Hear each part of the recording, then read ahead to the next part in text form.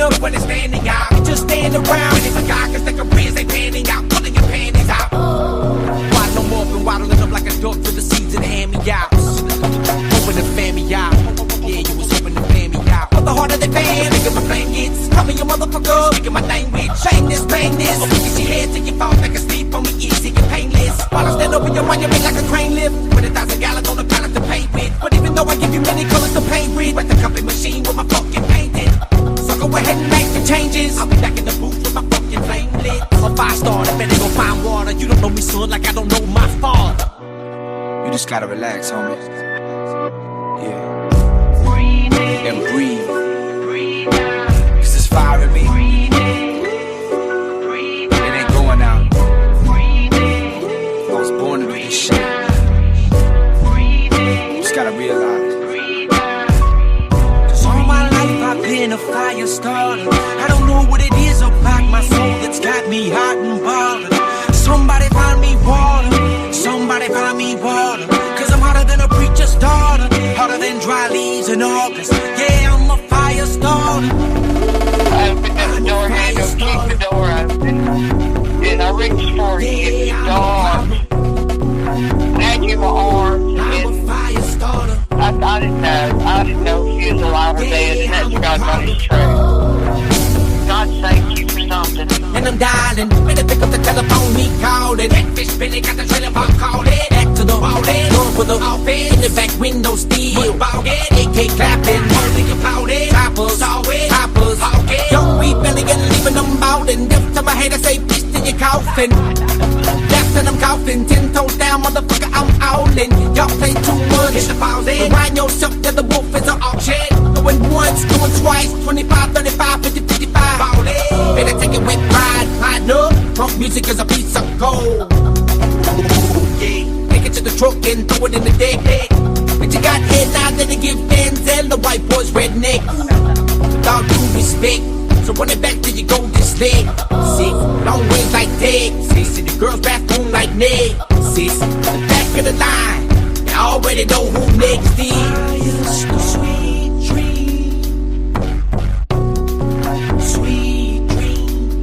Bitch, I'm a fire star. Sweet dream, sweet dream. I'm a fire starter. Yeah, I'm a problem. I'm a fire starter. But this fire's out of control, and bitch, you can put me out.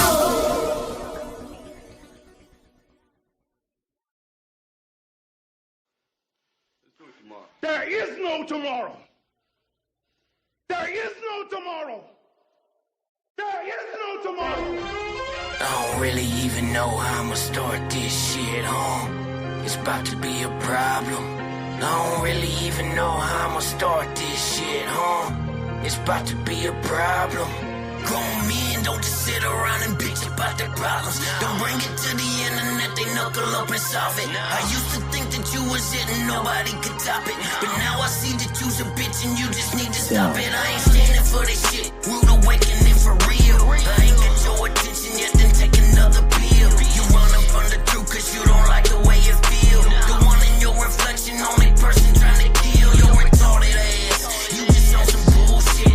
My words are ammunition and I got a full clip. Some people think I'm switching, they ain't got the full pic. I'm about to do some clipping on the strings he pull with. Why you treat your fan base like a bunch of fucking puppets? Slap them in the face and you still saying fuck it. Thinking this a game when you're causing all the ruckus. Homie, you can call me rusted. I'm about to fucking truck it. Get your right hand to the pentagram, man. Doing big things that the little man can. Got you on a text looking for a wild goose. Why you showing your support to them pedophile dudes? Oh, hell nah. What the fuck is going on? Know you got the message on your second cell phone. Try to understand it why you want some nonsense. But you don't give a damn, you ain't got a conscience. You feed a bunch of lies to us and you think it's funny. To see that I despise you is fuck you and your money. To see the way you talk about your woman, it's a shame. It's a miracle you ain't already drove the girl insane. You a real piece of shit, motherfucker, and it shows. A turkey talk to mama into sending him some clothes. And now you been exposed. And homie,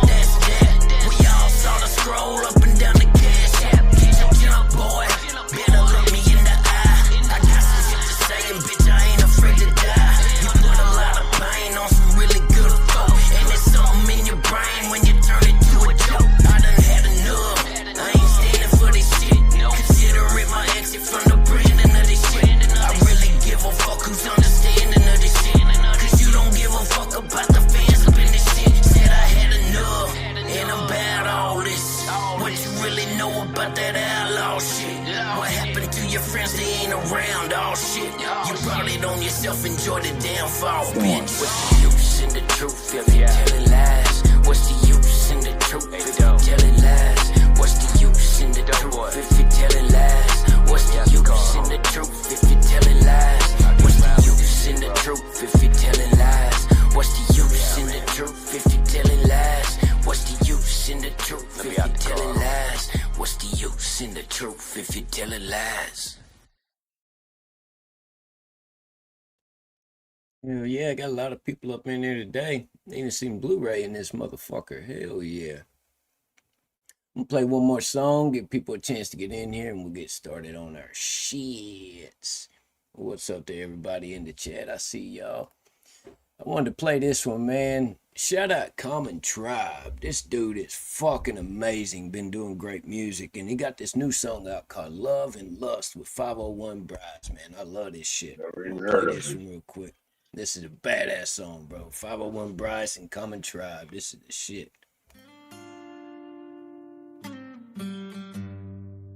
Hey, where you going? You that you joint around the corner? Yeah. Go on in. Hop in. Hell yeah. My bad, brother. Yeah, you're a lifesaver.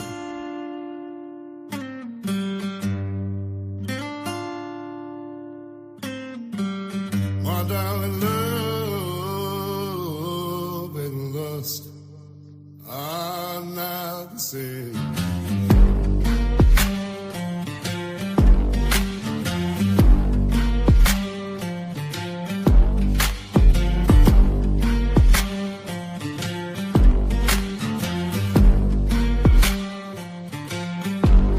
A pretty little thing in Baton Rouge, that fever in her eye for my Bayou Blues. She got down from her 6-inch heels, and she whispered in my ear, my God, are you real? I wanna feel your love when you say my name. I said love and lust are not the same.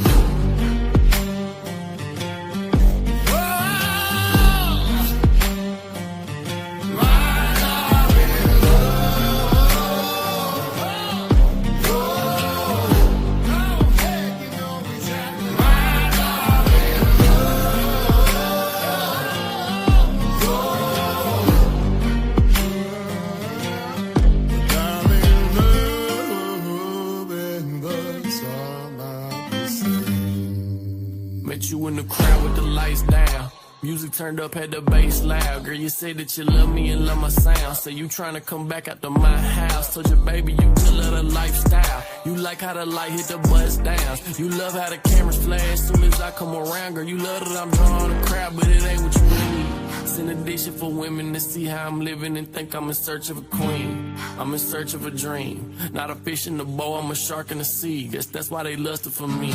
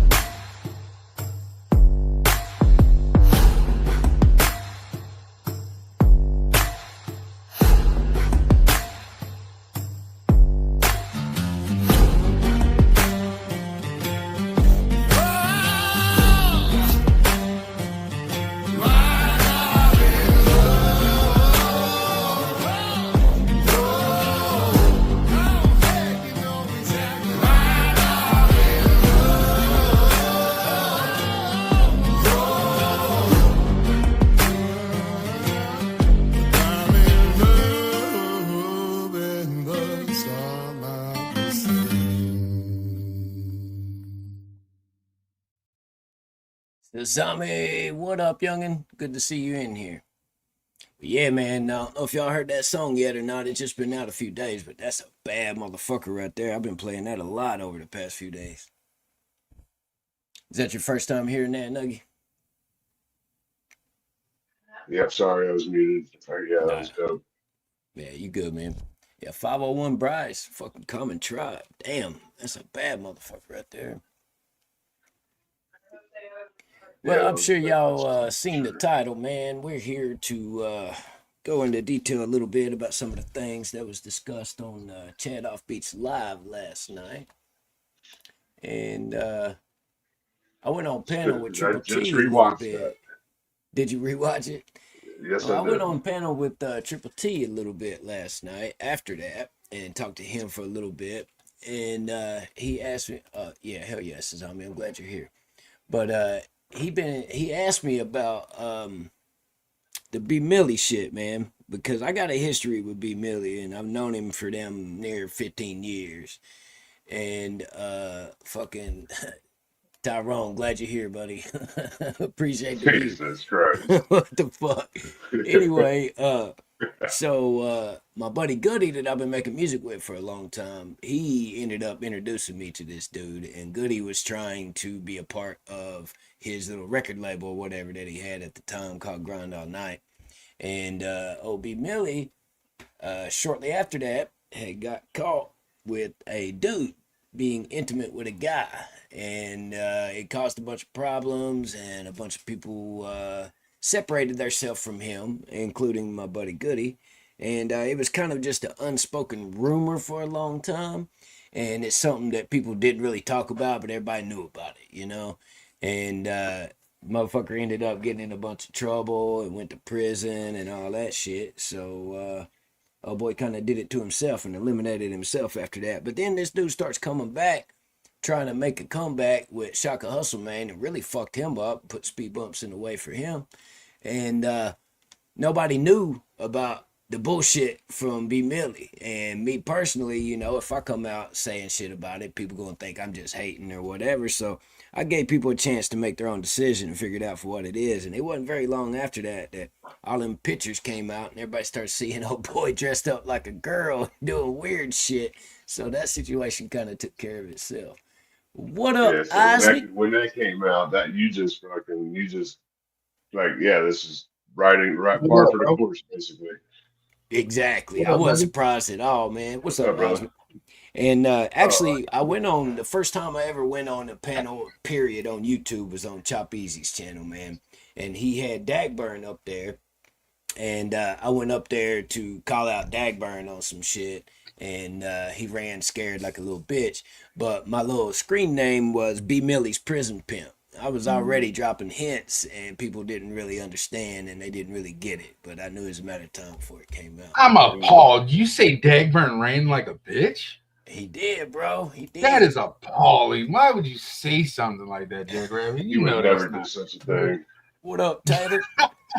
What up, Yeah, yo? man. It was right after Rusty had did that episode where Fagburn had picked up his dad and gave him a ride to the liquor store and was recording him without him knowing it, trying to get him to admit to some crazy shit that never happened and all that. Right. So,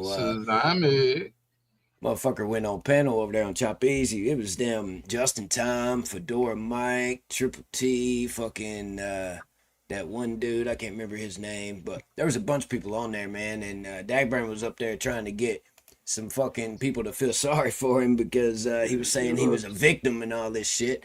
So I went up there and started talking about, you know, Rusty Truck and some of the things that I knew and all that. And he got pissed, bro, and started saying all kinds of wild shit, crashing out, and then ran away and left. So I just kept on making fun of him, and he ended up coming back trying to talk shit again, and he ended up running away again. It was fucking great. He's got a tendency of doing that. He'll leave, he'll take his ball and he'll go home, and then he's like, I want to put air in it and come right back, you know. Yeah, yeah. And he'll go and get Merrill to fucking blow a hole in it, you know, fucking put air in that bitch, and then he'll come back and try to talk some more shit when he thinks there's some better shit to say. And it never works out for him in his favor. What up, Chet? What up, y'all? He said, y'all just gonna let this guy sit up here and talk bad about me and let me defend myself? Like, motherfucker, you don't want to Bruh, ran away. Nobody told you to run away. He's always got the same stick. Y'all mean y'all not gonna stand up for me? Bro, no, nobody's gonna stand up for you, bro. Not even your wife, dog. Like, But yeah, I found this video, man. Fucking dude that B. Millie got caught with was an artist by the name of J Buck. And people don't know who this guy is, OT Buck. But back I'm not even up front, JackRabbit. When you started to say J, I thought you were gonna say J Dub. I was about to say, holy shit. Doesn't that go around full circle? That wouldn't surprise me at all. Tater, that was on Chop Easy's channel, man. That's way back, one of his first episodes. I went up there and called out Dagburn. And actually, Rusty covered it too, man. I think it's called The Gift of Gobbler or something like that on Rusty's channel. Yeah, that was when Chop was still fucking. Yeah. He was still defending Dagburn at that time.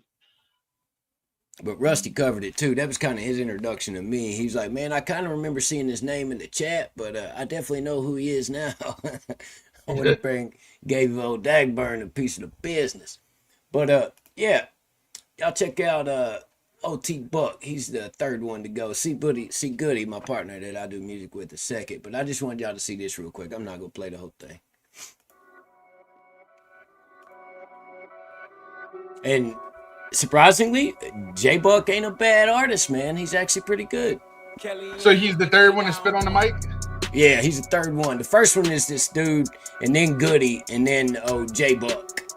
All right. He's the one in the black with the ponytail. That's the one that look. It's my turn. Let me wig out, cause one. The one in the back with the black on and the ponytail, that's J Buck. That's the dude that B. Millie got caught with back in the day doing some suspect shit. We'll just call it Dylan Park activity. Get out. Dylan Baby, Park take activity. a dose of this. This shit Yeah, not kid yeah, out. yeah. These niggas dick riding. I ain't even got my dick out, so shut up. If you niggas ain't got shit to say, yeah, it's past due, and you bitches got some rent to pay. Trying to start the team, you ain't even getting picked to play. All I see is pussy, and it's smelling like it's fish fillet. I'ma be platinum, who fucking with me? Cause my shit is on blast, 100-something degrees. Happy that I'm here now and not ducking the plea. And I'm independent, these labels get nothing from me. These raps, these shows, I swear this Homie on shit the right is got nothing pink to me. pants on. I do. You shoot the words out of my mouth. With my little bro, I swear that boy younger than me. He got So I church gotta lead the way and give him something to see. Ooh. All right, now my boy Goody about to tear it up, man. Shout out C Goody. This is my partner. This is the dude that I've done music with for over 20 years, man. And he really kind of makes the rest of them look bad, in my opinion. But check him out.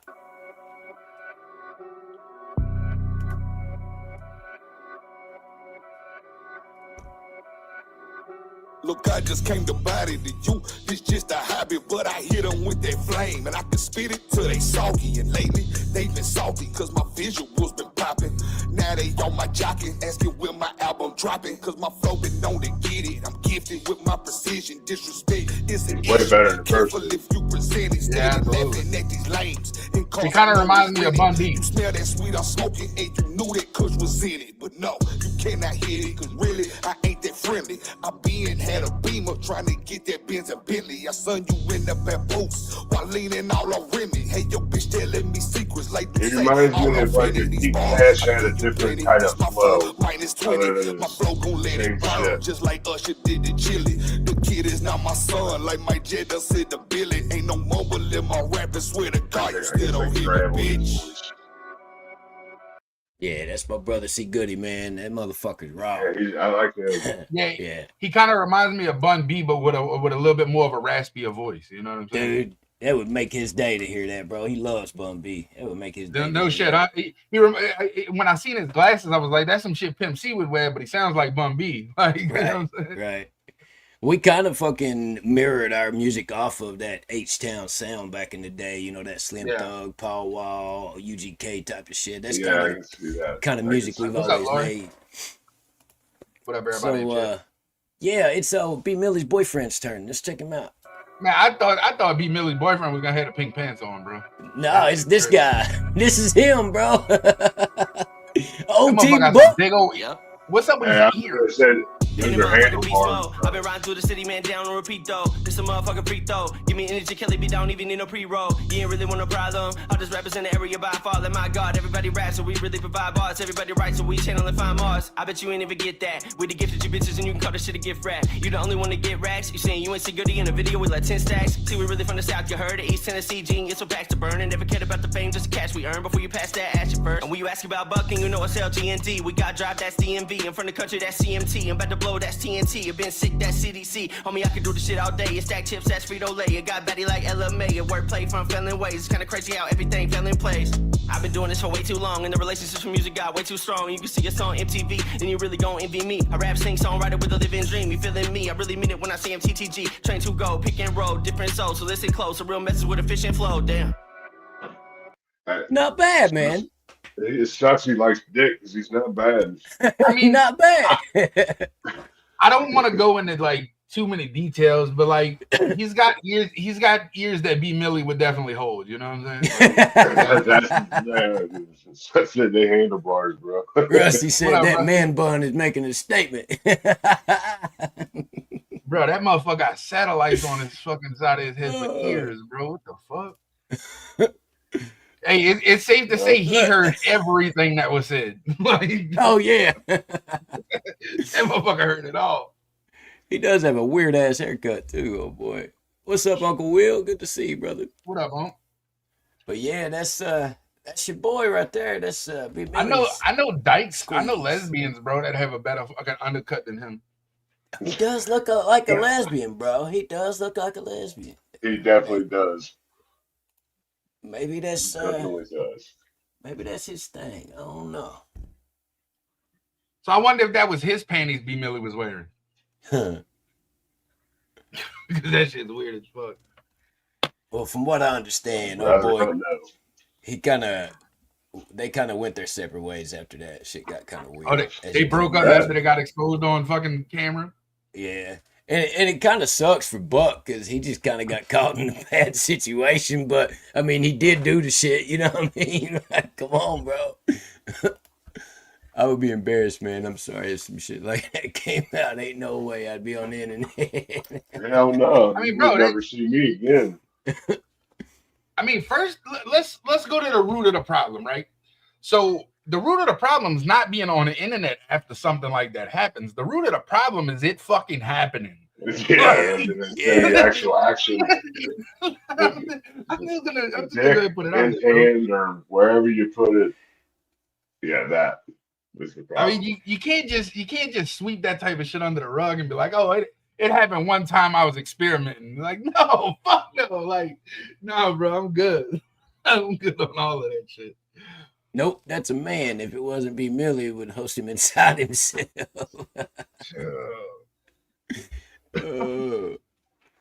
But yeah, man, I just wanted the world to get a face to go with the name. I couldn't think of a better way to start the show out. And to be honest, man, I know it sounds crazy, bro, but you can ask anybody that's been around since back then in this little area here as part of the music scene, and every one of them would tell you, bro, that was a thing, and everybody heard about it, and it's not just something that I'm making up off the top of my head, bro. I was gonna say, that's just not something you make up. No, well, what happened years later with the whole pictures and him dressing in drag and fucking wearing makeup and shit, bro, that only solidifies it 10 times more, right. Makes it more believable for anybody who's doubting that it could be a possibility. Just go look at the shit that came out, a year ago or whatever. Like, man, that dude was wearing women's panties and shit, bro. Like, yeah, he was. Let's see here. When that shit got sent to me, I was like, bro, I don't want to look at this shit. Like, I really don't. Talking about that? Yeah, that shit, yeah. Oh, Bob Millie. Bob Millie. Give me a warning, bro. Well, I kind of blocked out some of the shit that you don't want to see, you know. I covered up his butt cheeks at least. That's your boy right there. Oh shit. That's your boy.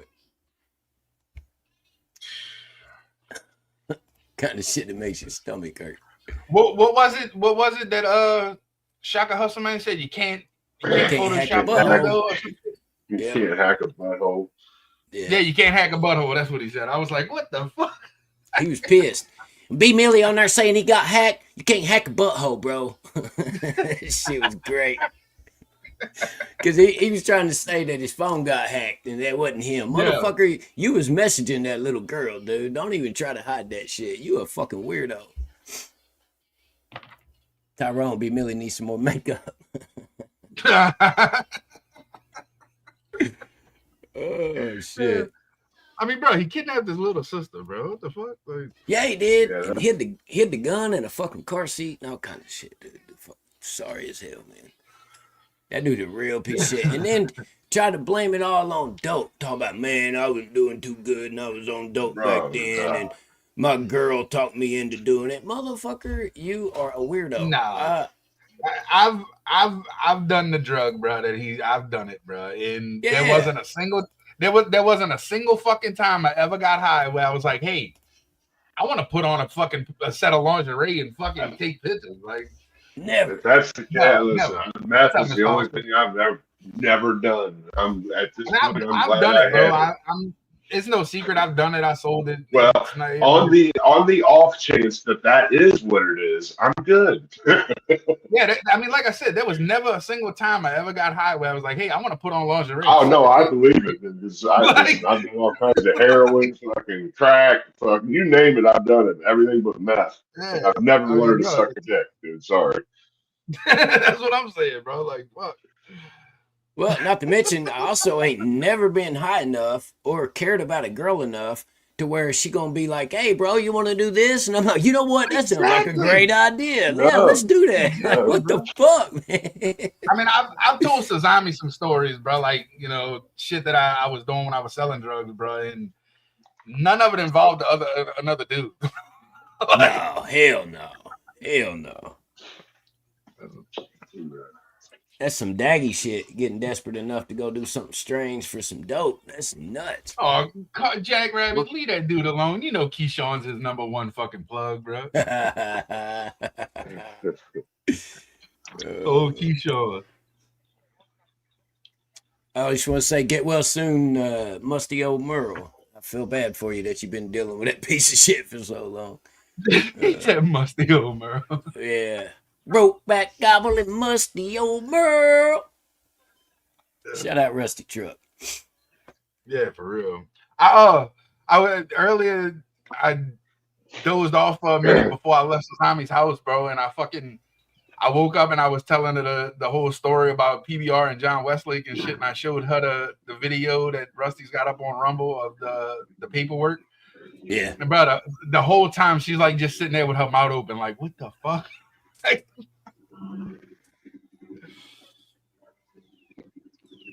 Some Victoria in the chat had to make give Victoria a wrench. There you go, Victoria. Sally from the Valley. Guess what? I like what you do, man. You got a wrench too. Sally from the Valley out here doing the Lord's work. So yeah, I don't know if y'all seen. Oh shit! Look who we got here, motherfucking Rusty Truck. What's going on, Rusty? What's up? Oh shit! Oh shit, Rusty, what up, brother? Hey, what's up, Nuggy? How you doing, man? I can't call it, buddy. What up, Rusty? What's up, Osman? Man. Oh, not my blood pressure, thank God. No. Dude, I was rooting for you last night. I'm sure you saw. Would dude, fucking crash out? so I really wasn't gonna say nothing because that's like really not what this stream is to review. But if anybody was wondering how Martin got the link, y'all can thank me later. Listen, dude. I don't think you get the credit you deserve. You setting that boy up for success or failure, depending on which side of you're sitting on that one. And he doesn't disappoint at all, does he? No, never. He comes in like a fucking bull in a china shop, and I'm just like, they're gonna kick him any minute. Like, he has zero fucking chill. I'm Martin motherfucking Speaks. Bro, he comes up and he's got that bad fucking feedback, and they like, Martin, you got some bad feedback. It ain't me, bro. I'm on my phone. Yeah.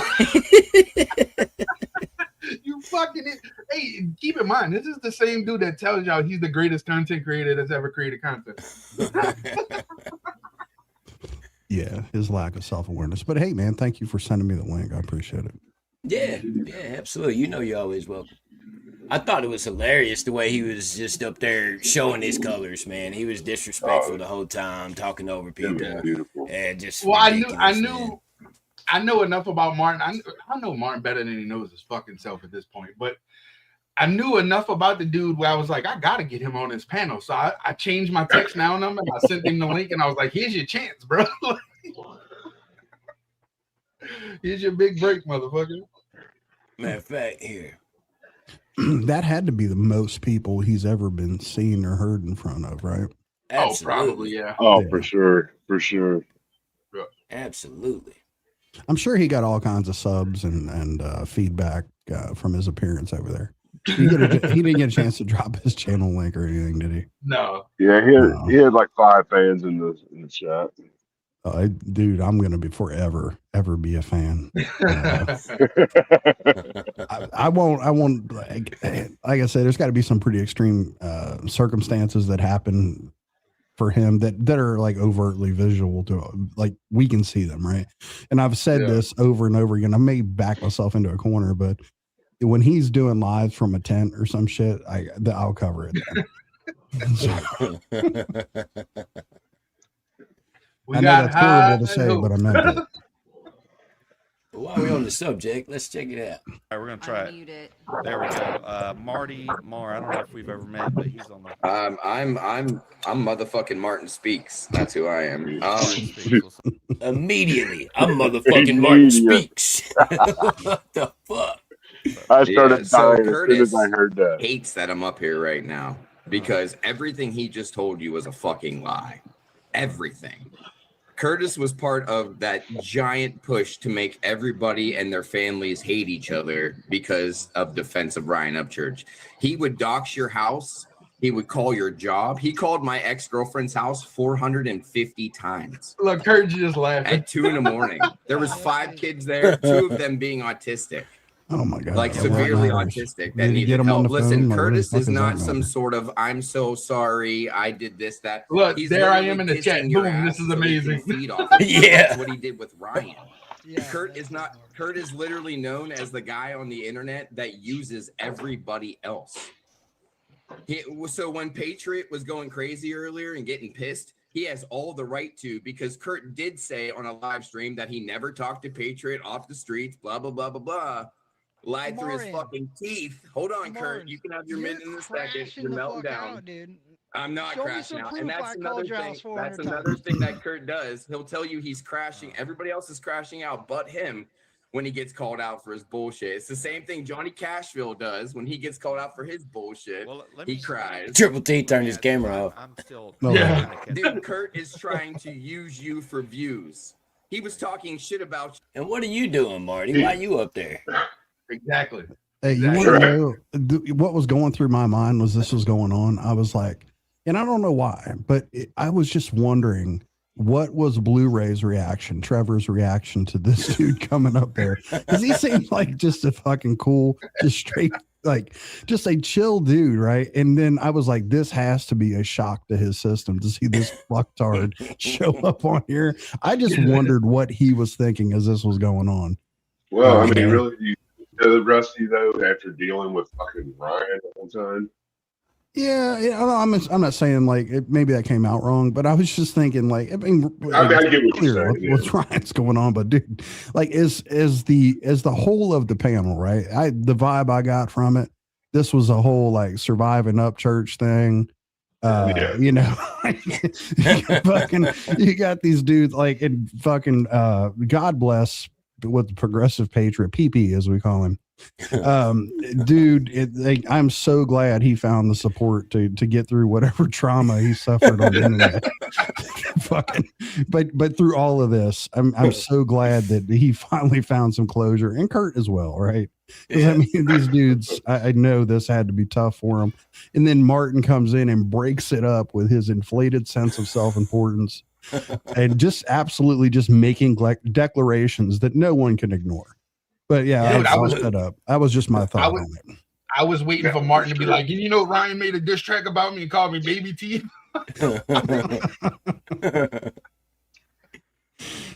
Oh, I'm glad you brought that up about OPP though, because I was definitely about to get into that. Oh, there's some dude. There's such a history with that dude, and I don't hate him. He's fucking annoying. Yeah. He's just like this, like I don't know, like it is what I'll get accused of bullying him, but he's just such a fucking beta bitch, dude. I mean, dude, pick yourself up.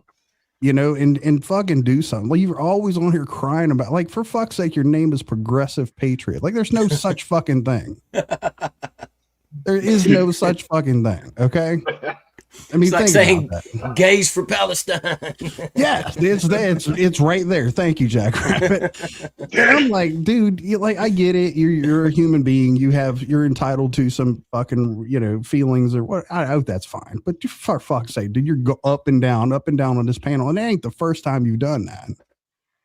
He goes, like, he'll get the link, and then when I seen him up there, I was like, all right, I'm gonna sit and watch this. And it's this whole, and then whenever the interesting one, the Jordan guy that come on there, he was like, I figured he was gonna just interrupt the fuck out of that dude, but he was pretty well behaved. So yeah, he didn't pull a Martin, that's for sure. This dude ain't letting nobody talk. You not when Martin does that, now here he is on your stream. When Martin does that shit, he'll run to his channel and declare victory over whoever he was just on panel with. It's like, bro, always. It's like, bro, you didn't win a fucking thing. You just made yourself look like a jackass, bro. Like, He's the only one that got kicked. Nobody else got kicked off the panel by him. But he cut Chelsea off like fucking 4 or 5 different times, dude. Rudely too, talking over him. Yeah, very rudely. Being nice to you, just like he was nice to Ryan, and then he was talking shit about Ryan behind his back when Curt was basically sucking Ryan's dick for years, and everybody knew it before you came around. There are a lot of people talking a lot. Rusty says, "Stop interrupting Curt. This is going to be epic." Yeah, but it ain't about you, Curt. It ain't even about you. I don't mean to be rude or cut you off, but it's not even about you. It's about Curt using you. I don't know you. I've never spoken. You don't got to know me. You just got to know what Curt does. See? Triple T is doing the same thing. Just won't even let her talk. No, you okay? Well, let me ask this: is that something you guys? He can't come up here and just be rude. Yes, I'm not being rude. I'm trying. Why does he sound like he's playing the fucking recording of an ultrasound? Exactly. They don't give a fuck about. He's grinding up weed as he's talking. Are the two main dudes that do that in this sphere. I think it's the fan behind him or something. Everybody knows that. People hate Adam Calhoun because of Triple T, not because of Adam Calhoun. He's super sassy, bro. He's so sassy. Let me ask you this: is it? He just said people don't like Adam Calhoun because of Triple T, not because of Adam Calhoun. How the fuck does that make sense? He's so proud of himself right now. Too. Yeah, I ain't doing that that. Smile on his face. Yeah, this is the peak of his life. Yeah, this is where I think this is it. Like everything's downhill from here. Well, I mean, I think the peak of his YouTube career was when he got on panel with Adam that time. It was glazing the fuck out of him. And then he did the same thing at Hard Target. Oh, Hard Target, you're fucking awesome, dude. Like, shut up, bro. Shut the fuck up. Yeah, that's not cringe at all. Martin's I Lost still have the Meth Hard Bag Target has one. entered the chat. He said, I'm just here What up, for Martin's work. Lost Meth Bag? That's great. Yeah, I was telling him about that shit last night. I thought people knew about that, but when I was over on Triple T's, I was telling him that old boy dropped his sack in the floor and then he rearranged his living room and tried to make it look like a dog toy. I think I got that shit from fucking Dagburn. Oh no. What's up with these people using dog toys as a scapegoat? It's crazy. Right? I used to love Adam's music until Triple T came around. This is fucking. So what are you laughing at, Curt? You literally talk so much shit about Triple T because he used to make fun of Upchurch. You have a lot of fucking room, my guy. That never happened, right, Curt? Never happened. I'm just trying to. What I'm trying to do is not really play any kind of favoritism or anything. But Chad, you kind of already did, bro. When you start talking about Ryan, when you came out and started dropping all this shit and talking about Ryan, you brought all the wolves out, and Triple T and Curt are the two biggest ones of them all. What would you have done, Marty, if you were in my situation? In your situation, I would have sued Ryan's pants off like Kylie did, like Kylie's family did. That's what I would have done, and kept it offline. I'm serious because when the moment you put it online, my dude, you got people like Curt. I'm sure Curt's already hit you up on Instagram. That's what he does. Triple T's probably hit you up on Instagram. That's what he does. What did I do? What did I do? I hit him up. What did I do? Say, can I steal some views from you? Let me get some Me views, personally, I Chad. think he did exactly what he should have done. It went from Ryan Exposed sucking Ryan's everything. dick and trying to get attention. Now you're sucking everybody else's dick that goes against Ryan, Curt. You're the biggest flip flopper, like fucking IHOP pancakes. Everybody laughs at you because everybody saw you for years attack people, attack people's lives, their jobs. You've called jobs, you've called What's people's up, Noel? houses, all of that in the name of upchurch. One of these virtual In the name attack of dudes. upchurch.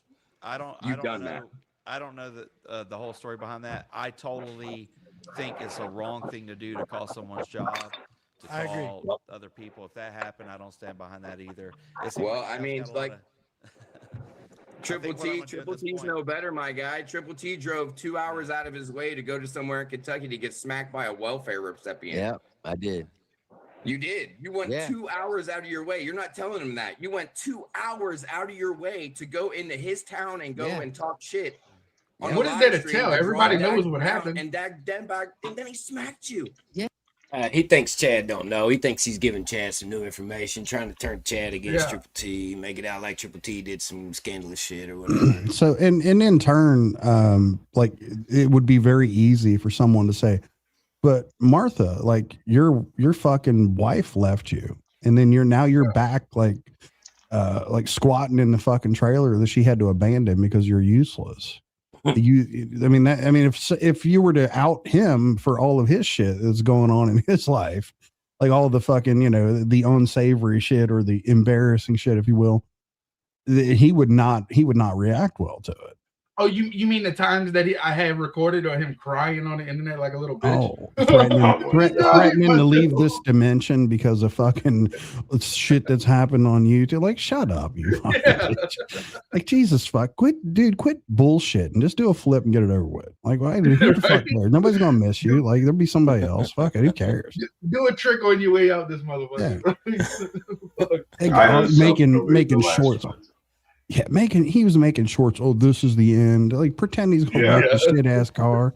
Shut the fuck up. That's when I understood from exactly when he made a post like that. It's like this is the end or some shit like that, or it was a live or so. I forget what it was, but yeah, it was a live stream just recently, like September. It was September of last year. I still have it recorded. He knows the month and everything. If you want the exact date, it was like September 2nd. That's my birthday. No shit, huh? Yeah. But what you think about what he said about Marty? What would you have done different? And he was like, I would have sued the pants off of him, like Kylie's family or whatever, man. I don't really see that Chad has any grounds to sue Ryan for anything. No, but I think the context of this is what's getting lost on Chad is that this was technically his employment, right? This is how he was making a living. He worked for this guy. And clearly, I mean, the story about Upchurch is fucking overstated. He's off the rails. I don't think it's not even debatable anymore. But Chad's trying to mitigate this shit. Like, I don't know about you, but could you imagine like being in a work relationship where a dude's calling you in the middle of the night or fucking you don't know what you're going to get into at your job today. You could be going on wild goose chases looking for fucking, like you were saying, like metal detectors and, do it like out there filming him doing cosplaying Call of Duty in the backyard and just some wild ass shit. I mean, think about this, right? As a normal, as a normal, well-adjusted human being, I don't think many of us are going to be able to fucking deal with that. And I think people lose sight of the fact that, like, okay, this is like, I signed up for this thinking I'm going to be his manager, and yet I'm doing all this shit that has nothing to do with the job. So, yeah, I think people lose sight of that.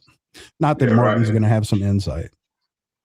I would have done exactly, because again, I don't think Chad has grounds to sue unless there's other stuff that we don't know. You know what I mean? But yeah, he actually does, because if you think about this. Well, you're probably right, because of the monetary value of not getting paid, all that other shit that comes with it. I honestly think that what he did with the whole storage unit thing putting this out to his audience, trying to make basically he went through and defamed the man, implying that he did things underhanded, stole from him, and all that shit. And then Chad was smart enough to protect himself. You can file a law. Yeah, the false police reports. I think he does have some grounds if he really wanted to take it there. He could, but then Ryan took around and sued him. Now I don't know, and I'm gonna have to assume that with his whatever this legal situation is between Chad and Ryan, that Ryan's probably opened himself up for a few counterclaims. That's right. Yes. With the allegations he's made, I mean, because to me, it was really reckless that he decided to take action against Chad, because like you've got a lot of dirt on your hands as far as that goes. I don't, not that you're going to get anything from him. I honestly don't believe anybody's going to be collecting much of anything from Ryan as far as this stuff goes. And I think that the worst part of all this, that big ass fucking judgment, is I don't think that people are going to get anything from this dude. No, I don't either. But not to get too long winded on it, but yeah, I think he's got room to do it if he wanted to. Well, Uncle Sam's getting their money first. If he owes that $11 or $12 million to them, they're getting theirs first. Yeah, they're gonna whatever they got in the wheels right now, they're gonna start ramping that shit up to get it. Yep, facts, absolutely. Yeah, you got a good point. I didn't think about those details. It does kind of give him grounds for it does. You're right, for sure. 100%. Harley, what's up, Harley? Good to see you, darling. But other than that, I would have done exactly what he's doing, is putting out all the factual, all the things that have been being said about Ryan over the years. He has confirmed a lot of it, just with all the little shit that he's put out. Forrest said he's curious. So it sounds to me like he's probably going to take a break from the internet, or he may actually apologize. Hell, fuck, who knows? I think he's going to admit that he went to the sausage castle. I don't think it's going to be him. Did you see the little shit-eating grin he had while he was saying that? Hey, it's hard telling, man. He's probably got some new music coming out or something. Who knows? That's what I'm thinking. That album's getting ready to drop, and he's getting ready to fucking... Yeah. Who knows? But as far as the Chad situation, man, he gave people ammo whenever he broke it up into a series and kind of milked it for a bunch of attention, I feel like it would have shut down all the haters and not really give them anything to talk about if he would have not brought any monetization value to it at all and just put the shit out and say, here, this is it, I'm moving on. That would have been a little better than what he's doing, because they're all trying to make it out like he's grifting off of this and trying to capitalize off of the fame and the notoriety and all that other shit. Well, I disagree, because here's the thing about it. Ryan's had a lot of success in just trashing people with his microphone, if you will, the broad range of his fan base. Right. So the way I think Chad did this in a very calculated way, I don't care if he makes a few bucks here and there on fucking YouTube. Yeah. Like if anybody who's made money off YouTube knows that it's not what you think. It's not much. So I think that the way he did it is because he's out trolling is what he's done. And I think that the fact that he's laid this out in such a way, if he would have just dumped it all at once, it's easier for people to dismiss. True. Yeah. You got a point. If you have a series of it that people can, like, we're going through and reviewing, and there's a lot more there, it's going to be much easier for your side of this to come out and let people see it that way. If you do it in a series like he did, go ahead and build your YouTube channel. And he said, listen, after the 28th, I'm done with this. I know there's going to be, I know I'm going to lose a lot of people as far as like viewership and all that stuff. But I don't care. I'm done with it after the 28th. And we'll see how it goes. I honestly don't think the dude's going to milk it, but I think he's going to make his point. He did say he's done with it on this platform. He said there is something else in the works. All right, I'm assuming on another platform that he's still going to do it on. Yeah, and keep in mind he is still in court. So that too. Power Stroke, what's going on, sir? Good to see you. Yeah, you make a good point, man. It would have been easier to overlook it and have it slip through the cracks, so to speak, if it would have been done the way that I phrased it. So yeah, you got a good point, man. It does make sense, and he's smart about stuff like that, man. I mean, hell, he was a manager and he's a creator, and he knows what he's doing when it comes to getting people's attention and shit. So it makes sense. I guess he's going about it the way he sees fit. Quantum, I'm sorry, I just wanted to address this comment somebody asked me directly in the Quantum Spit says, Rusty, since Ryan lost his case, what's your take on him possibly being banned from YouTube, if that's even possible? It's a YouTube terms of service thing. If he's going to be banned for terms of service, that's fine. I don't believe it should be tied to the case in any way, shape, or form. It's literally a YouTube thing. I mean, it's not. There's no legal, like the court can't make you ban someone from your platform if they break your terms of service and you choose to enforce them, which they're kind of. It's very subjective how they enforce some of their terms of service on certain people. I mean, I guess with enough probably pressure from the public, if he's painted in such a negative light, if this the word of this lawsuit and that judgment and all that stuff becomes a bigger topic, or becomes viral, if you will, they may step in and do it for their own reasons. But do I think he should be banned from YouTube for what he did? No, I don't think so. I think he's paying whatever price that he's going to pay through through this massive judgment against him. What baffled me last night, Chad said something that he was, he got to the part where he was talking about his mental health was declining and he was, thinking about checking out and shit like that.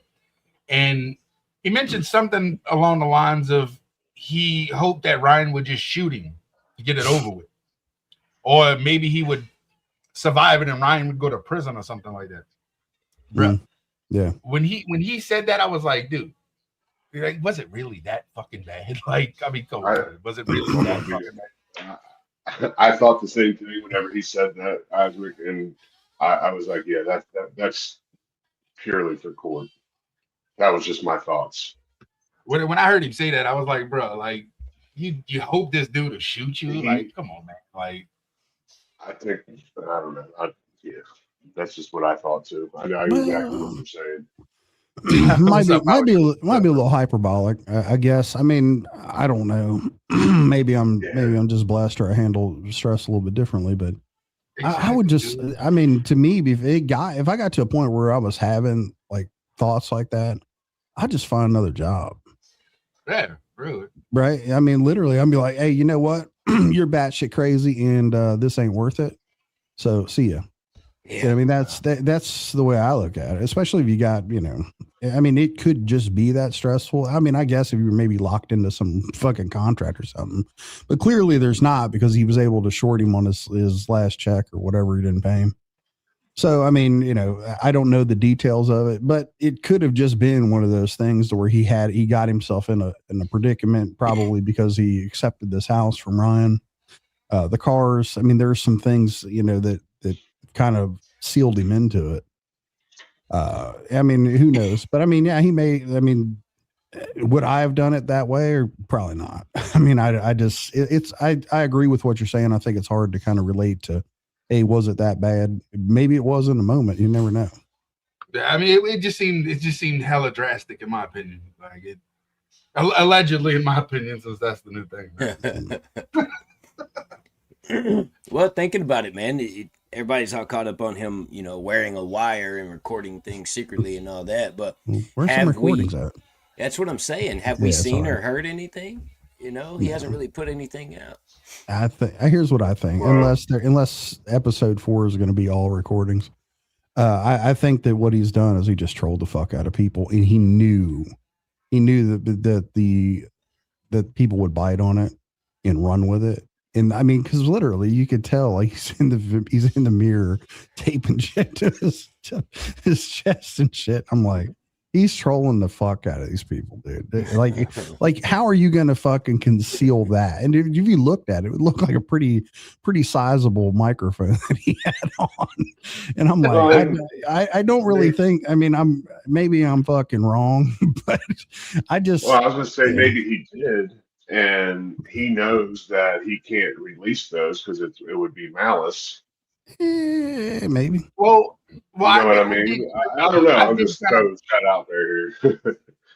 I did kind of question how true the wire thing may be. I mean, it was just something I was thinking one day, because he said something, I forget exactly where it was he said it, but it was something along the lines of when that shit happened with Trevor, he wasn't there to stop it or some shit like that. Right. And then we hear the recording of what happened to Trevor, so that tells me Trevor was recording. Yeah, on his phone. He admitted that. He said he was recording on his phone. That's what I'm saying. So how true is it that he, if he's not there to help save Trevor that day from getting pushed or fucking smacked on the butt, whatever the fuck happened, like who's to say that the recordings are actually a real thing? You know what I'm saying? Right. I want to touch on what Mr. Exposed said. He said Chad was behind a lot of the crazy stuff Ryan spewed. He was always right there as his manager. He never once advised him not to. I don't necessarily agree with that, man. I don't think Chad he took was accountability too. Yeah, and I don't think Chad was I guess behind it, so to speak, for lack of a better word, as you put, I think Chad had his hands full, man, and there was really nothing he could do. He could advise him all day to not do something or be resistant about something, but Ryan's going to do what he wants to do, and I think we kind of found that out in this live last night, because he was asked more than once and commented more than once on what it was like to be in that situation and to deal with the extreme paranoia on a day-to-day basis, man. And he kind of become desensitized to it, felt like he had his hands tied and there wasn't a whole lot he could do. It got to that point, I don't think Chad's innocent in any of this, by no means. So let's get that out there, because they all fucked up. Let's just put it that way. Yeah, and he admitted that. Yeah, he did. That's what I said. He admitted that. He knows he fucked up. And that was kind of my point. Yes, man, basically. And that was kind of my point when I asked him. I was like, and I even brought it up. I was like, dude, you knew the situation you was getting back into whenever Patty called you and asked you to come back into the picture. And you knew what you were walking into. And you seen people like Ripta and Deerdorf not be able to make a difference when they've been closer to him all this time and all that other shit. I mean, really, what makes you think that you're any different, bro? You kind of was asking for it and put yourself in a bad position, And at the same time, put devil's advocate there a little bit. I get it, dude. At the same time, like, maybe he was that one person that could get through to him. I get it. But I mean, dude, there's a pattern here that you have to pay attention to, and it's not anybody else, dude. It's him. Period. So can I'll challenge that point. I'll ask you just your overall opinion of it. After Chad exited the situation, did Ryan's behavior improve? Hell no. Okay, so I think it's kind of the proof is in the pudding. Right. Who's responsible for their own behavior? Yeah. Right? Probably got worse. Yeah. Hard. Right, well, look, here's what I'm gonna do. Yeah, I feel like it was so hard you couldn't even knock the cigarette out of my mouth. I'm trying to keep it. Look, I'm gonna try to keep it positive and moving. I hope you guys can work this out. Chad, bro, I'm just trying to tell you that Curt and Triple T, they're using more cable. Okay, that's what they do. I'm anti-Creek Squad. Creek Squad hates me. I feel like Triple T may have felt a certain way about. He could wait to say that. Yeah. The rest of you guys. He's well known in the country rap community. I didn't know that because he always does. Who? Me? If he decides to do that. I'll take that bet, Martin. I'm just telling you. You don't got $100 to bet? You ain't got $100 at all. Dude, I got $1,000 a week. I'm good. Yeah. There we go. And he's a fucking lie. He gets paid every 2 weeks. He went from $700 a week to $1,000 a week. Dude, if that's what's validating you in life, I really like, this is too big of a crowd to be putting that shit out there. Like, he really has no self-awareness. No, dude. Like what is some chick in the chat's just going to wet her panties? Be like, oh my God, he makes $1,000 a week before taxes. Where can I find him? That's what he's hoping for, but he would just think it's gross. If a woman gets wet, he's just gonna think it's gross. I mean, he said it himself. Well, but I did see Hardcore MMA said a little while ago in the chat. He said, "Could you imagine the way Martin talks to women behind closed doors?" I have a recording of Martin admitting that he spit on his pregnant wife, treated her like shit, yelled at her a bunch. Yeah, he's not a model. He's not a model fucking a role model for children. Or fucking, hey, I want my mom to be treated right by that guy. You know what I'm saying? Yeah, like my gross for the week is going to shut down your argument. It's fucking crazy. These fucking people are nuts, dude. And you kind of get an idea of how he treats women by the way he's talking to Chelsea during this little interaction. Yeah, absolutely. There, man. Like, and that's just some woman he just met that he's on panel with. He ain't got a respect for bone in his body, man. We can't control anybody but ourselves, Yeah. and we're having these conversations now without working. But you have these people on your stream. Yeah. Okay. Well, good luck with that. Martin, they just said not to disrespect women on the internet, and the first thing you do is come up and disrespect women on the internet. Well, here's what I'm gonna You do, have no guys. room. You called my ex-girlfriend's house and made fun of her and called her a whore and called her all kinds of names, Curt. You forgot you did She was a goddamn water buffalo. Is that the Antifa lady that he was living with? He lived in the basement? Yeah, that's her. Yep. Yeah. That's his ex. He calls her his ex-girlfriend. He was just squatting in her basement. Yeah, well, she kicked him out. She cheated on him and then he kicked him out. How do you cheat on the dude in the basement? What are you talking about? Didn't he ride off on a bicycle or something too? This dude, he was in the basement stealing Go-Gurts and fruit roll-ups from the kids so he could fucking survive. He couldn't work a job. Go-Gurts. He was down there. You'd see him, dude. He'd get his little stash and shit on there. He's down there eating on his little bed. And I'm like, what are you doing, dude? And he's over there trying to act like King Big Shit from some chick's basement in Pennsylvania. Like, look at my yard. Look at how big my yard this will be mine one day when we're married. And I'm like, yeah, get the bleach, Martin. Get the bleach. like, yeah, he's like, dude, he's nonstop fucking entertainment with that shit. Like anybody's gonna like, oh man, I wish I had a chick that let me live in her fucking basement and one day maybe stupid enough to marry me. Let me take half her shit. Like, no. Mokan, nobody cares what you was doing, Mokan. I have a video of you talking about you like kissing the inner thighs of bisexual men. Shut up. What? That's a little weird. I have a video of Mokan saying he likes to kiss the inner thighs of bisexual men. That's very specific. Very specific. Y'all want to hear it? Watch. No, I was kind of hoping not to. Like, no. But yeah. Oh, that's bad. Stone Dad, I don't see anything on IG, my friend. He said check IG, but I don't see anything on there, bud.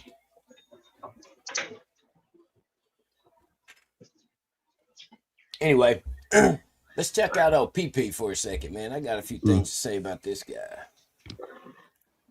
There's one thing I want to address just for some clarification. It's not one thing. Regarding, like, I'm in these YouTube streets. I'm in a Discord.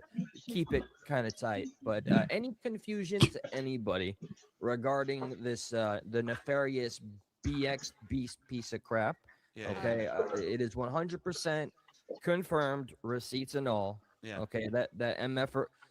These individuals were just Chad was the felicitator. Here's the money. Yeah. Just say the word. Just say the word, dude. And it wasn't through homework. He said felicitator. He was he's been swept under the rug, but used so publicly, and that was something that I called out so early on. But crickets.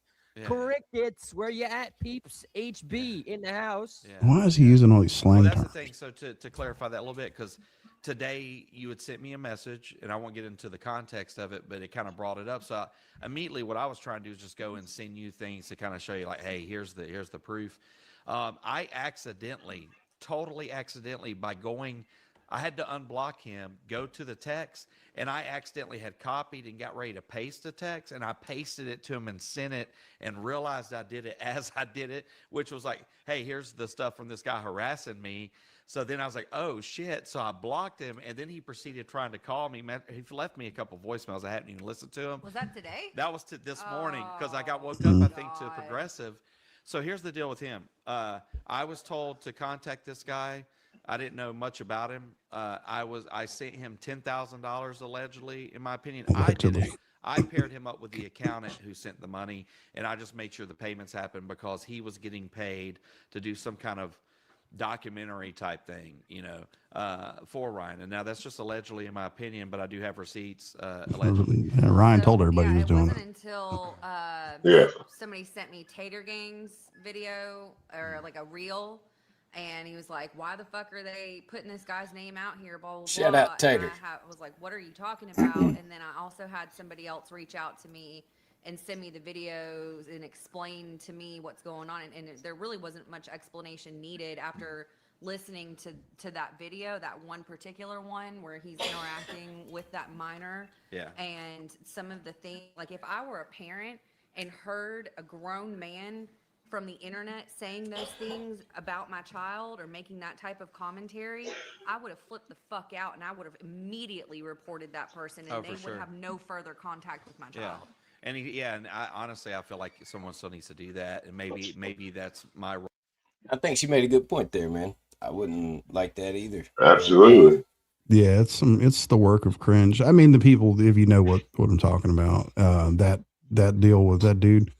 Like I don't like want to talk about that dude or that situation, all that shit. And it's a bad look. Clearly, Ryan seems to hook up with all these motherfucking weirdos out here sending them money and shit. And there's like that probably, to me, I don't know. I'm sure he had to be aware of that. And I don't even know if he did like a documentary or a timeline or anything. I don't watch the guy's shit, but the fact that his reputation for what they were just talking about is out there, I think that it's kind of stupid to have that dude like document anything for you, because it's going to be discredited immediately because of who it's coming from. Exactly. 100%. And for him to confirm that it was actually 10 grand, that's fucking outrageous for that steaming pile of shit that he put out as a documentary, man. I did watch some of it, and it was terrible. And any of us could have created the same fucking video that he created, no problem whatsoever. It's not $10,000 worth of work. He could have put $5 grand into a more professional company and got way better product out of that and put the other part in his pocket. So, yeah, man, I think it's real weird that he chose that guy. And Hickerbilly and I had contacted Ryan and made sure that he was aware of all the things that we were talking about when it comes to that dude. And he was making excuses for him and acting like that it was okay and that's his buddy. So y'all enjoy your time together. Duly noted. Yeah, Ryan is I don't even definitely like bringing aware. that dude up. Ryan is definitely aware of all the shit, and he tried to justify it and make excuses for it. So yeah. Role to play in this too. I didn't know anything about that. I didn't know anything about the guy. I made calls all the time. What, baby? You're gonna mess me up. Yeah, I made all the calls all the time. Go ahead. Just, I think this might be the first time that people are learning the actual true. I just want to point out this comment over here. It says, "I remember when Progressive found the support he was longing for by holding hands with PBR. I'm so glad he survived this ordeal." Savage. One last night. Savage. You were on one last night. I kept reading your comments last night. I was like, Rusty's having fun with this one. Yeah.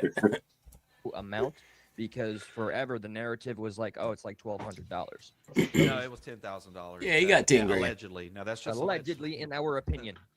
Yeah.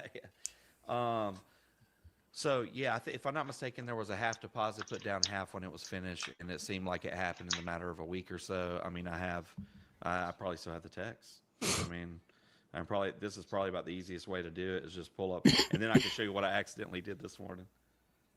Yeah, this morning I said, I even called him out online, and he tried harassing me and my wife. I was trying to send that to you, so I sent it to him, and then I don't know if you can see that. I immediately blocked it. Well, you can't see it very good. But so this is all allegedly. So this all started September 12th. Sent me the email. because that's what he was told to do. And then I said, I'll follow up with your own email saying what you need from the accountant. I don't want to say his name. And tell him nice to meet you. He said he sent it. He sent the invoice, and then May 15th, he kind of checked in back again on the money. Got the payment on the 21st, in which it was like a week late or whatever, and he got the payment. And that was about the extent of my talks with him. I had no idea that he had also been one of those guys that had been known for doing some weird stuff, which makes me even wonder that much more. Why are you surrounding yourself with so many people like that, you know? But I just did. I mean, to be honest, I did as I was told most of the time.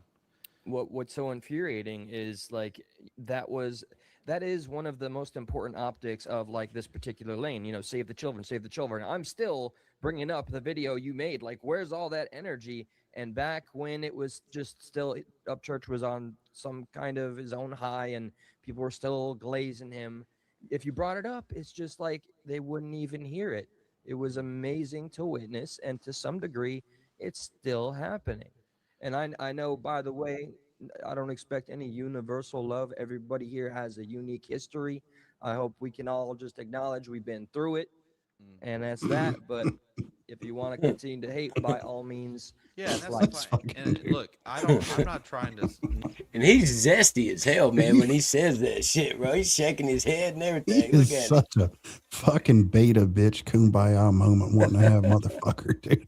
Just shut the fuck. Like, show me on this doll where Upchurch hurt you. Just shut up, you fucking bitch. God. Why did these people involve themselves so deeply with such minor fucking ordeals? Like, they're dying to feel important, bro. They want to feel like they're part of something. Like the littlest thing, like him Curt not answering or saying he didn't fucking talk to him on IG. Like, who gives a fuck? That's totally egregious. You would say that, Dougie. That's egregious.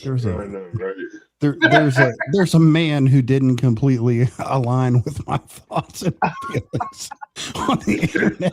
Let me go on this panel and tell people, like, dude, what are you hoping to accomplish with this? Like, you do realize life is fucking hard, and you just keep going. It's pick yourself up and move on, man. Come on. Like, no, what's up, Stephanie? Always good to see you, lady. And that's kind of the point of me showing this, is because every chance he gets, he makes it about him and starts talking about himself and his experiences and all this shit, man. And he's not just really reading the room, and he's trying to make it his show. Even saying, I'm going to hop down for a little bit. I might come back up later. I'm going to be listening in the chat and all that other shit. That's his go-to. Then goes up there and starts attacking Curt and saying that he's just there to try to get attention from him or whatever. And it's like, dude, you're doing the same shit every chance you get the whole time you're on here. It's the pot calling the kettle black. What's up, Stone Dad, Courtney? Just muted without hearing him talk. Just look at his fucking movements, man. Look how he's moving and the way he's doing it. Tell me. He is, man. He's on it. Oh, man, he's zesty as a motherfucker. Neither one of us are acting like we don't play a role in this. We were complacent. We didn't speak up at times we should have. Like, I'm sorry. I really am. Like, I should have been more proactive in a lot of things. I felt like I gave it my all, but I could have gave more. But you were so overwhelmed on a daily basis. Yeah. Like the list of stuff to try to accomplish just got longer and longer and longer and longer, with so many things that were nonsensical being thrown in there. So it's like he went in with an agenda every day of things to accomplish, and like on the business side, things that needed to be done. Yeah. And then it ends up with him, going to buy fucking metal detectors and fishing magnets because that's apparently what he wanted to do for the day. And so, it was so many instances of, just like Chad said, there's an absolute reason he said, I'm a creator, not an investigator, in his text, his resignation text. You had yourself, he is very your zesty. own family's like lives on your own shoulders. Please give yourself that grace while you had that man's spun out life on your shoulders as well. You were working to save that man and any optic, PR, and his own life, which he's credited you for getting him sober, so which he seems to forget. So Yeah, I think a lot Yeah, of us that was his words, guys. By the way, those weren't my words. They were his words. And I don't know how many people saw the thing I put out. I put out a little birthday special for him today, but I really want you to touch on this. okay. Yeah. You're talking about the Pegram House? Yes. So he absolutely knew about the Pegram House and what it was. The house he said that no one knew about, the Airbnb that he drove to. He absolutely knew about it. And the reason we got it is because we were spending thousands of dollars a month on hotels when we fly people in. And this took it down to $1,200 a month. We could accommodate up to 2 or 3 people in there, and it saved us money. It saved us a lot of money. So when he said all that, like, I waited a little bit of time, but today I went ahead and put the video up to coincide where he's asking me, hey, can he stay here? Because I don't really want him in the house because of this, you know? So if you want to see that in real time, you can go and watch today's video. So there's a lot of instances like that. Like what we're going to share on the 4th episode, that's what we're done with. That's not all we have. It's just, I'm just kind of tired of it. You know, like this is a emotional strain on us. Like I'm being different than what I typically am. I mean, go look at my social medias and look prior to all this started. You won't see me on there calling out nobody. And have I been done wrong in the past? Oh yeah, a lot. I've learned some valuable lessons. You know, I've done wrong in the past, but this isn't typical. So I'm ready for it to be over with. I literally was just to give him a taste of his own medicine and beat him at this game that he's constructed, you know? Mr. Power Stroke. God damn. God damn, dude. That's true. It's true. He's always got this goddamn persona that he puts on here, like he's some fucking save the world kumbaya. Like, goddamn, just stop. It's an old tired act, man. Dude, this shit's interesting. You listen close to this. Form your own opinion. Don't read my comments in the chat.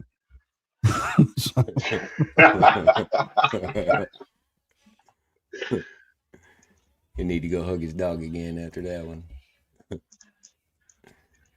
So yeah, he made some good points there, and it got brought up about, you know, him being around and why he did what he did and all that shit. But main reason I showed that was because of that the poo-poo boy over there doing inappropriate shit with kids, and Ryan definitely knew about it, and he paid that man $10,000. What did you call him? Poo-poo?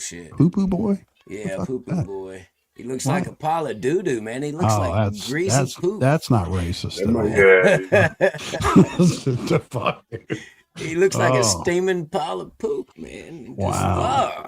Greasy one. That's I never. Well, I guess you can't unsee it. Fuck. All right.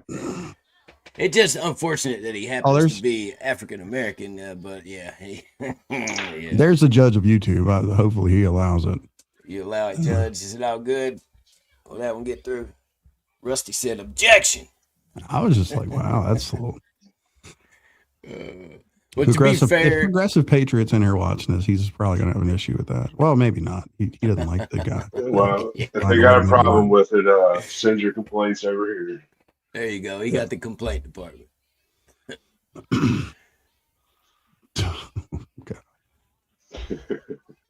Said, I'm sorry, I agree with JackRabbit. I got to be fair, man. I got the idea from old Johnny Cashville. He made a video and sit there and called him a pile of shit for damn 15 minutes. That's how I got the idea. I couldn't unsee it like you after that. That's all I could see. Yeah, I can't say I disagree with it. I was just like, maybe I wasn't ready for it. But hey, you know, what the fuck?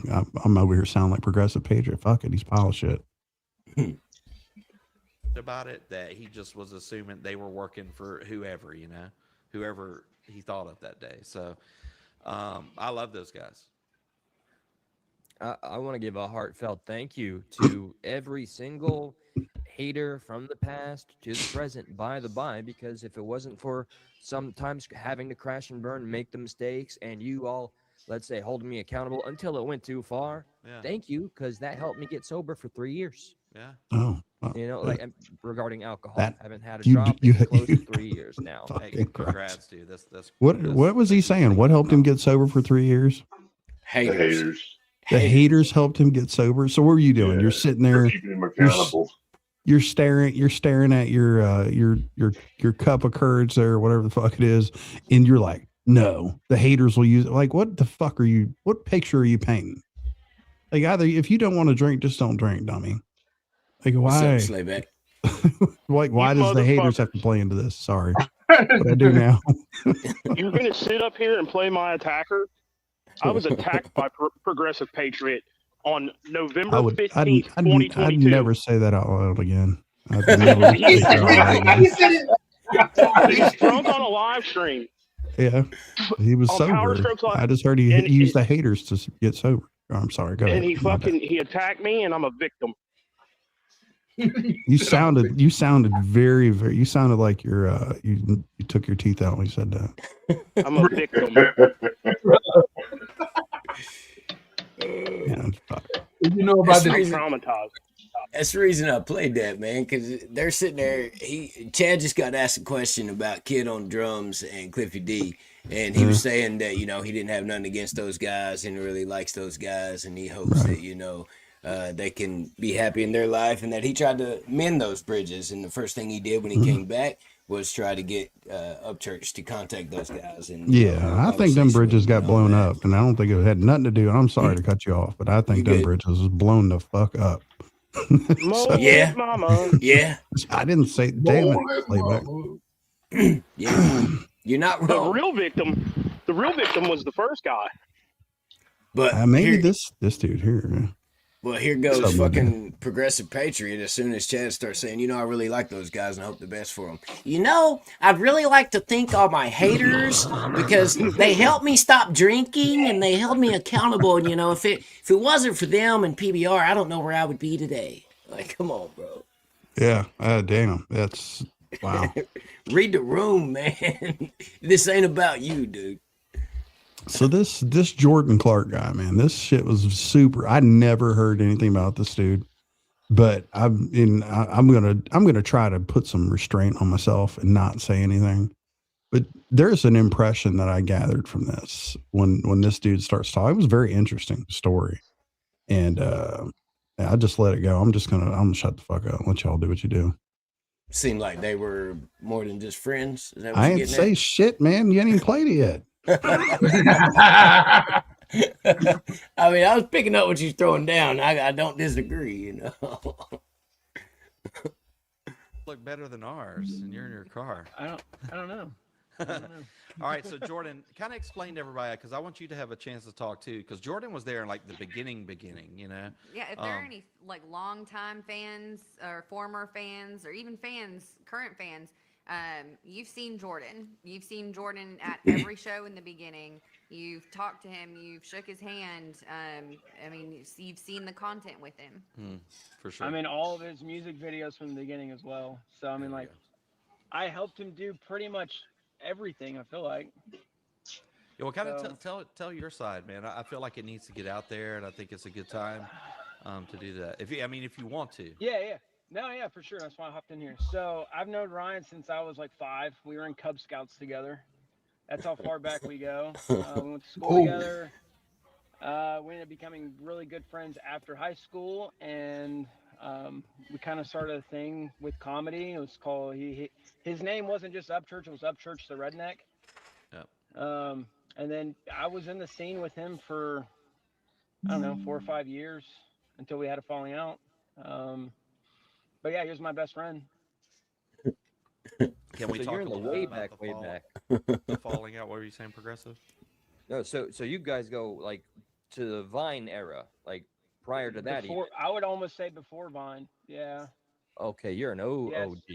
So really, I had a big following on Instagram already. I kind of said this on my Instagram a few days ago, but I was already doing videos. I was doing modeling, all kind of other stuff. My big thing was fitness. And I saw Ryan post something on Facebook, and I thought it was funny. So I started messaging him saying you should, do this, do that. Started love kissing the inner thighs of grown.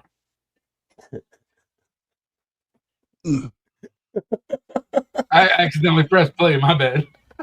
I paused it at just the right time, bro. Y'all want to hear it now that I done started playing it? This is more. I just want to point out every country boy I've ever known has always been roommates with some model that's into fitness, man. That's some normal shit. That's what I said, red flag, when he was like, I was in the model, and I was like, red flag. This is Mokan saying he likes kissing the inner thighs of grown bisexual men. Love kissing the inner thighs of grown bisexual men. And I don't mean just me, or this goes for anybody. Right? He said it. So what you guys are missing the point here is, if you go back to listening to what things Deerdorf has said, he said that Mole Lip Mama told him that he should be a model. So wait, Jordan Deerdorf, said Mole Lip Mama? Oh, no, Deerdorf. Oh, Deerdorf, yeah, said that Patty told him he should be a model. Yeah. Whoa. Was that before or after she gave him neck? I don't know, but I'm going mute again. That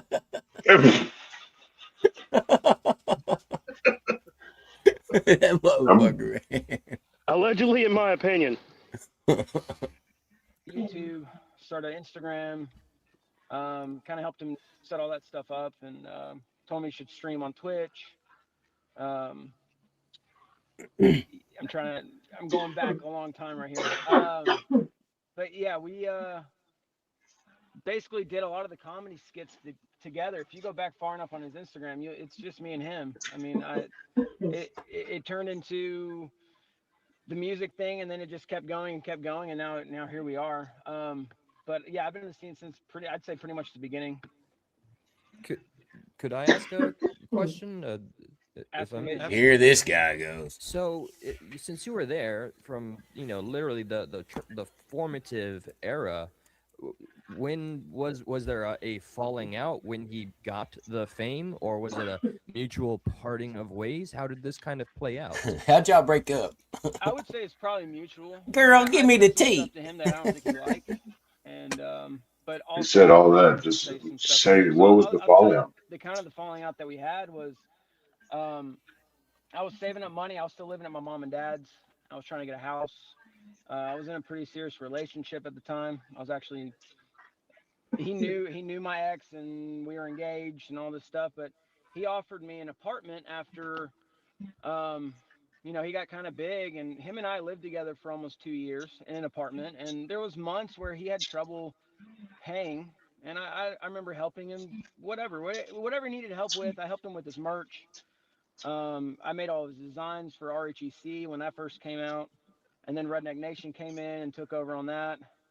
But I ran all of his merch booths at the beginning of his time, I guess, for his music. But he bought me an apartment. So this is kind of where we had our falling out, and this is the story I've really never told anybody. He bought me an apartment. He called me to the apartment. We were going to do this whole Twitch streaming together. We were going to try this video game thing, because that's my thing. That's what I love to do, and I've been streaming for 25 years. And what timeline is this, Jordan? Like, what year was this? 2018, 2019. Okay, sorry, I didn't mean to interrupt. This is for the streaming part. Yeah, this is for when he bought me the apartment. So this is about five or 6 years ago, thereabouts. He was already at Ghost Ranch at that point. Him and his mom called me to this apartment, and we were going to do streaming at the Ghost Ranch, but he didn't have internet, so he came up with this idea that we were going to get an apartment, and we would just go to this apartment to stream video games. No one was going to be living there. We were just going to be going there and gaming. Well, him and his mom called me there. I get there, and they put me in a situation where they're giving me this apartment, and word for word, you can have this apartment for the rest of your life for all the things you've done for me. I want to give you something to help you do what you want to do. And I'm like, holy crap. I'm like, my dream job, I get to stream for a living now. So for like 3 weeks, him and I are streaming. First of all, they made me cry. The way they explained, like, hey, we're giving this all to you, fully furnished the whole place, gave me a bed, a couch, a TV for the living room. I already had my computers and stuff, but he bought a whole station for himself. I set everything up for him. And for about 4 weeks, like, we were killing it. Like, when I tell you we were killing it on Twitch, like, we were on the top probably 1 percentile on the website. And then we were having fun, man. Like, it was fun every single time he came over. Well, I don't know what happened. He just disappeared. And I started getting eviction letters on the door. The electricity would get cut out. The internet would turn off. And this is my full-time job, by the way, because I'm streaming. I quit my other job to do this with him. And so my only income is me doing tournaments. And I'm very good at video games and have been ever since I was a kid. And I remember my biggest tournament of my life was coming up. And the morning of the tournament, my internet gets cut off. They basically are like, why is no one there working? And that wasn't the part of the agreement. Everything was supposed to be paid for. And I didn't even ask for this place. I was fine at my mom and dad's. I was saving up for a house, whatever. I had a job. Like, I didn't ask for any of this. So I ended up having to go somewhere else to play this tournament. I get second place and I win thousands of dollars. And to the point where every month or so, I'm getting an eviction letter on the door where we don't have water. My car breaks down. I don't have a car. I got a quick little story on the car situation. I tell him, hey, I don't have a car. He's like, hey, I'll just come pick you up or I'll Uber you, whatever. We'll hang out. Weeks go by. I went back and just read all my texts, by the way, so this is verifiable. He loans me a truck for maybe a week or two. It's trashed when I get in it. It's already trashed. There's dip cans everywhere. There's dip on the floor, like whatever. That's just how it's whatever. It's just how it is. I remember a week or two later, he asked for the truck back. I bring it back to him, and he is furious that I left the car dirty. I never used it. I used it to drive to my house to get groceries, and that was it. And that really irked me. But basically, he messaged me. This is where the falling out happened. He messaged me and was like, hey, I want to work out. Let's work out. And I told him, hey, the only time you ever reach out to me is when you want something. And I was like, if you want to hang out, let's hang out. You're my best friend. And it turned into this ugly thing where I ended up defending, not even really defending, but him and Katie had that big falling out on social media where I don't remember the accusations that were made, but I basically said you shouldn't be posting that online. And he said, you didn't defend me. We're not friends anymore. And I'm like, cool, whatever, man. So it's the same story. Yeah, it's been, and that was one reason I thought it was crucial to try to bring some of these like people been around. So I don't know, man. Fucking Wisco's killing me, dude. In the car, Gabe. I'm reading his fucking comments are fire, dude. Wisco. Shh, Cosmic Crazy. Don't tell nobody. Reach out viewers on Twitch. Anybody got any thoughts? I thought it was interesting. What do you think? I don't know. So it seems normal. I was just saying it's part of the course. I mean, from what we've heard. Yeah. It's pretty standard story, but It does seem a little weird, man. You can't help, and I thought this last night, even before Rusty brought it up. That's the reason why I was going to show this. At first I felt like that they were like roommates, like together, like gay together or some shit. But then I started getting the feeling like that he might have been with his mom, and then he got ghosted for that and all that shit. But I was getting mixed feelings about it. Oh boy, seems like more than just I'm your buddy that grew up around you. Seems a little different. I don't know. Maybe I'm reading into it too much. Cub Scout. Seems they got some Cub Scout shit going on. Scout's honor.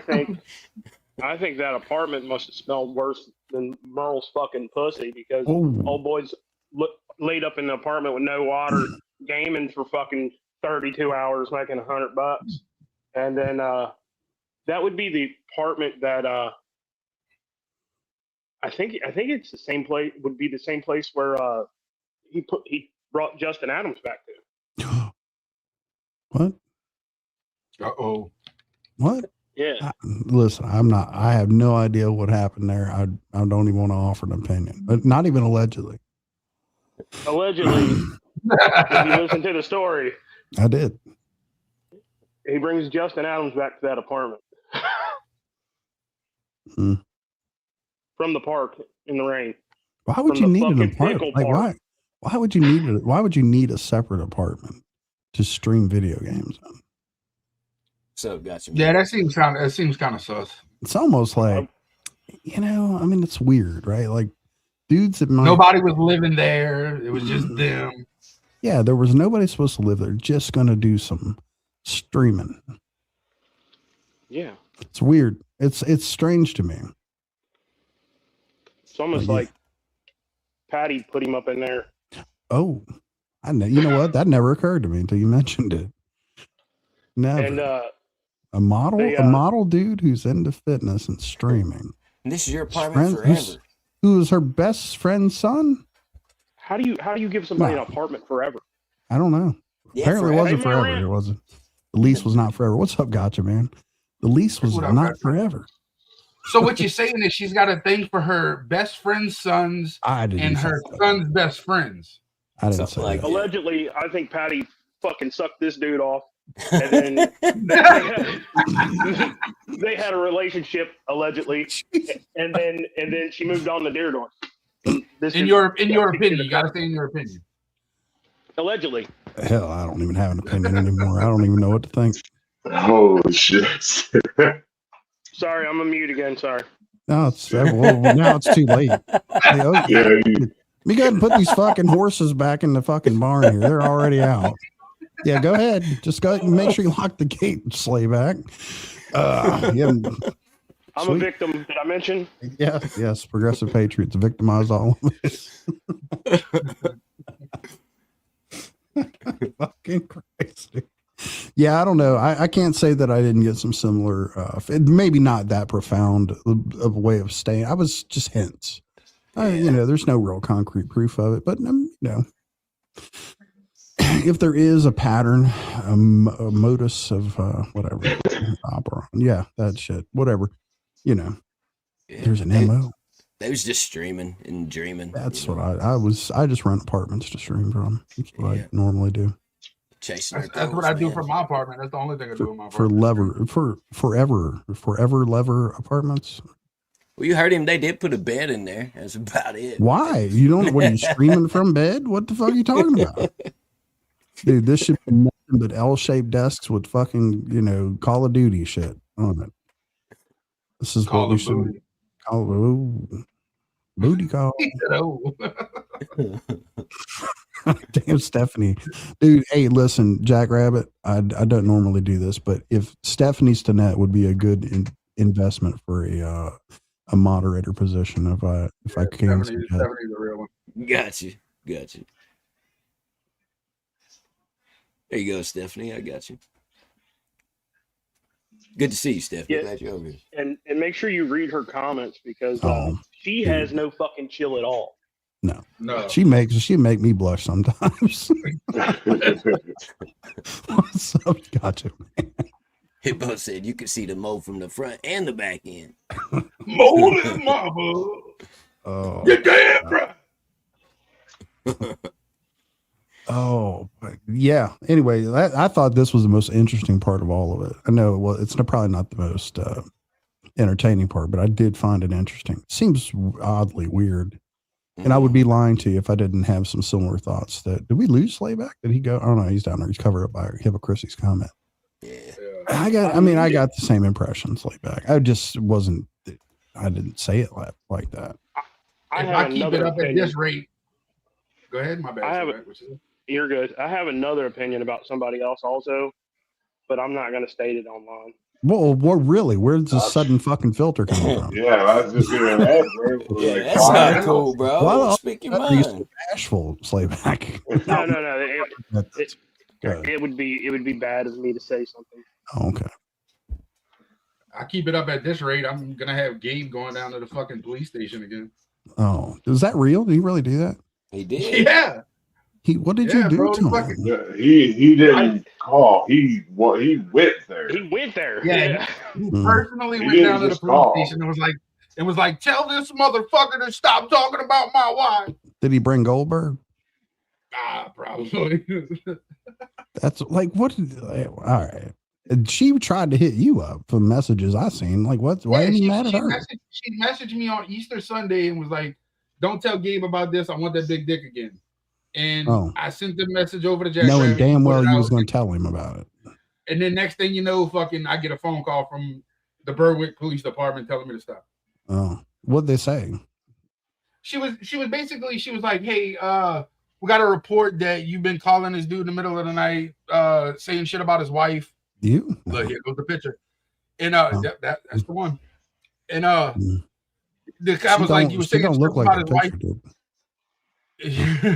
The guy was, it was a lady cop. She was like, you were saying stuff about his wife online. She's like, I'm not saying it was you, but if it was, could you stop? And she like started snickering and giggling and shit. And I was like, hey, it wasn't. I was like, it wasn't me because it was from an Ohio number, you know, now number and shit.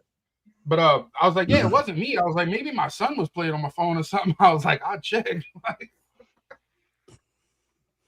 Mocon said Ice Mick, aka Lil Leg Day, was one of Ryan's biggest supporters during, I don't know, whatever. I missed it. I was trying to read you're just mad because I played the clip of you saying you like to kiss the end of thighs of bisexual men. That's very, very specific, Mocon. I probably wouldn't say that ever again. Hey, Mocon. Appreciate you coming through, buddy. You are now calling out. Well, I mean, let's just be real. He's not the same guy. He's not.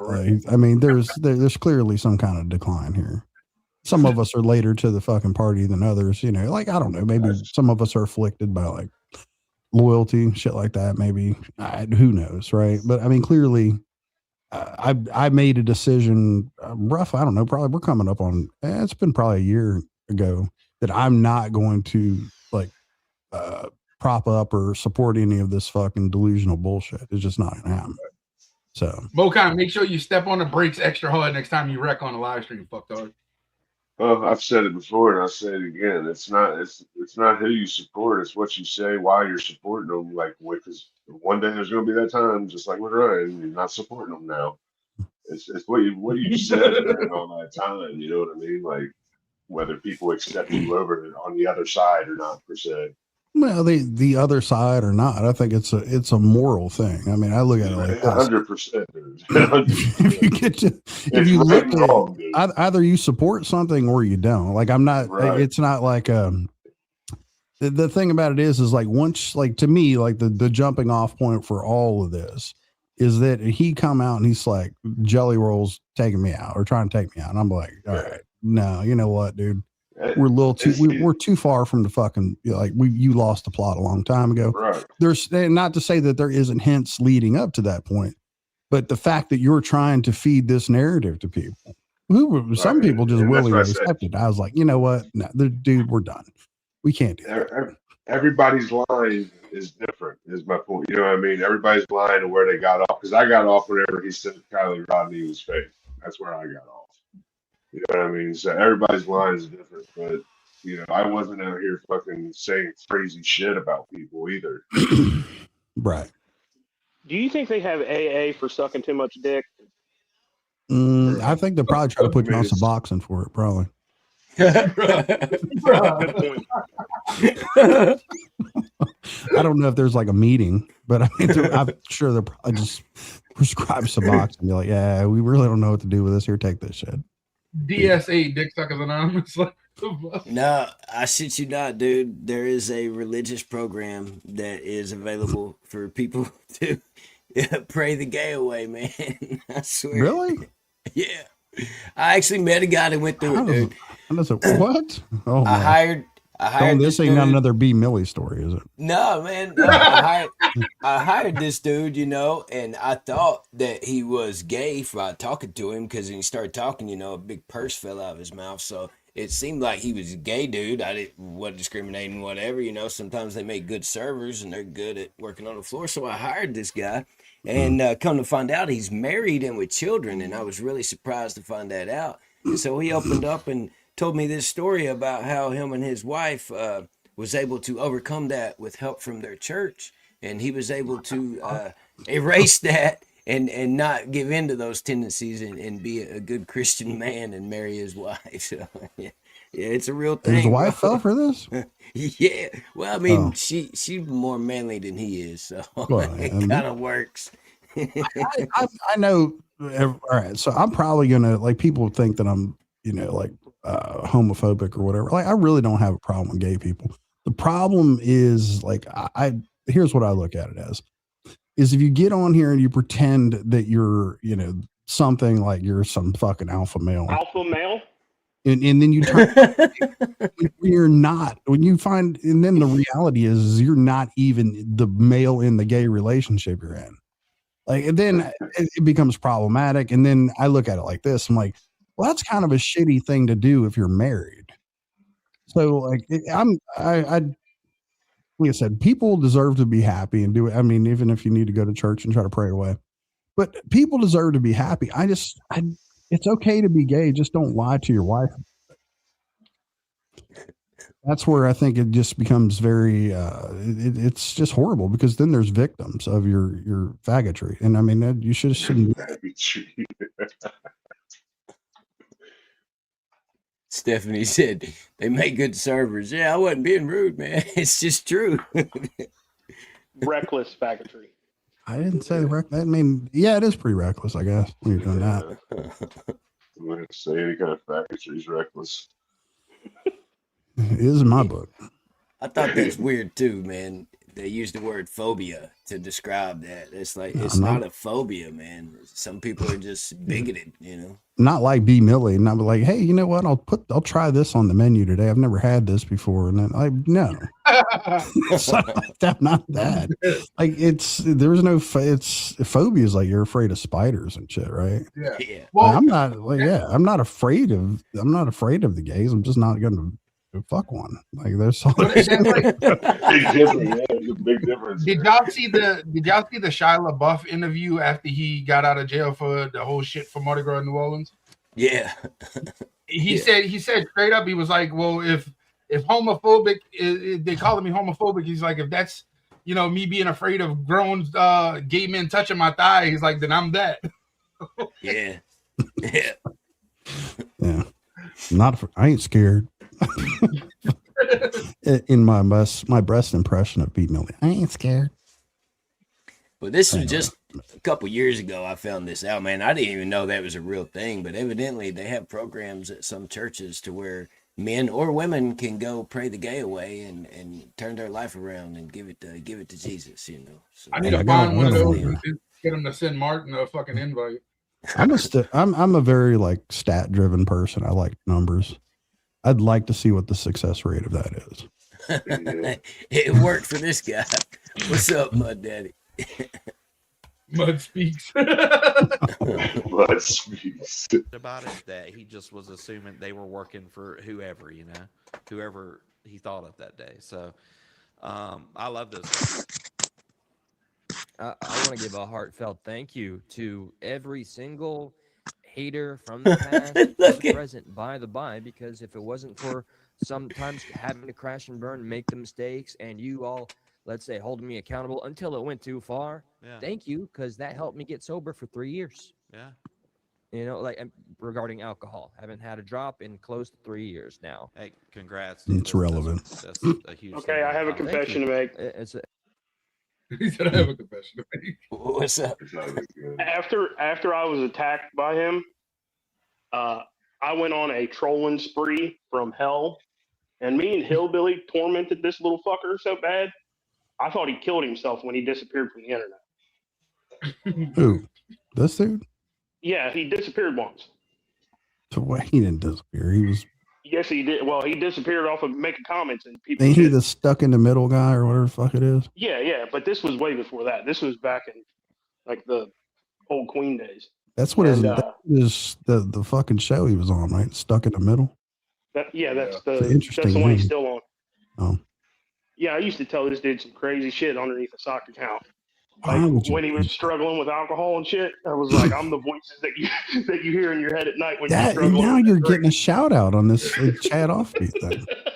It was you the whole time. You were the one that empowered him to Hillbilly push helps, through. but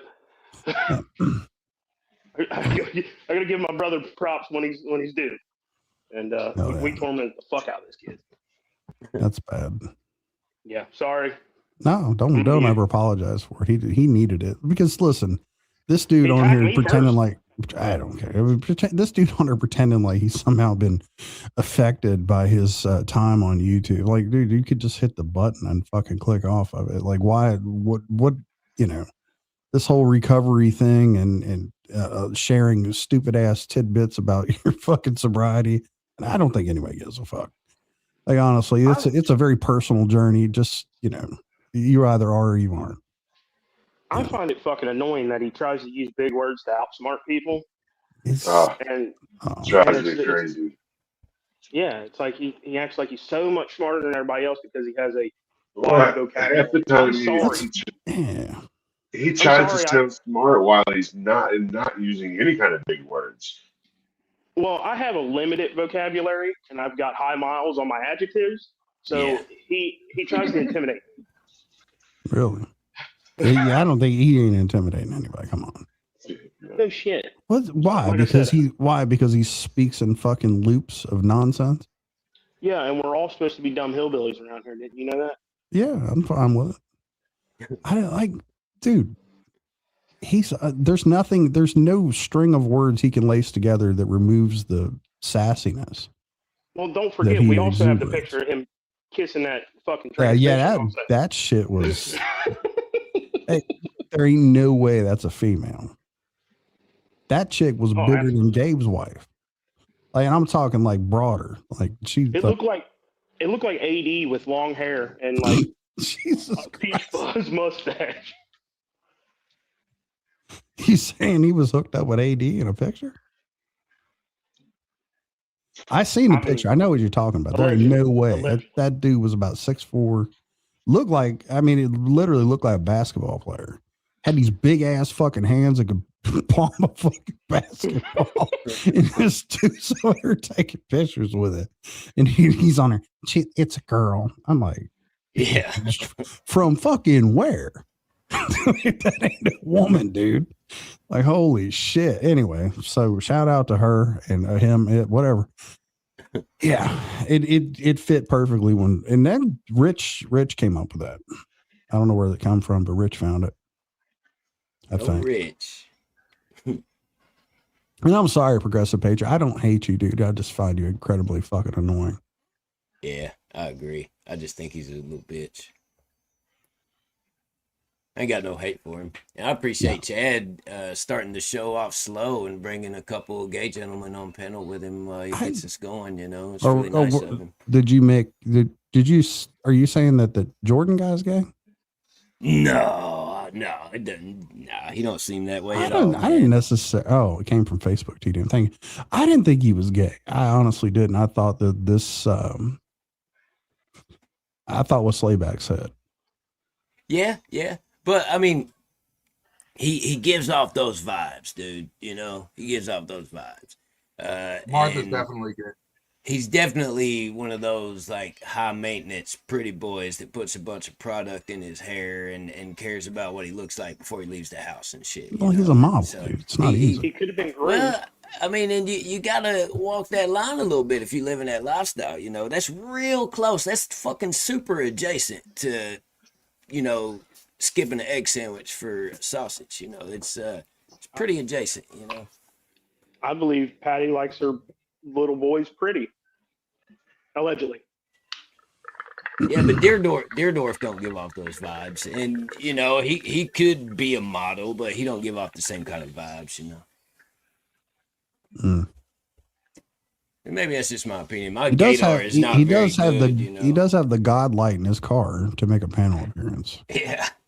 So and Chad gave him a compliment. Your he's camera like, dude, looks so much better than mine. how's your lighting better than ours in the car? Like, so I'm a professional.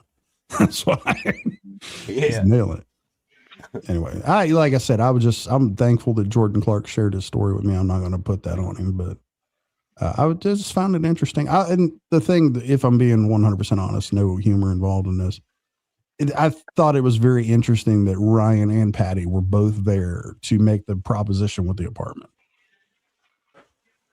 And he put it in such a way, he said that they put me in a position. Yeah. Kind of like, they kind of like blindsided him with it. Dangled this apartment in front of him that where he could live out his dream of being a full-time streamer. And I don't know all the logistics of it. I'm not going to, play a little strange to me, but it just seemed the way that he framed it is like, well, they both got together and met with me at this apartment and said, you can have this for everything you've ever done for the rest of your life. And then it wasn't soon after whatever didn't happen, he's getting eviction notices and the water's shut off. So. Well, I'm sure he's a really sweet guy. I ain't got no problem Yeah, with him. he's probably a pretty decent dude, I would think. And I'm not the best to judge that either, because I'm not actually gay, so what do I know? It's not his fault he got the Patty special. I'm just saying, allegedly. I could definitely see that. I mean, it's reaching a little bit to say that him and Ryan was over there taking turns circle jerking and shit, but I could definitely see him fucking with Patty, no doubt. That's very highly likely. Allegedly, in Chad's opinion. You know, when you get a lot of the hate, you turn it into just motivation. You just know. Jordan, and not to cut you off because I don't know what kind of time frame you have. Is there anything you know you'd like to add? You're more than welcome to hang out with us. We can answer these questions. You can pop in when you want to. You tell me. No, I mean I wish him the best, but at the end of the day, he's a shitty person. So just kind of moved on with my life. So yeah. And also, anyone that said I used him for vehicles and houses and shit, he didn't buy me none of that stuff. Not one thing. I never asked him for a dime. And when I started his clothing line for him, I remember telling him, this is your thing. I'm here to help you. And I think one day when you get really big, because I think it will happen, that it will come back around to me and it will all be good for all of us. And then it just turned into greed. I don't know. It's just, it's kind of crazy to me how someone can do that to their best friend, family, how they do that to their family members, how they do it to their friends, their best friends, their girlfriends, people that love him. I don't know. I don't want to be in a group with someone that's like that. So like, I exited very quickly, and I turned my stuff off for a long time, and I moved on with my life. So I don't know. And that's the sad thing. Okay, by you saying that kind of brings it up. The sad thing about a lot of these guys leaving is it kind of like uninspired them. And a lot of these guys like Jordan were creatives and were doing very creative things. And it kind of makes you just want to, you know, for 2 years, me personally, I kind of stopped doing everything. I stopped playing my guitar. I stopped playing shows and stuff. Like, it has that effect because it makes you feel worthless for a period of time. I didn't book a music video for 2 years, and then I ended up booking the featured role for Jelly Roll's music video. Yeah. And that was without his help at all. Yeah. And I think it was also kind of like a F you to him. So, yeah. But yeah. Waffle House 334, thank you so much. She said, could your relationship ever be repaired with Ryan? No. So, and that's a good question. Like here at the end of the day, I've said this so many times. I just want him to get help and get better. I don't ever want to work with him. I have nothing but hatred in my heart for him. I hope one day I can maybe let that go. But do I want to see him get better so his family can have a great life? Yes. But do I give a fuck about ever? No, I will never work with him again. What he did to me is unforgivable. And I have no desire. Hey, Scott. I think a lot of people feel similar, man. I don't think any of us wish bad on the guy by any means whatsoever. But I'll never be that Creek Squad guy that I was before and be a big supporter of Ryan and all that other shit, man. Just turns out that all of it was not real, you know? He's not the person that we thought he was. I've came to the decision that if you consider yourself in a group and you give yourself a name and you're not a biker club or a biker gang, whatever you want to call it, it's probably going to end up in something gay. Yeah, you got a point, bro. Yeah, you got a point. Which I never, not once in my life do I remember ever telling anybody that, hey, I'm Creek Squad, you know what I mean, or anything like that. It was a hashtag that I would put on some messages sometimes or whatever. But I really did consider getting a tattoo of the horseshoe with the cross that said HB on it. Don't backpedal now, JackRabbit. I did consider getting that tattoo, but I wasn't never really, you know, hey, I'm Creek Squad guys or none of that shit. I was just a fan of Ryan, man, big supporter of him, and well, I'm not gonna lie, I thought I aligned to him, you know. I mean, I was on the borderline, I guess, of almost having to pray the gay away.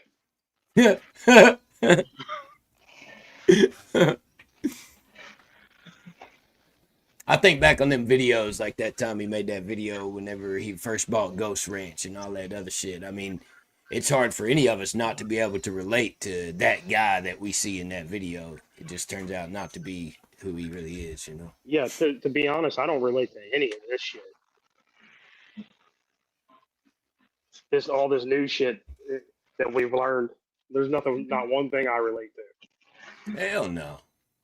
Hell no. And to find out he's kind of been this guy the whole time, man, how he's like a handful and always doing one thing, saying another, shit like that. Like, for instance, letting this guy borrow a truck and then getting mad at him when he returns it dirty, but it was the same way it was when he got it. Or buying that home and then saying that he didn't know that it was his and shit like that. Telling somebody to go buy a bunch of air tags. And then, oh, well, where'd you get all these air tags from? It's like, dude, you told me to buy these. No, I didn't. And just shit like that, dude. He's always been a fucking handful. And it sounds like he's been real shitty toward women most of his life, too. I take that back. I do relate to having a whore mother. That's about it. Facts. Been there. Nobody got the worst whore mother like Martin. Come on. You can't outdo his mother whore. Well, you guys need to know that JackRabbit and fucking Nuggy's only on this panel for clout. Yeah. Oh, no. I'm only using JackRabbit for clicks and views, bro. I'm motherfucking Mud Speaks. I'm here to tell you. These motherfuckers are clout chasing.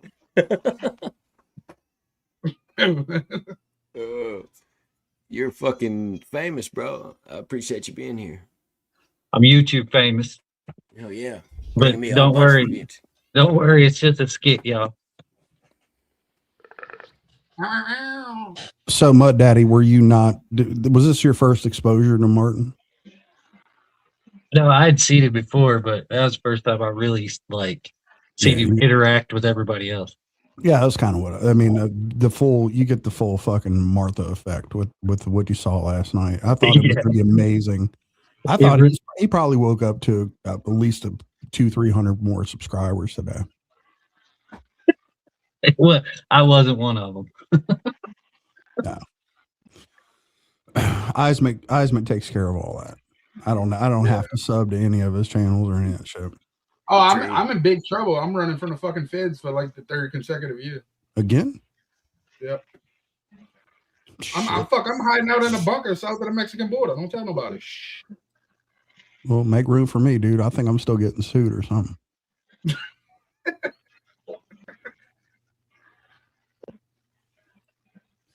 Anyway, what are we doing? Would Progressive has dropped down?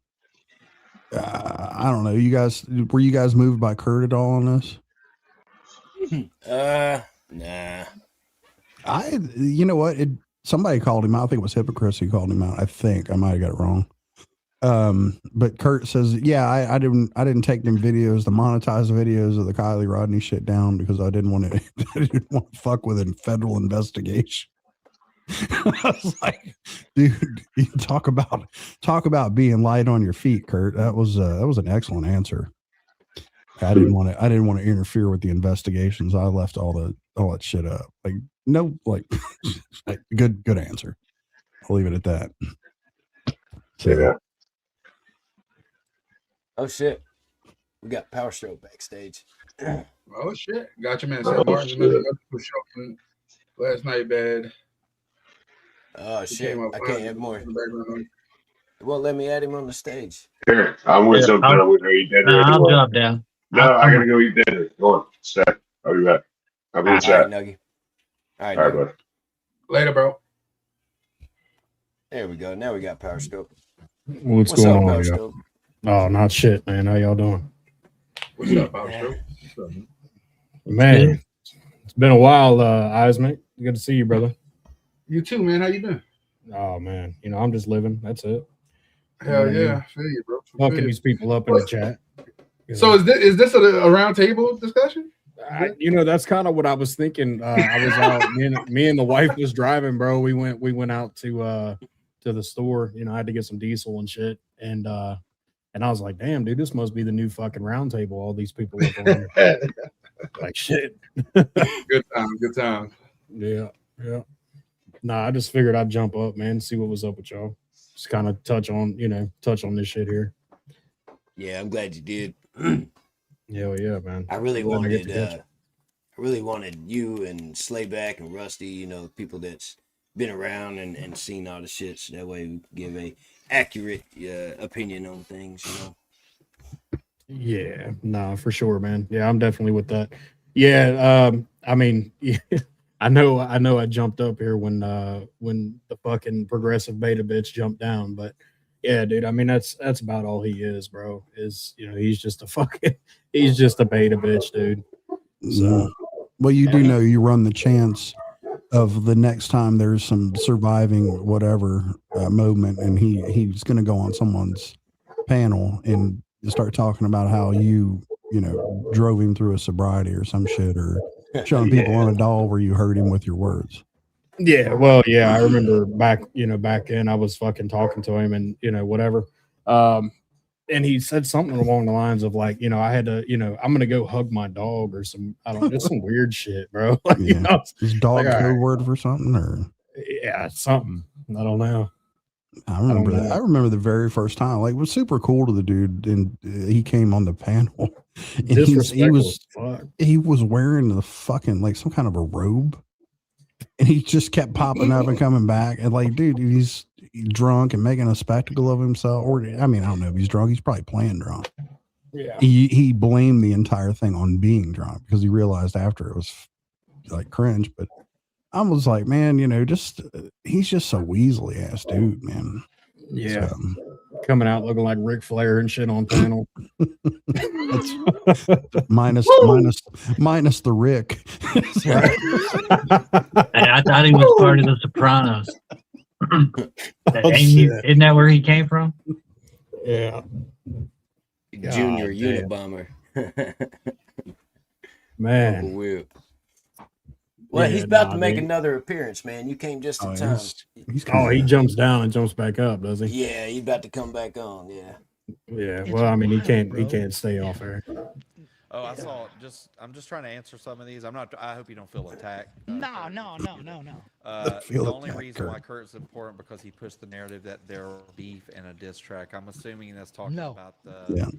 He did do that. Calhoun diss track. Is that what it is? Yeah.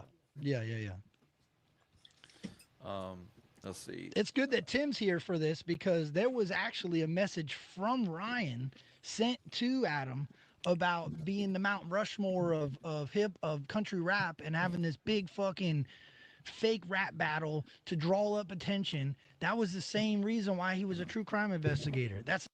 But that wasn't the question, though, Curt. They were asking if you were the one that made Ryan think that Adam Calhoun was doing diss tracks against him. And he starts turning the conversation into, well, Ryan said that after him and Adam Calhoun become friends again, that they're going to be on the Mount Rushmore of country rap. Well, that wasn't the question, man. I don't know. Hey, Curt was up there looking like Keanu Reeves in the Matrix, dodging shit from the chat. they were firing missiles at his ass, and hey, look, he did a good job of like avoiding like any real questions. Like I said earlier, I'll just say it again. Fucking the where he said he didn't want to interrupt a federal investigation is why he left all his monetized videos up. He like Curt knows, so like clearly he knows, but people are not going to they're not going to forget so soon that Curt stirred a bunch of this shit up in the backstreet. Like if you think about, how Patty's at the intersection of every, friends, every friend of Ryan that ever had some mysterious falling out. Well, Curt's at the intersection of every fucking, beef and, bit of bullshit that went on between people. He's the one that was stirring shit up. Like this is a dude who was having full ass conversations with Johnny Gobble, pillow talking with him, if you will, at night, and Johnny's playing fucking, how many, like Johnny's outed him so many times, Instagram messages, phone calls, all this shit. Curt's that guy. So, but now, he's really got nowhere to go. Everybody, and I told his mom this when it happened. It was weird because she was in the chat. Weird, but she was just happened to be in the chat, and I had this conversation after Curt come out, and he basically admitted to setting up Triple T and them, saying, I did my part and you did yours. I planted this information for you to run with on Ryan's behalf. And he come right out on fucking panel and said it. And I was like, Becky was in the chat. I was like, does he realize he just fucking washed any credibility he had away completely? It's done. I said, he just admitted that he's a pawn for Ryan. Now, from here on out, no one's going to believe a fucking word he says. And it wasn't long after that, Ryan got rid of it. So, I mean, it's just like, but now, yeah, look, he deserves to try to survive this or whatever he's going to do. You know, he's trying. But the fact of the matter is like, there's a lot of people who know. And I mean, look, and if you get caught up with this dude again, you've been warned. You already know what the deal is. Well, let's not forget the live that Wade and Seeper did where they exposed him for talking shit about basically everybody in the background behind their back. So, I mean, there is that, you know. Bro, I knew that shit to be going on long before it was ever talked about. I actually mentioned it to Rusty back when it started happening. And the rest of you remember that when I fucking was calling that shit out back then? I was like, dude, this dude is running his fucking dick sucker behind the scenes about everybody here. And, you know, come to find out, that's exactly what it was. Yeah. Yeah. Unfortunately.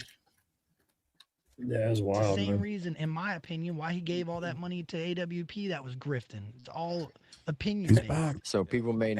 Your boy, Power Stroke. What's that? I said, there's your boy. He's back. Oh, fuck, geez. Okay. God damn, get ready for this guy. Maybe it's not my place to say it, but I'll say it anyway. If you go back and you watch the Savannah Dexter Ripta interview, at the very end, at the very end of part 1, she plays a audio clip. Well, it was actually a video clip, but she didn't show the video. Is he adjusting his camera? And it was Ryan's voice saying, hey, dog, when this is all over with, after us beefing and we become friends, we're going to become the Mount Rushmore of country rap. Yep. So Ryan, even when he called Adam out, after he called out Tom, then he called Adam out.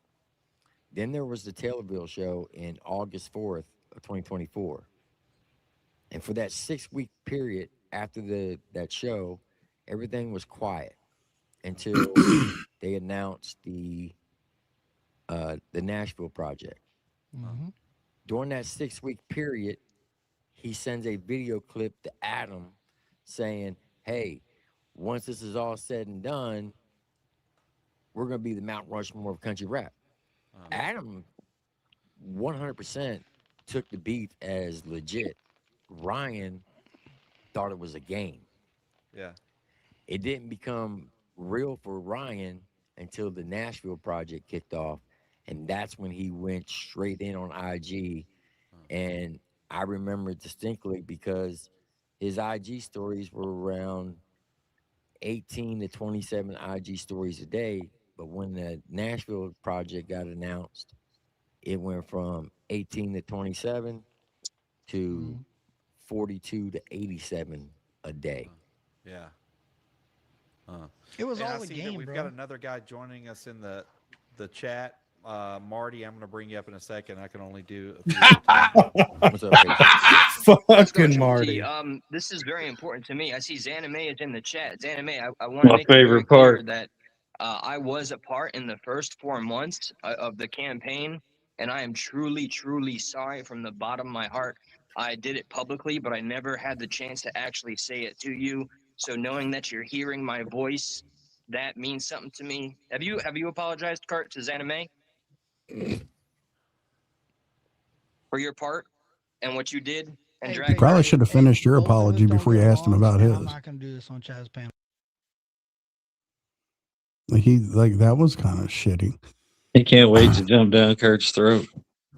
Yeah, is he smoking? It looks like it, yeah. Why either that or his fucking lips are glowing. I didn't know he smoked, dude.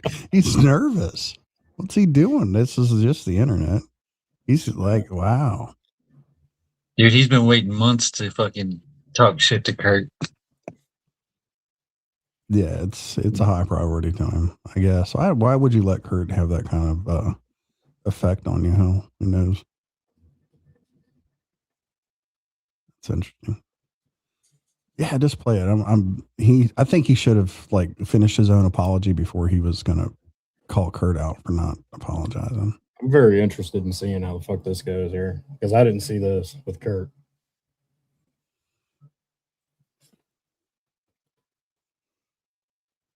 I did it publicly, but I never had the chance to actually say it to you. So knowing that you're hearing my voice, that means something to me. Have you apologized, Curt, to Zanime? What the fuck?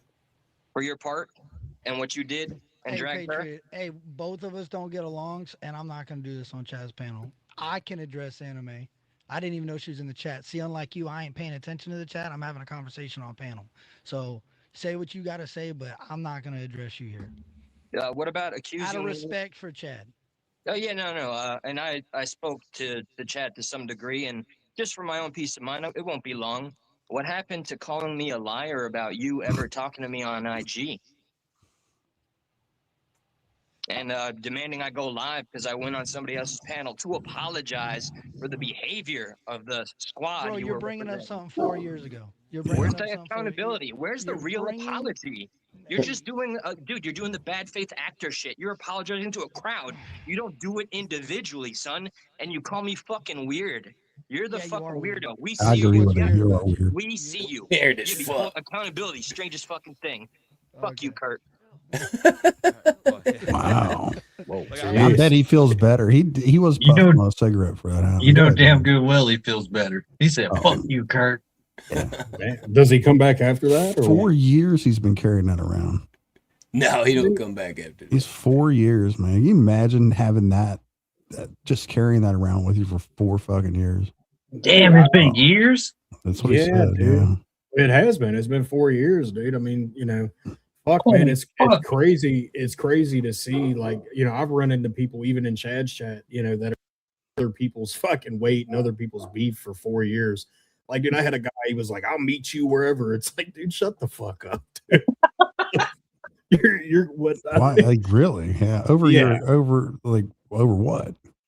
Over fucking because I guess Anime was in there or whatever, and he had fucking because I was commenting in there, just talking to Chad, and and this dude fucking he's like, fuck you, Power Stroke, you fucking railroaded Anime, and blah blah blah. He's like, I'll fucking he said I'll meet you anywhere, and I'm like, dude, shut up. So the thing that's another thing I kind of probably not the best. Fuck it, I'll just bring it up. But the whole thing was Anime, right? People don't remember the fact that she was getting into it with Ryan on Tony Dodge's panel. Mm-hmm. This is where that thing fucking kicked off and got red hot. Is that she went at Ryan and said, "Hey, you said that I killed my dog," and he's like, "No, I fucking didn't." He got fucking red about it. Yeah. They went back and forth, but she gaslit that situation, got him going back and forth, and that's when this shit turned red hot. She went in, like, knowing there's no video of him saying that she killed her dog. But that stuff, like, here, like, that's the little shit, the minutia shit that matters, that gets lost in this. Yeah, it gets lost in the time. Here's the story, and I don't mean to cut you off, but the story is that Poor's Anime, immigrant female, was just covering the case and all that shit, and she was just singled out and attacked. No, she had her part in it, going back and forth with him, and fucking and like she has a part in that fucking argument, going back and forth with him. That's egregious. That's totally egregious. So, but people lose sight of that fact, and the people who watched it happen in real time. And what did you think was going to happen? You said, "Hey, listen, you said I killed my dog." He's like, "I'd never said that. You're not going to fucking lie on me, bitch." And he blew up. He started pounding on his desk and shit. Yeah, because he didn't say it. Right. But because someone in his chat or someone else had implied it, she put it on him. So, did she, deserve all that? No, I can't say she did, but I'm just saying that she wasn't just fucking, rolling along in a fucking canoe and, get singled out for the shit. She was going here and there. And, part of defending the whole Ronnie Jones's mysterious cousin shit. Yeah. Right. She was fucking going in super heavy in defending that shit. And whatever happened to Ronnie Jones' two mysterious cousins? Like no one ever knows, right? This is the details and the shit of the people who actually watched this case when it was going on. Where the fuck did these people go? What about their story where Zaname was, or not Zaname, I'm sorry, but where Kylie Rodney was stumbling around this party drunk? That he came on Ictamails and put out there, which turns out, none of that was ever fucking like investigated, talked about, any of that shit. And something else that I learned from the whole interview with that attorney is that whole thing with the tow truck guy, fucking AWP fabricated all that. Jeez. That interview with the tow truck dude that fucking that absolutely muddied all this fucking water and caused all this speculation and people to go back and forth. The what's understated about this is all the interference of all these people around it that fucking, encouraged people to start speculating. Look here, look there. Where's Ronnie Jones' two mysterious cousins? And then all the other bullshit, the fucking AWP shit with the tow truck driver and the interview, that shit never happened. But at the end of the day, you have this, and then you have the people coming out with like, oh, well, I was this and I was that. No, you played a part in it. If we're being 100% fucking honest, you played a part in it. Yeah, I remember the whole tow truck thing really well because, I mean, when it first happened, I was like, hey, they just needed to fucking get the dude's fingerprints on the fucking seatbelt and shit. You know what I'm saying? Because of the fucking, we all remember the story about the fucking tow truck guy, Yeah, I mean, he claims that he saw her with a dude and that they were on opposite sides of the car and acting weird. And the dude was wearing a hat. Yeah. The girl was very standoffish with the dude. During an active investigation. Yeah. That was a loss of life thing. Like, now you got to wonder, like, what about all these other fucking bad actors around this shit that stirred this shit up? That's kind of what I was getting to say. I mean, if you look at the totality of the situation, right? Obviously, there was, whatever. I'm not going to go too far into it, but there was some things, that were said that shouldn't have been said. But at the same time, we have to look at this and be like, okay, dude, you've got all these fucking people, on YouTube, right, that are, boots on the ground in this thing, and everybody's up on everybody else's panel talking about shit, and and it was just a weird fucking situation. And I mean, it's it still feels very, very weird. You know what I mean? You got all these people that are fucking, jumping around from panel to panel. You got the investigates dude, you got, the fucking the Smith people, and it was all very strange that it was just this big thing was just like a big fucking boots on the ground investigation, with these specific people, and they're all, jumping around from YouTube channel to YouTube channel. It was just very strange, dude. And then you got, the kayak chick, going over the fucking water. It was just a lot of it, man. It just doesn't really make any sense. So I don't know. I thought that was very strange back then. Even with the, like Rusty said, the lawyer, he heard it with, in that interview with the lawyer, how that one situation with the tow truck guy was made up. How much else was made up? Yeah. You know what I'm saying? That just raised the question. How much of this shit was actually factually what happened? Yeah. Yeah. I don't know. I mean, I don't know. Rusty, I got some shit that I'm gonna show you later on, but you're gonna be like, what the fuck? And you're kind of gonna be like, whatever. I mean, I'm not gonna get into it on here, but I'll probably have a place for you. Yeah. So yeah, I'm like you, man. I don't want to get too far into it and shit, man. But there was a lot of weird shit involved with that thing, man. A lot of shit getting that up, man. And even on the fire cam footage, the way the car kind of stops for a minute before it finally goes down into the water and shit. It was just so much weird shit, man. Yeah. Yeah. Slayback's got a little bit. Sorry, I didn't mean to cut you off, but Slayback's got a little bit of insight on on that with the fire cam footage and shit like that. I don't know shit. Yeah, no, sorry. That fucking devil on me, Ricky Bobby. well, in the in the fire cam footage, in the fire tower footage, you can see 2 cars watching the car go in the water. Like, what the fuck? Oh, I do know one thing. No, Those no, fucking- no, you don't know yeah. shit. Remember? I know that little fucking dude that comes up there and talks all sassy with the name Progressive Patriot. Oh yeah, that guy. Yeah. Yeah, he attacked me on your panel, and you did nothing. Oh shit. Nothing. And you had a Just let it 5-hour happen. phone call with him. Oh my And that's god. why he's fucking. Yeah. Damn, dude, that's a That's long what he time. used to say. That was the biggest thing that he went around. You interrogated him for 5 hours when he decided that he was going to switch and flip flop. Interrogating. Damn, didn't Power Stroke get accused of interrogating Martin too for a few hours? Jesus Christ. Well, I did talk to Martin for a few hours. I can't lie. He said, "What I But did?" this was before Martha's fucking massive rabid meth addiction. Oh Well, this is It was also somewhat good to, tolerable. I'm gonna pull a Curt here. It's a good thing you're here, Power Stroke, because let everybody know whose fault it is that Martin's around.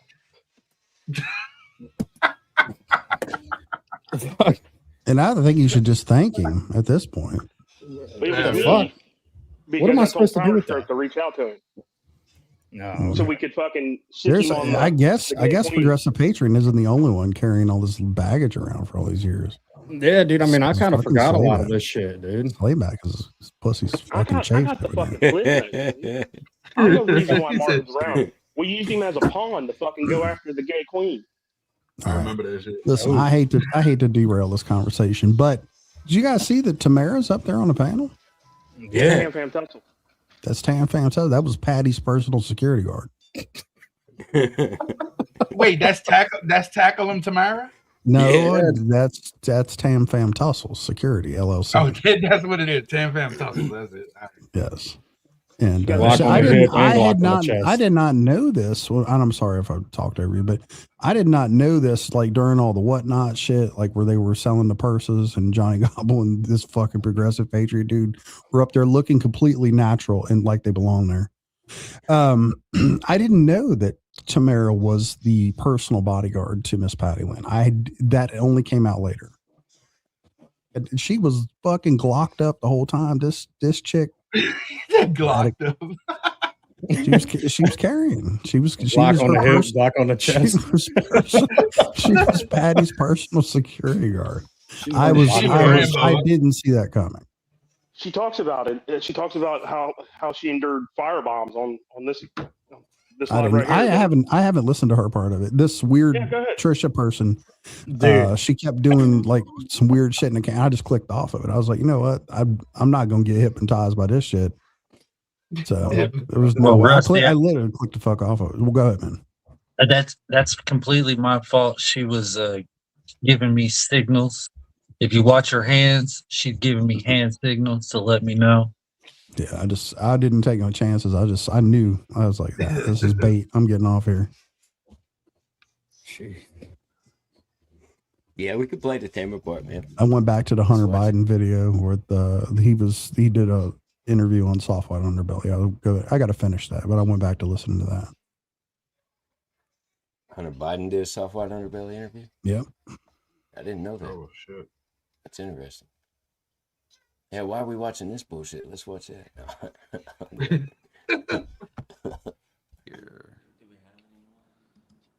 Yeah. Tamara, I think this is Cadence. Tamara. Can you hear me?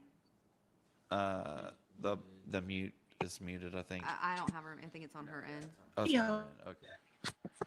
Hey, is this?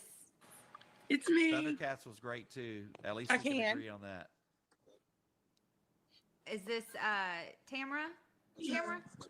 Is this? It's me. Thundercats was great too. Hi. I can. How are you? Your audio is a little. Is this Tamara? Yeah. What if that was Stussy? Yeah, it's me. Okay, yeah. Hello. How are you doing? It's been a long time. Oh. It has been a long time. First Yeah. of all, Chelsea, I love you, and I love that hoodie. So Thank you. I just want to let you know that. But I just wanted to address just a couple things. That's For a mammoth of a one, woman. my husband did not steal Rex. He absolutely did not steal that truck. Oh, And I already know it's probably given to him, right? it was. And Trevor actually knows a little bit about this too. So anyway, y'all can ask Trevor about that later. But I just wanted to clear the air. Yes, Ryan knew about my house. He knew about all of that. He had people, and this is why I wanted to come on here. I had people driving by my house, and I can name them. Some of them I cannot, but I can name some of them. Yeah. Throwing lit liquor bottle, like they would stuff rags down in liquor bottles and throw them at my windows. And fucking I mean, we got Molotov. death Yeah. threats, and he would have people message my phone and say, if you don't get out of my house in 2 days, I'm going to kill your kids. Like, just crazy. Jesus fucking Christ. Yeah. And, you know, we were homeless for 2 years after that because everybody knew who we were, and neither one of us could get jobs anywhere up there. So we ended up, of course, we're not there now, but we ended up getting back up on our feet and you know, getting settled again. But what people don't understand is that house, that was all part of the deal for me to uproot my family from East Tennessee and move them to Middle Tennessee. Yeah. That was the whole thing was part of that. He knew about all that. And no, me and Chelsea and his mother are not the reason that he is having his downfall right now. There was several people in the chat saying it was our fault because we were playing with Ouija boards at the ranch. No, this has been brought on by himself. Yeah. And I've been around this whole Catching strays from the Ouija board. Chad and Chelsea can both verify. I've been around for a very long time. But I did not start working for them until 2020. Like right during the middle of COVID is when we actually moved up there at the beginning of 2021. But you know, people really need to. I'm gonna point out she looks like she's doing great the way she's, you know, scratching her neck and all that stuff. Man, she looks healthy and happy, and I'm proud of her. You know.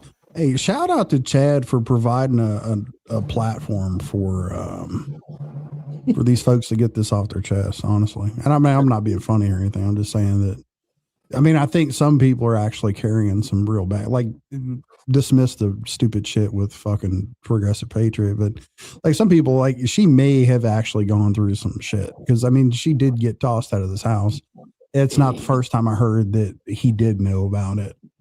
And it seems like, I mean, you do see the common denominator is Ryan, right? That all these people, I forget where the fuck I was when I talked about it, probably Uncle Will's, but he gets you roped into these deals of working for him where you're living in his house, you're driving his cars. You know, he controls every aspect of your life. That there's no work and home separation. Yeah, but dude, I mean, you know, she's saying that he said that if you don't get out of this house, I'm gonna kill your kids, and they're throwing She was getting messages. Whether she did or didn't, I'm not even addressing that part. I'm just saying that the common denominator, you've heard this similar story with every single person that goes to work for Ryan. They're living in his house, they're driving his cars. He controls every single aspect of their life as a portion of work. That is not good. Right. And you see the result, the reason why he has this is all a control mechanism so he can do this shit afterwards. Now, had it not happened to fucking every single person who's ever worked for him, up into, you know, this security guard, Tam, the other security guard, Rob, that he was talked so highly of and all this shit, this happened to every single one of them. So you know, I see the fucking common denominator here. Ryan's the problem. He's got this fucking some kind of control complex where he's, you know, decides to you know, employ these people, hang all this shit over their head, but then treat them like shit as a result to keep it. So they're constantly jumping through fucking hoops. Or if you displease this guy, you and your family could be homeless and maybe Molotov cocktailed. You never know. So, I mean, I'm just saying, it's 100 fucking % real. You know, you can see this. That's it. This is how he operates. You know, not healthy. Bigger picture is she got out of East Tennessee because the water down there is turning the fucking country rappers gay. She didn't lose soon enough. Look at her. Hey, shout out to my girl Trish for not telling a story at all, just hanging out. Yeah, the whole time. She said, I The just wanted whole to say fucking time. hi. She finally did talk. She said, I just wanted to say hi. But she was hanging up there. She was like, yeah, fuck it. I'm a part of this show now. I just yeah. wonder, what the hell did she bring to the table to begin with? How the hell did Tamara get Positivity. involved in all this shit? You know what I mean? She's a fucking skilled marksman, bro. Yeah. She's bringing positivity. Trained security. Yeah, exactly. You want to know the truth? My opinion, allegedly, of course. Yeah. I think that she was probably in a position and was offered something to where, I mean, you heard what she said. They couldn't find jobs afterwards. So after being outed, now whether that's a result of the reach of Ryan Upchurch or not, who knows? But I'm just thinking to myself, a person with a marketable skill set should be able to move on to something else, right? Yeah. And I'm thinking that there probably isn't, you know, there's nothing there. There's no plan to fall back on. Right. So they're, you know, for lack of a better term, they were able to be bought. I think she only joined the panel to get Martin's number. I didn't know it was an option. Although I'm sure Trisha woke up to 200 or 300 more subscribers today. At least she killed it. So, yeah, let's hear. I like her haircut. This guy. Someone else had joined the panel as well. Let's hope JackRabbit Slim. Yeah. It was crazy, man. I was live with Mud Daddy, actually. I was over on his live bullshitting with him, and we were watching this shit. And they started saying, you know, if anybody wants to come up, give the link, blah, blah, blah. And so I messaged Blu-ray, and I was like, you know, send me the link. And he didn't get my message at first or whatever, but by the time he sent it to me, I already had somebody else send it to me. And so I had the link, but I was on live on my computer, so I was trying to do it on my phone. And I had a hard time getting in there because my phone was acting stupid. But everybody was like, you trying to silence JackRabbit? You need to let him get up, man. Let him talk. He's a good dude. Don't be holding him back, blah, blah, blah. And I just want everybody to know that ain't what happened, man. It was my fault. It kind of took me a minute to get over there. Now, I was backstage for a second before he brought me up.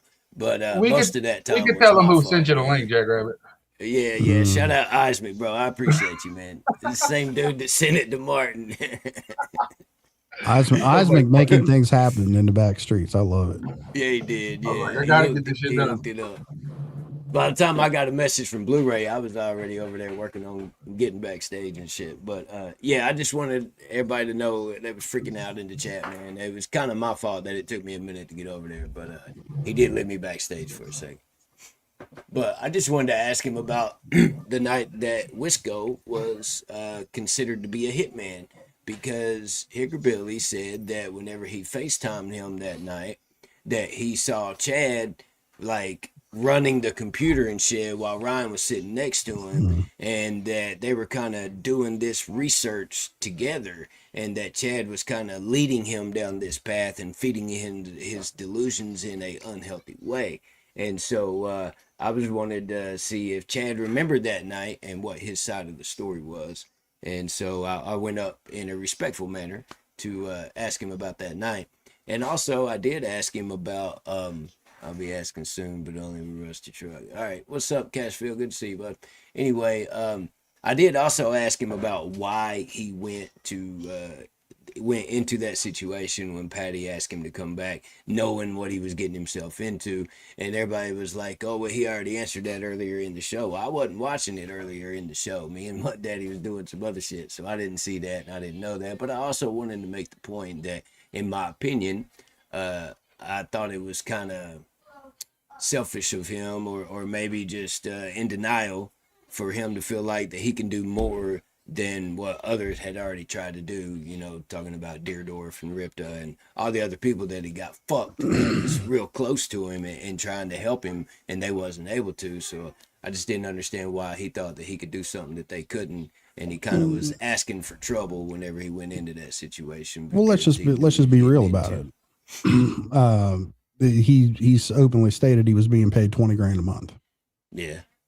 And he didn't know, like, you know, like you said, he thought it was just going to be a management gig, like a traditional, you know, that's probably, there's other reasons why. And, you know, there was some accommodations that were made to him because, you know, if you're paying attention to the things that Chad said about, you know, he wasn't wanting to move again. He needed a house. You know, there had to be a package there that was going to solve some problems for him. So, and I mean, I think, you know, hey, I don't fault the guy at all for taking the job. You know, I mean, especially he's familiar, you know, he worked with Ryan before. Why not take the job? So I don't think that I don't think that him being held to some, you know, super high moral standard, like why would you go back to it type thing. Maybe he's looking to recover some of that shit that didn't come around the first time. You know, it is what it is. And then he'd also, like I said, I pay very close attention to him.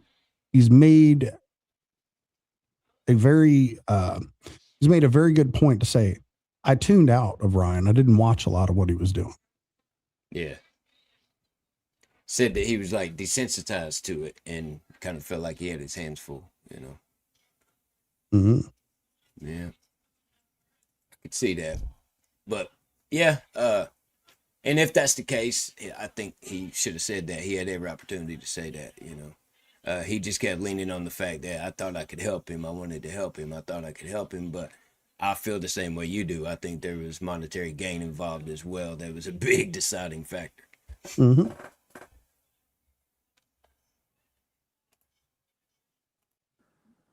Like they worship him like a god, and you know my kids listened to his music, but that was before the whole crazy thing came about. But you know, just be cautious at what your children hear, because some things cannot be unseen and they cannot be unheard. And yeah. Oh, go ahead. Tamara's a great example about how the fans were weaponized at one point in time. Just very grateful that, I mean, because we were prepared for a lot of the same stuff because we saw what had happened. Yeah, and I've had it. I've got people right now saying they're going to slit my throat and do all this and that. But it's not. We're very lucky that it's not like that. I think people are finally listening this time, and I think that, you know, I mean, you can absolutely attest to some of the worst of it. I mean, because like you said, it was like 2020 when you were around, and you were around for a little bit after we left the first time. So, and I'm just glad that you guys bounced back and got back on your feet. No, you got to. You just got to figure it out. Hey, Trisha, we got and JackRabbit Slim. We got a few more minutes, but we're just adding people at this point. I've got a couple now in the waiting room. So, yeah, what would you like to say, Trisha? You know me? Oh, can you hear me? Hello? Can't hear anything. Doing great, Trish. He's a fucking rock star, bro. She can hear me. Well, JackRabbit Slim, can you hear? Yeah, I can hear you. Can you hear me, bud? I can hear you too. Yeah, what would you guys like to add? We got a few more minutes trying to give everybody a chance to talk. So. Well, I'm JackRabbit, man. I've been around the community for a really, really long time. I was on a show with a guy named Hickerbilly. I don't know if that name rings a bell to you or not, but he had contact with Ryan for a little while, and they were FaceTiming each other and all that other stuff. Ryan even came on the panel with us a couple times on the show and all that other stuff. And there was one night. Well, there was one night that Ryan flipped out, man. I was on the panel with my buddy Wisco and a guy named Farrell. And Ryan was in the chat, and he was saying that he was going to come up on panel with us again. And all of a sudden, he started freaking out and was saying that there's bad people on the panel, and I'm getting out of here. And everybody in the chat started freaking out, and you know they were all divided, and people that was supporting Ryan was acting like that we were bad people, and it caused a big bunch of trouble, man. And so Hickerbilly, of course, having contact with Ryan, he went off the panel and he FaceTimed him. And the version of the story that I got come from Hickerbilly. And he said that you and Ryan were there and that you were helping him research things online and kind of feeding in his delusions and convincing him that my buddy Wisco was a hitman because he worked for a brewery and that they were having some kind of secret codes to where if you order a keg, it really means that you're ordering a human, all kinds of crazy stuff, man. And it got delivered to me like that you were feeding in his delusions and leading him down a bad path and all that other stuff. And I'm sure it's not easy dealing with him. So basically, I just wanted to get your side of the story, man. Do you remember that night and what really happened, you know? Okay, so for one, no, that's false. I never did that. Trevor's here too, sitting to the side of me. So it got so I was there all the time, and there were always people FaceTiming, and he was always doing different things. And a lot of times I was just sitting quietly in a corner. You know, it got to a point where I was so desensitized he wouldn't listen to anything I said. But I did have the Hickerbilly, right? I sent him my phone number today. I think we were supposed to jump on a call at some point, but I'll do my best to clear that up. But I don't know you guys. To my knowledge, we may have met at some point, but no. I've never met you. No, I've never met you. No, that's false. I mean, was I there while he was on a panel or something? Possibly. I was there a lot. But as far as researching, most of the time, honestly, if anybody was researching, it was Ryan or Trevor having to get him logged in so he could pull up Intellius and do research. You know, so yeah.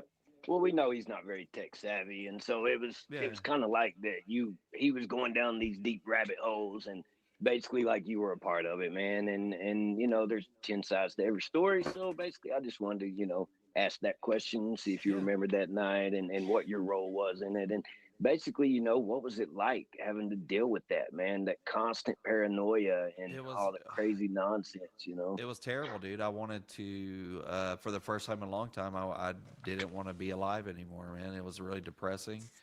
This is what he talked about, what I mentioned earlier. There was a point last year, and I just want to point out, man, that was twice that I'd said, you know, do you remember that night and what was your role in it? And he dodges that, and either he don't remember that night and he don't know what the fuck I'm talking about, or he don't want to talk about it, one or the other. I don't know, but he didn't answer that question about whether or not he remembered that night and what was his role in it, you know. Are you sure Wisco ain't a hitman? I don't know, man. It's possible. He's fucking killing me with them comments. I'm trying to figure out why I gave him $500 for it. I thought this was a legit thing. November, I finally, because I didn't tell a lot of people. I was really ashamed that I was going through it because everybody that knew me and loved me said, "Don't do it, don't do it." And I was like, "I think I can help." So I was really kind of embarrassed, but I finally did break down at one don't point do and it, but he told my did friend it. I wish he would just shoot me so I could get it over with. Boy, they were maybe I right. would survive it. You know, maybe he could go to prison. Damn. That's allegedly in my opinion, but it was terrible, dude. It's that's terrible. what I mentioned earlier. I was like, what the fuck? Did at one point have so much talent, just kind of piss it all away. And not to cut you off, I know you're about to end it, man. I don't want to keep you too long. No, you're good. When all this first came about and you had came forward and started speaking your side of things, I had sent you or commented on something on Instagram, and I'd said something about, you know, why did you go back into this situation, kind of knowing what you was getting yourself into? It's kind of a crazy situation, you know, blah, blah, blah. And I think you misunderstood my message because you blocked me. And I think you assumed that I was like attacking you or something, and I wasn't. So I wanted to apologize for that. But on Instagram. Yeah. But either way, I do have that choice, or do have that question. You know, I mean, you kind of saw everything that was going on, and you knew from behind the scenes, you know, kind of what it was like there. So it's crazy that you kind of went into that situation. What made you make that decision to go back into that anyway? You know, when Patty reached out to you and all that. And can I answer that real quick? Just before you answer it, you'll have it. I think that a lot of people think that we and Chad were around for a lot more than we actually were. But so a lot of times, so why did I go back? Because I thought I could help, and I thought that I could I guess it's because I come, like I said this earlier, I don't know if you're tuned in, but I have a lot of people that I care tremendously about that have problems, addiction problems, or have came out of it. Most of them are in recovery. I too myself was not the best person, you know, in my 20s and early 30s before I met my wife. So my biggest downfall as probably a human being is seeing the best in people, even people that a lot of people see no good in. So I really wanted to help. I mean, that's the truth. That's respectable. I appreciate your effort. You know, me personally, I saw that people like Ripta and Deerdorf wasn't able to help him. I mean, that's 20-year friendship. Deerdorf, it's kind of like walking into the belly of the beast. You know, you're kind of asking for trouble at that point. But that was just my opinion. But I just wanted to let you know, I didn't mean nothing by that, man. And, you know, you blocked me on Instagram. I just wanted to clear the air a little bit. Sure, I just what- want to be clear about that too, man. Freaking, he didn't block me on Instagram. I don't know what happened. He don't know what happened. He sent me a video of himself trying to follow me on Instagram, and when he hits the follow button, it won't let him. Like, he'll click it, it'll go to white and right back to blue. Like he's clicking unfollow right after he's clicking follow when he's not. But then whenever I go to his channel, it does the same shit. If I try to follow him, it won't let me. So I don't know. Instagram decided that me and him don't need to be in communication with each other, and that's fine. But It's because we've got our hacker hacking you, so you can't become friends with him. Let's be okay, real. that's what it is. All right. Yeah, I don't know. It's the weirdest shit, man. I was talking to Blu-ray, and Blu-ray sent me a video of him trying to follow me, and then when I went to try to follow him, it did the same shit to me. So there's some reason why me and him ain't allowed to be friends on Instagram. I don't know, but yeah, he didn't block me, so I just wanted to be clear about that. So if I was you, man, I'd have come in a lot hotter, kind of like Martin style. I'd be like, my fucking buddy is not a fucking hitman. Yeah, I should have went Like, in there. what wreck the shop, fuck, but- dude? You was there. You was on the computer that night calling him a hitman. No, I mean, dude, here's the thing. Like, I don't like, I like Wisco, man. I don't think he suffered anything because of it. But if you think about like that accusation on its face, all right, let's just like for anybody who did hear it, and they're going to be like, I mean, all right, you know, it's stupid. It's just, it's fucking dumb, delusional shit. Like, how many hitmen do you know that are on fucking YouTube panels? Yeah. Right? I mean, this shit is just dumb as fuck. Like at the beginning, like it's clearly being fed by some crazy ass delusional shit. And you're like, yeah, that dude's a hitman. Like, how the fuck, like what? Like who the fuck, like, dude, there's no hitman panels. Like, this is just stupid as fuck. Well, let's But, not forget, hey, man. I got that song called "Cold," and the last line in the verse was that something about cold, like Gatlinburg in the winter or whatever. And so it said Gatlinburg Cold on my name. And to Ryan, that meant that I was sending codes to criminals, telling them that it's safe to commit criminal activity in Gatlinburg because it's not hot there. It's cold as far as police. It's the wildest shit, dude.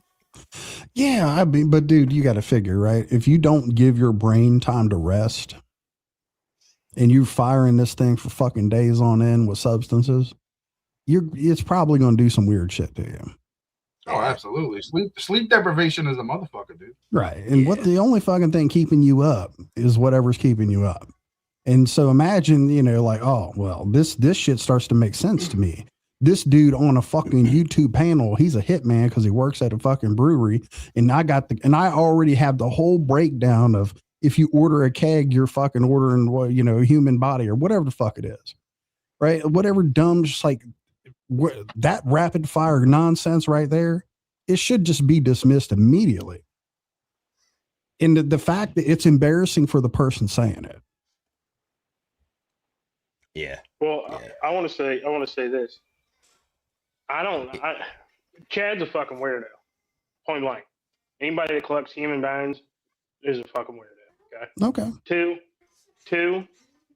If his biggest thing is people calling him, like, saying that he worships the devil, and his response to that is the bone thing, is being the bone collector. He's got the fucking, what's he got that tattoo on his chest, right? Exactly. No one has said, well, why in the fuck do you got the fucking Baphomet tattooed to your fucking I don't titty? care. Listen, here's what and I'm sorry to interrupt you, but I just want to make it very clear. I don't disagree with anything you're saying, but Chad is the most likable weirdo that I've come across in all of my travels on YouTube. Exactly. I didn't say I didn't like him. I just said he's a fucking weirdo. Okay. But here's the other thing. I'm seeing holes in this story also because he just sat there and Well, said, of course. people think that we were around for a whole lot of stuff that we really weren't. And, 9 but months. this motherfucker also said that he helped write Rolling Stone. He did. He was. So this is 2 different tours of Surviving Ryan. The first one, he was around in the beginning. But we don't count the first tour. I do. He was part founder of Blue Moon Entertainment. And Ryan backs that up during an interview. Yeah, I wonder. So I mean, I just think that, and maybe you're getting it conflated, but here's my take on all this: is I'm not an idiot. I realize Chad's got to omit some stuff because he's in an active court case with this dude. Yeah. Right. And I'm not 100% just taking everything Chad says as fact. I get it. The truth is somewhere in the middle of these 2 stories. I also know that Ryan's version, it's continuously pretty fucking wild. Like it's really hard to sort and sift through all the shit that Ryan's putting out. Chad makes a lot more sense in his presentation. Right. Well, yeah. Now, at the end of the day, does it matter which one I believe? No, doesn't matter. No. Doesn't fucking. No, I'm just some dude who, with a small little platform, and I give an opinion every now and again about a fucking retard in Paintsville, Kentucky, or Prestonwood, wherever he's at. Right. That's really the. Go ahead. I'm just putting out there that he's definitely is weird. Okay. Mm-hmm. So it's no shocker. It should be no shocker to him that people are like, "Hey, kind of weird, dude." Yeah, I'm not saying that I don't like him. I'm not saying that his version is wrong, but I also will point out that there's some holes in some shit. You got old boy that came up on the first guy that comes up. He's living in fucking Patty's fucking playpen, and tying all that shit together and doing all that weird shit. He didn't say that. He did make it was important, and I'm sorry for cutting you off. I'm just saying you're that fine. I interpreted it a different way, and that's the only reason I'm interrupting you. He made a point to make it known that Patty was with Ryan when they presented the apartment to him. Mm-hmm. Yeah, it's Patty's playpen. He thought that was pertinent to the situation. I like how you call it Patty's playpen, because wasn't that in Johnny Gobble's song or some shit? Exactly. Yes. I just just pointing out some things, and yeah, people are calling him a fucking devil worshiper because he's got fucking satanic tattoos. It's not because he's human bodies. Human bodies is the weird part. That's the pentagram man. So what was the reason they broke up and he had to move out of the apartment? We don't know. Could it have been? Did Ryan come over and catch him and Patty in there? He didn't say that, but I mean, it's on the table. It's open to speculation. Oh, I was just wondering. I think we need to get a hold of old boy because he said he got some text messages. Yeah, he did say he did. It wasn't. He was the one that said. And thank you for bringing that up, Slayback. Yeah. He did say that I could show you some messages that I got from her. Yeah, and it would paint a much different. Like, wow. Yeah, he did say that. It's he's also carrying some baggage, kind of like Progressive Patriot is, but his might actually matter. I wonder if he's got pictures. That's what I was wondering. Is there pictures? Polaroids. Well, he was saying that he went back through all of his old stuff to remind himself, so he's probably got quite a bit. I wonder why he kept it. It's interesting, huh? It must be something that's worth keeping. It's a keepsake. Mud Daddy, I'm glad you're here for this, man. This one's quick, but check this out. What you were trying to now, mind you, me and him just had a pretty good conversation, and I left the panel gracefully, and we agreed to disagree, go our separate ways, whatever, about certain things. But everything went well. You know, Trisha's even being nice and just saying hi, and watch what happens. Say, or if you had a question, and then we'll address that, and then we'll go to the. I have a question. Yes, ma'am. Say hi. Oh, hello. Hi. Well, hello. Well, it's very nice to meet you. I wish I could hear it. Nice to meet you too. What about the other? I'm trying to see. Don't, done, take, known. The other person who's up. Can you hear us? Very. Oh yeah, I remember this Can I part. get a Chelsea? Yeah, what's up? Chelsea. There's old Nick.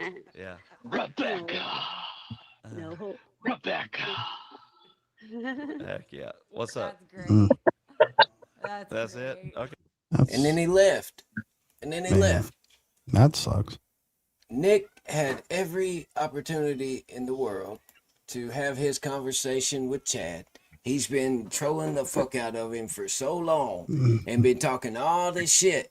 And you was on panel with him. You could have called him out on all this shit, and you could have made him look real bad because you're Ryan's fucking super fan or whatever. So you could have really laid it to him here, bro. And all you did was come up there long enough to do that dumb shit and run away. What the fuck is that, bro? I thought Nick was much more of an intellectual than that. I didn't realize it. I didn't know it was that limit. Yeah, that's Nick Phillips for you, buddy. He's a big drinker, so the more he drinks, the less it makes sense. Him and Progressive Patriot have a lot in common then. Hey, JackRabbit, had he not been over there fucking with us, he might have thought of something else to say, huh? That's true. Yeah. He was going back and forth. Yeah. I'll add one more thing to the whole Chad thing. I mean, I know everybody's like, oh, you know, he collects bones and shit like that. He's actually opened me up to the idea that, I mean, I wouldn't rule it out that I wouldn't start collecting bones now. I mean, he's that likable of a guy. That's taking it too far. I don't know. Oh, really? After all the shit Slayback said since he's been up here, I've gone too far. I've crossed the fucking line. I mean, I don't want to know what kind of bones you're trying to collect. Not the ones the progressivists collected. JackRabbit, you know what? There's at least 3 people at police stations right now because of this fucking panel. You know that? Yeah. I give a fuck less, bro. But yeah, you're right. You're right. Yeah. Fuck them. Fuck them all. Can't At say least that. 2 or 3 lawsuits are being fucking filed right now. I will say I like that lady's haircut too. Yeah, she played with it enough, huh? Flipping her bangs and shit. I think Progressive needs to cut his hair just like that. So, all right, Crizzy, I didn't say that I was going to do it. I said that I'm not ruling it out now, right? Because it was just something I wasn't. I wasn't. You had to keen bring before. this up, JackRabbit. Oh Shit. no! Don't bring this up. This I was hurt deeply by this. I'm honored. I finally made the fucking. I want to, yeah, man. I just want to point out, man. Me and Mud Daddy was on the same page. There's a whole bunch of people that made it in front of me, even Rusty and Uncle Will and everybody. This is the list. Oh, you're on there too, bro. You gotta play it from the beginning, JackRabbit. You gotta play it from the beginning. We gotta cover everybody. I'm on here. Yeah, you're on there. Here, Where am let's I at? start it. Let's start it from the beginning. Here, I was said, "Where am I at?" Right. I got you. But look, this is real quick. This is the most recent one. And they've added Chad, Chelsea, and Trevor, and they put Leg Day on there with them, bro. You made it, man. You made it. Oh man! So who made this list? MC Hot Mike and Gabe, Gabe, Kansas the Rebel just, Man. All right, so the just let doing me- podcast. Yeah. So let me ask this: so what exactly does this fucking list mean? They call it the fence team list. It's people who ride the fence. Yeah, I did a whole fucking live on it. You just go back and watch it. It's pretty hilarious. This Hey, is the can I- first page. Can I say Did they give I've me enough never- credit to put Whoa, both they got channels on there? Cashville on there? That's not right. That's Can I right, say man. I've Why'd they never put rode a Cashville fence? on there?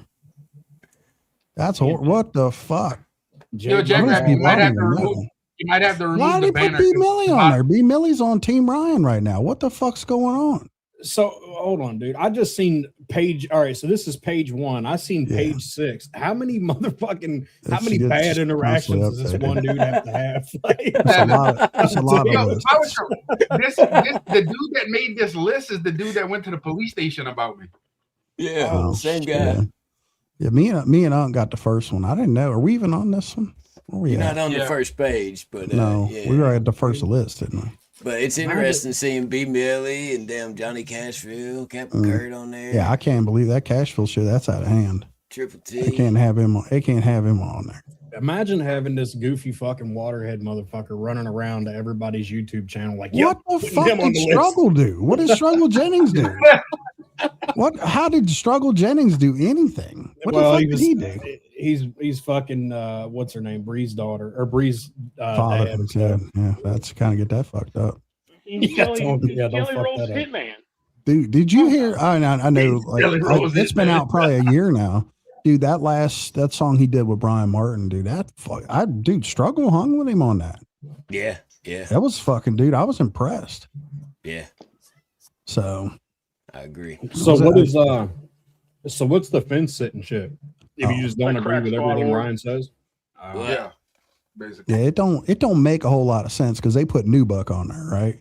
And you know he's got the fence post straight up his fucking ass. He's firmly planted on the fence. He ain't picked one side or the other. He is the fucking fence. This motherfucker was quick-readed into the ground, bro. Yeah. So it don't make a whole lot of sense, dude. You know, Rich is about as Switzerland as it gets. God damn, dude. Oh shit. This is page 2. Is Fagburn on this list? No, I think he's president. He's honorary member of the Just Doing podcast, I think. Oh shit. Well, he went fucking playing the victim hard last night after the Chad fucking Damn, third eye. To be discovered. Yeah, it was bad. The fence list. Wow. That's I'm happy to be up there with some pretty high. I mean, there's some pretty notable folks on there. I'm glad to make the list.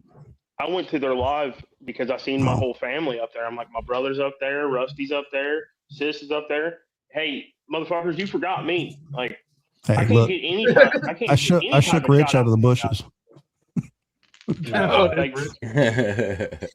Yeah, I mean, this is pretty fucking. I'm not gonna lie, dude. This is some fag shit, bro. You got some dude runs around and puts people on a list for what the fuck is really going on out here? Bro? Because if you don't lockstep support Ryan Upchurch is how you make the list. That's what it is. That's it. He's going to the police station about you right now because you said some facts. I don't give a fuck, dude. I don't care.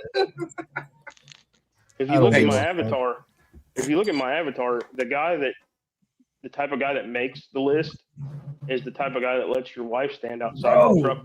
Adam Calhoun is the type of guy that wears Jewish haircuts. Raging on people. Dude, hold on. So, dude, we got fucking Leroy, we got Luke Combs, we got Dale and Nate. What did Buckeye do? What did Buckeye Krieger do? Not a damn thing. What the fuck, dude? These are Nate and Dale. Yeah. What the fuck is this shit? Dude? Yeah. This is bad.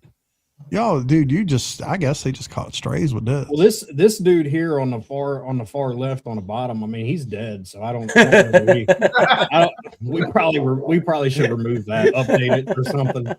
Get a new fucking handbook or something going. He died. Hey, I don't know. How the hell did Crazy Carl make the list? Well, yeah. I don't know. They got Crazy Carl on like there. Southwind's a fucking solid dude too. Like, why are these people? Yeah, dude, you let that dude smoke cigars in your house. How's he on this list? What the fuck is going on? How did Hillbilly make the list, but fucking Slayback didn't?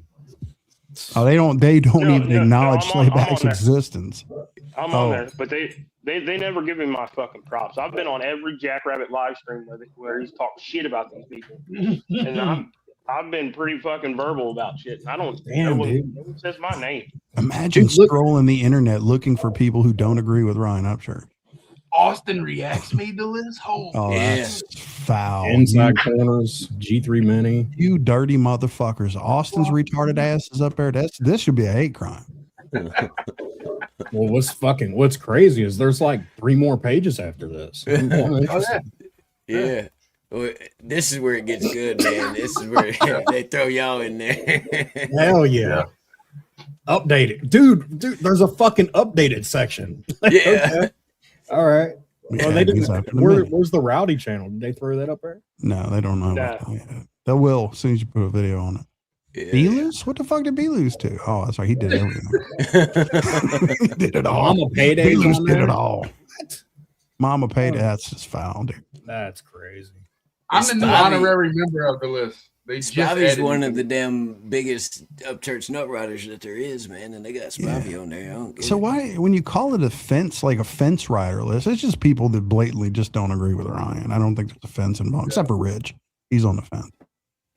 So, like Shoddy. Yeah. I just got wind that apparently Kansas was on panel with them whenever they made this list. Yes. Yeah. He was. Yeah. He was. Wow. Yeah. He's very confused. Yeah, Yo, has anybody paid that's attention? like Clayton to it? Bixby, dude. It is. Has anybody paid attention? It says updated regularly for security purposes. So Yeah. what security? Yeah. That's why they keep adding new pages, because they run out of room. Hey, Dude, these fucking, I know you watched this fucking live I did on this. These tards put us on there, and I was just, dude, I took 2 hours out of my life to just fucking clown the shit out of them. It was a good live. It was a really good live, dude. Yeah, that's the basis of my whole channel, according to them. That's all I do. Yeah. We all made the Crack Squad award, and then we also made the most likely to kill Patty list. Ooh. And now we're on the fence team list. That's a long ass fence, bro. I can't lie. And that's the only thing I am on the fence about is Patty. Like I'm pretty set. I'm pretty set in my mind on everything else but Patty. I'm just not sure. I start walking your way. You start walking mine. God damn, dude. Man, this is a big ass fence, dude. I mean, Jesus Christ. It's a lot of people on it. Slayback, that that's just reckless, man. Why are you doing that? Sorry, I was playing Donkey Kong.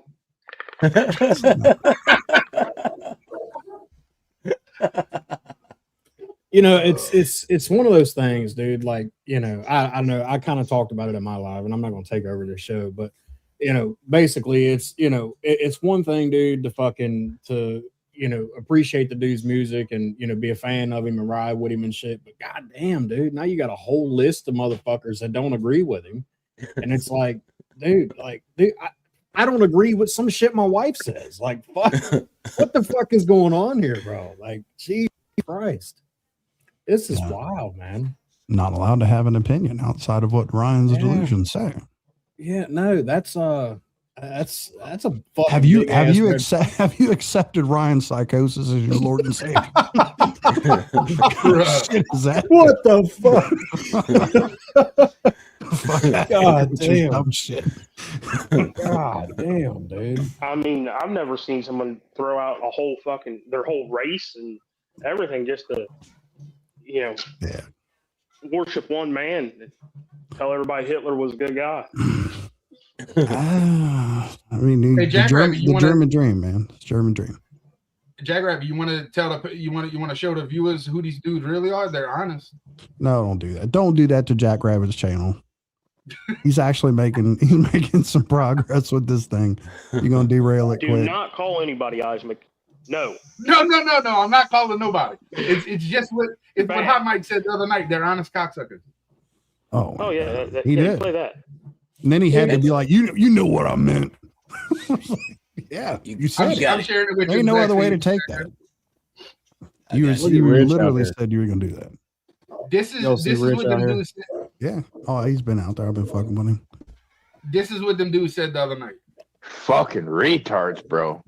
And but I'll tell you what, we might be the smallest, but I guarantee you we're the most fucking honest cocksuckers over here, man. But I guarantee you we're the most fucking honest cocksuckers over here, man. But I guarantee you we're the most fucking honest cocksuckers over here, man. Because you stupid motherfuckers that are over there. Speak for yourself. I ain't no cocksucker. He found a sudden case of denial on that one, didn't he?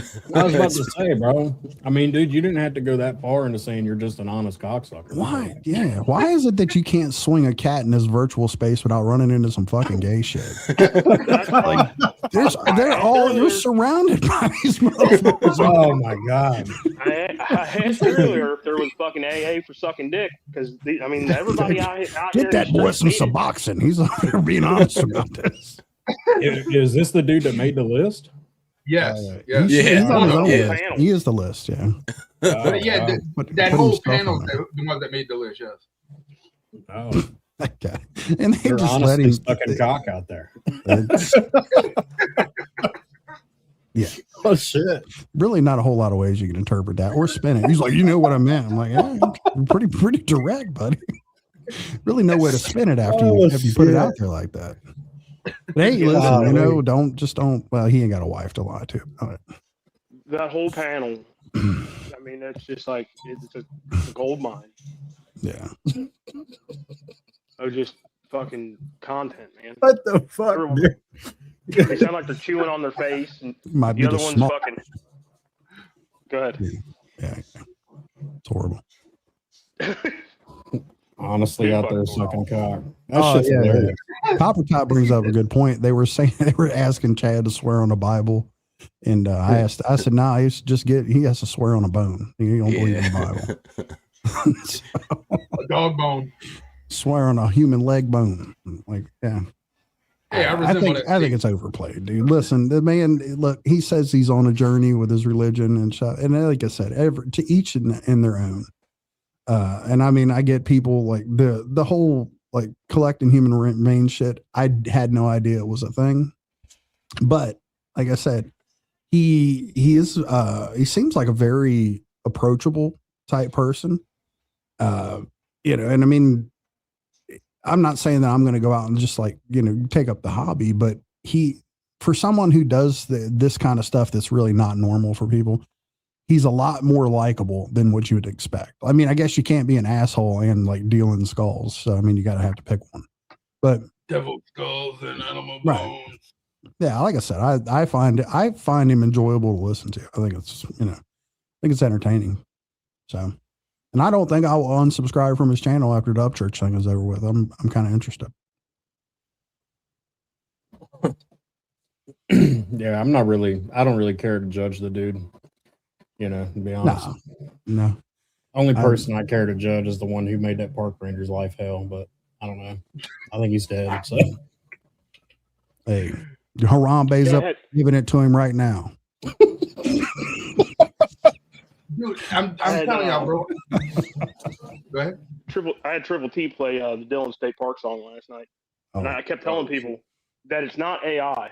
That's a real dude singing, and it wasn't Rusty that wrote it, but they all thought you were the one that fucking wrote the Yeah, song. I'm getting attributed the song, and then people were like, "I don't really like it." I'm like, "I liked it. I was thankful the man made it for me." That shit was golden, bro. Didn't he? Yeah, he made 2 of them, didn't he? Yeah, he made 2 of them. Yeah, I thought it was AI from Rusty. I was like, maybe that's something he did in the beginning. He wasn't very good at it yet or something. I don't know. It wasn't as good as what he normally put out. I was showing Sazami that live stream that Rusty and them did where they went over the paperwork, bro. I showed her that shit earlier today, and her jaw was just like on the floor, bro. Like, are you fucking serious? This really happened? I'm like, it's fucking consecutive docket numbers. Like, yes, it happened. That was a clinical breakdown. Rusty broke that shit down like a surgeon. And imagine imagine trying to deny it. Like it's bad enough, like without the ticket and without the fucking officer statement, right? Which the only reason that officer gave a statement is because stupid ass fucking demanded a trial. He would have never had to give that statement had he not took it to trial. But the thing about this is I mean, yeah, if you that was a real fucking smart move, wasn't it? But you got to think about this, right? You get arrested at the same time in the same place for the same thing with another dude. Your case number is sequential with his case number.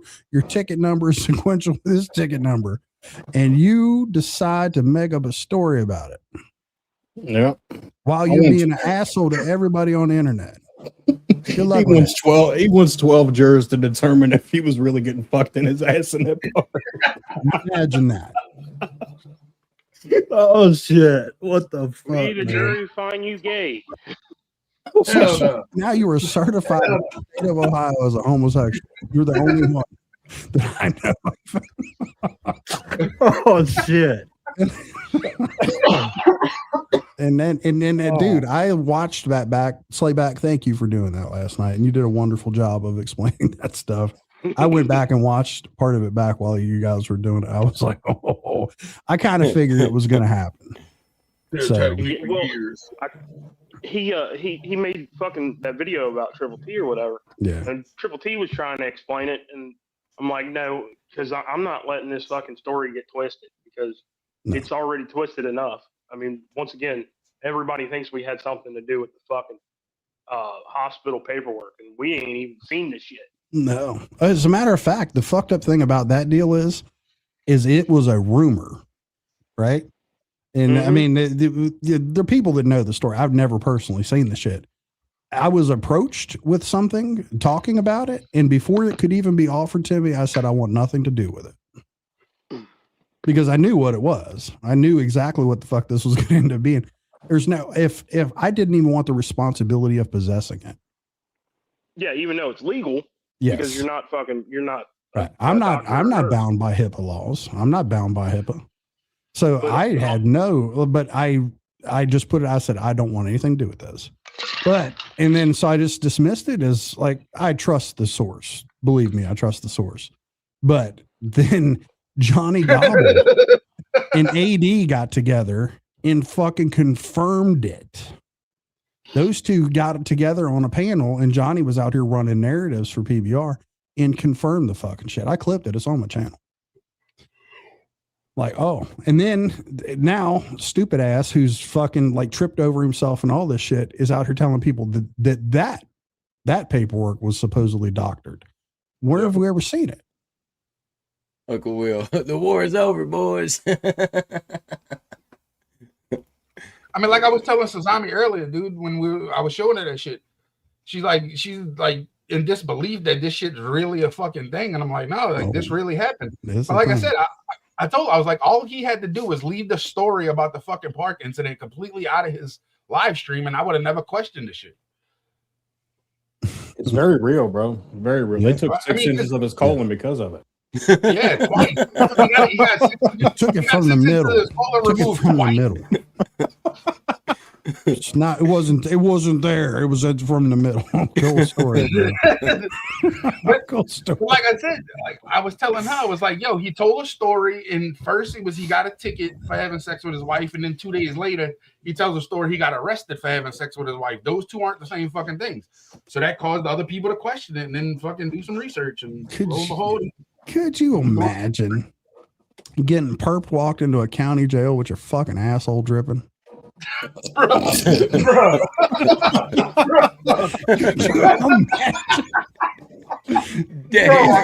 And then later on in life, declaring yourself as an alpha male to public audience. This motherfucker, limp wrist and all. Like, y'all got a towel I can put down? He said a towel. Oh shit! Sorry about What up, Vinny? What up? What up, guys? Fuck. Yeah, dude, you can't make this shit up. Sadly, you just can't, bro. Like, I didn't have to. Some fucking fag did it. The craziest thing is I'm reckless. Some reckless ass homo was out here living it up, and here we are. It was like a fucking a book. It just all unfolded at once. It was like he says. I don't even know the books work that way. It's like, God damn. And he's lying about everything because he sits there and says that we doxed him and all that shit. No, we didn't even dox him. We used a video that he made responding to Stone Dad. Yeah. Yeah, Stone Dad came out and set that straight last night, didn't he? Yeah, we didn't even didn't go outside of YouTube. We didn't fucking alter any paperwork. We didn't dox him. We just used everything that was on fucking YouTube. That motherfucker, I started questioning his story about the two separate stories about the fucking park incident. He's like, I'm gonna dox you to holy hell and back, hoping you shut the fuck up. And I was like, all right, like, okay. Yeah, it gets even worse when those videos, the multiple videos he made of the official story, where he was caught by a park ranger fucking his wife, and was going to beat the cop up, but he got arrested. It was like, oh, like this sounds fucking believable. What about the video he made with his wife holding her hostage? It's like, yeah, tell him, babe, huh? Tell him. You think we was fucking a dude? And I appreciate Slayback. I appreciate you setting that straight. I got a lot of effort in making sure that the narrative, like, because this shit might get lost in history, kind of like parts of the Bible, but that you're one of the people, the good historians, that make sure that the roles are correctly identified. He's definitely in the park sucking dick with his asshole. It was not any other way around. So, but people get it twisted. They try to be like, oh, he sucked the dick in the bush. And no. He was sucking dick with his asshole in the park. That's what he got arrested for. Yeah, if you're standing up, you're the one running. Yeah, I think he was bent over, is the way Doug described it. Yeah, either way. I mean, He also said that it was high end. The area was high end, meaning that this was a transaction. Yeah, that's one of the dudes. That's the other thing. Yeah, one of the dudes is listed as unemployed on there. So. What the fuck, dude? I mean, I'd hate to do. I'd hate to have to think that you was down so bad you was selling your ass in a park. Yeah, didn't that dude say he was like deaf or something? The fucking dude that was high needs. I think he was fucking embarrassed, dude. He went into the woods and wiped the shit off his dick with a leaf and was fucking like, "Oh man, what am I gonna do?" He was hearing impaired. Right, and he claimed to be hearing impaired because that's the only explanation he could give for not wanting to fucking stop for the park ranger. Look, this is the one. I just thought he said he wanted me to fuck him. Right. Could you imagine not being able to hear and you're fucking railing some dude in the park and the park ranger taps you on the shoulder? You lost me at railing some dude in the park. I couldn't imagine any of it. Yo, this is the one JackRabbit where he held his wife hostage. You want to play it? Oh, shit. Yeah, play it. That's amazing. The lengths you will go to hide this. They said that it was another dude. I said I was with another man. Keep in mind, boys, this is a black belt. This is a 3-stripe black belt karate right here. He's talking to. Yeah. Oh god. Hey, hon, you remember that when we was dating and first moved here and got caught screwing in the park? Yeah. And I got arrested for arguing with the cop. Yeah. Yeah, it seems the ex went online and told people I was another man. Oh, jeez. Nice, huh? Oh, yeah. Dude, she's sitting at that fucking table, dude. Like he sat her down for an hour and a half and was like, "We're gonna do this little short, and I'm gonna prep you for it." Like, that's weird, bro. Anybody? She still remembers having to put a towel down in the fucking car when she picked him up. Like, like you see, and then again, like, what kind of she must really be down bad herself to be like, do you imagine telling her friends, be like, yeah, I picked my boyfriend up from the fucking jail. He got fucked in his ass. I'm not supposed to talk about it though, and he's real sensitive about this. And, I hear that you said, they said that it's a high end place or whatever. Yeah. Do you think the park ranger walks around that park following like blood trails? Like it's his job. It's literally his job. Dead animal. It's his job, dude. It's one of the things like they don't advertise. It's not like the fucking cartoon with Yogi Bear and the picnic baskets. You literally they're trained to hunt homos that fucking do it. We got some speckles over here. Right. They're trained to do this. This is why they have like police powers. This dude went from the park ranger to the fag warden real quick. Yeah. And then when Uncle Will pretended to call the park, like, think about this, right? Uncle Will got on here and trolled him and said he was going to call the park. He got pissed off and made a video. You could have got me in a lot of trouble calling him there, just confirming that this shit fucking happened. Like, he's banned from the park for life. Jesus. Oh, shit's messy, man. dude. It's messy is one way of explaining it. So. If that shit would have happened like recently, he'd be fucking on a list. Oh yeah. He is. He's on the ban list. No, a different list. A list that he claims everybody says he does. Cashville wants the link, JackRabbit. Oh, Stone Dad says PBR still owes me $1,000. Y'all want me to send him the link? He said he wants to come up. Yeah, it's your shit. I'll send it to him. I got him on Instagram. If he wants to come up and talk about all them text messages PBR got. Stone Dad Sure said to he be. wants the link. Sure to be something along the lines of everybody just needs to be friends and fucking weird shit. Stone Dad, send me a message on Instagram, man. I can't wait. I might be able to find you, bro. My bad. Give me 1 second, but I'll send Well, it to if Cashville comes first. up, yeah, we only got one spot. Oh yeah. All right. We should. Why does it only give you fucking certain? We should have 50 people up here if we want to. It only gives me 6 spots because I don't pay for it. I use the free version like Johnny Gobble. Because I don't go live enough to use money for this shit, you know. I don't pay for it either. I used to. I don't pay for it either, dude. Yeah, back when we had 11-hour live streams with fucking 30 people up there and shit. Yeah. Good old days. Yeah, dude. Hey, you might as well turn the fucking name of this live into the roundtable discussions revised or some shit. Fuck, man.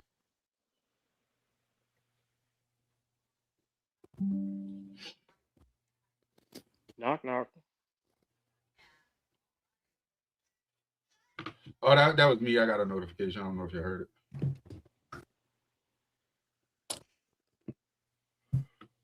Yeah, 10-hour live streams over and over my house. Yeah, dude. His dumbass want to be the one in the fucking driveway when the fucking Google Earth car comes by. Tell Cashville he can't come up until he reposted the video of him falling down the steps at his house. That was a gold mine. Yeah. Yo, what up, y'all? What up? Everybody just want to get along, man. I need everybody to get along, man. I figured this motherfucker would say some weird shit. Oh, like God, that. man. Let's get along, man. Shit. Nah, man, I really come up here and talk about PBR because I want to see these damn text messages, man. He's been talking about for 3 fucking years.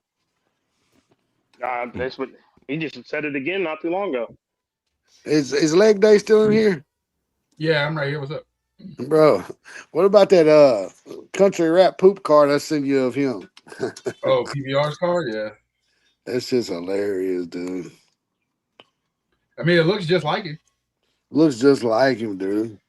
Pants down and everything. With fucking bony back blown down.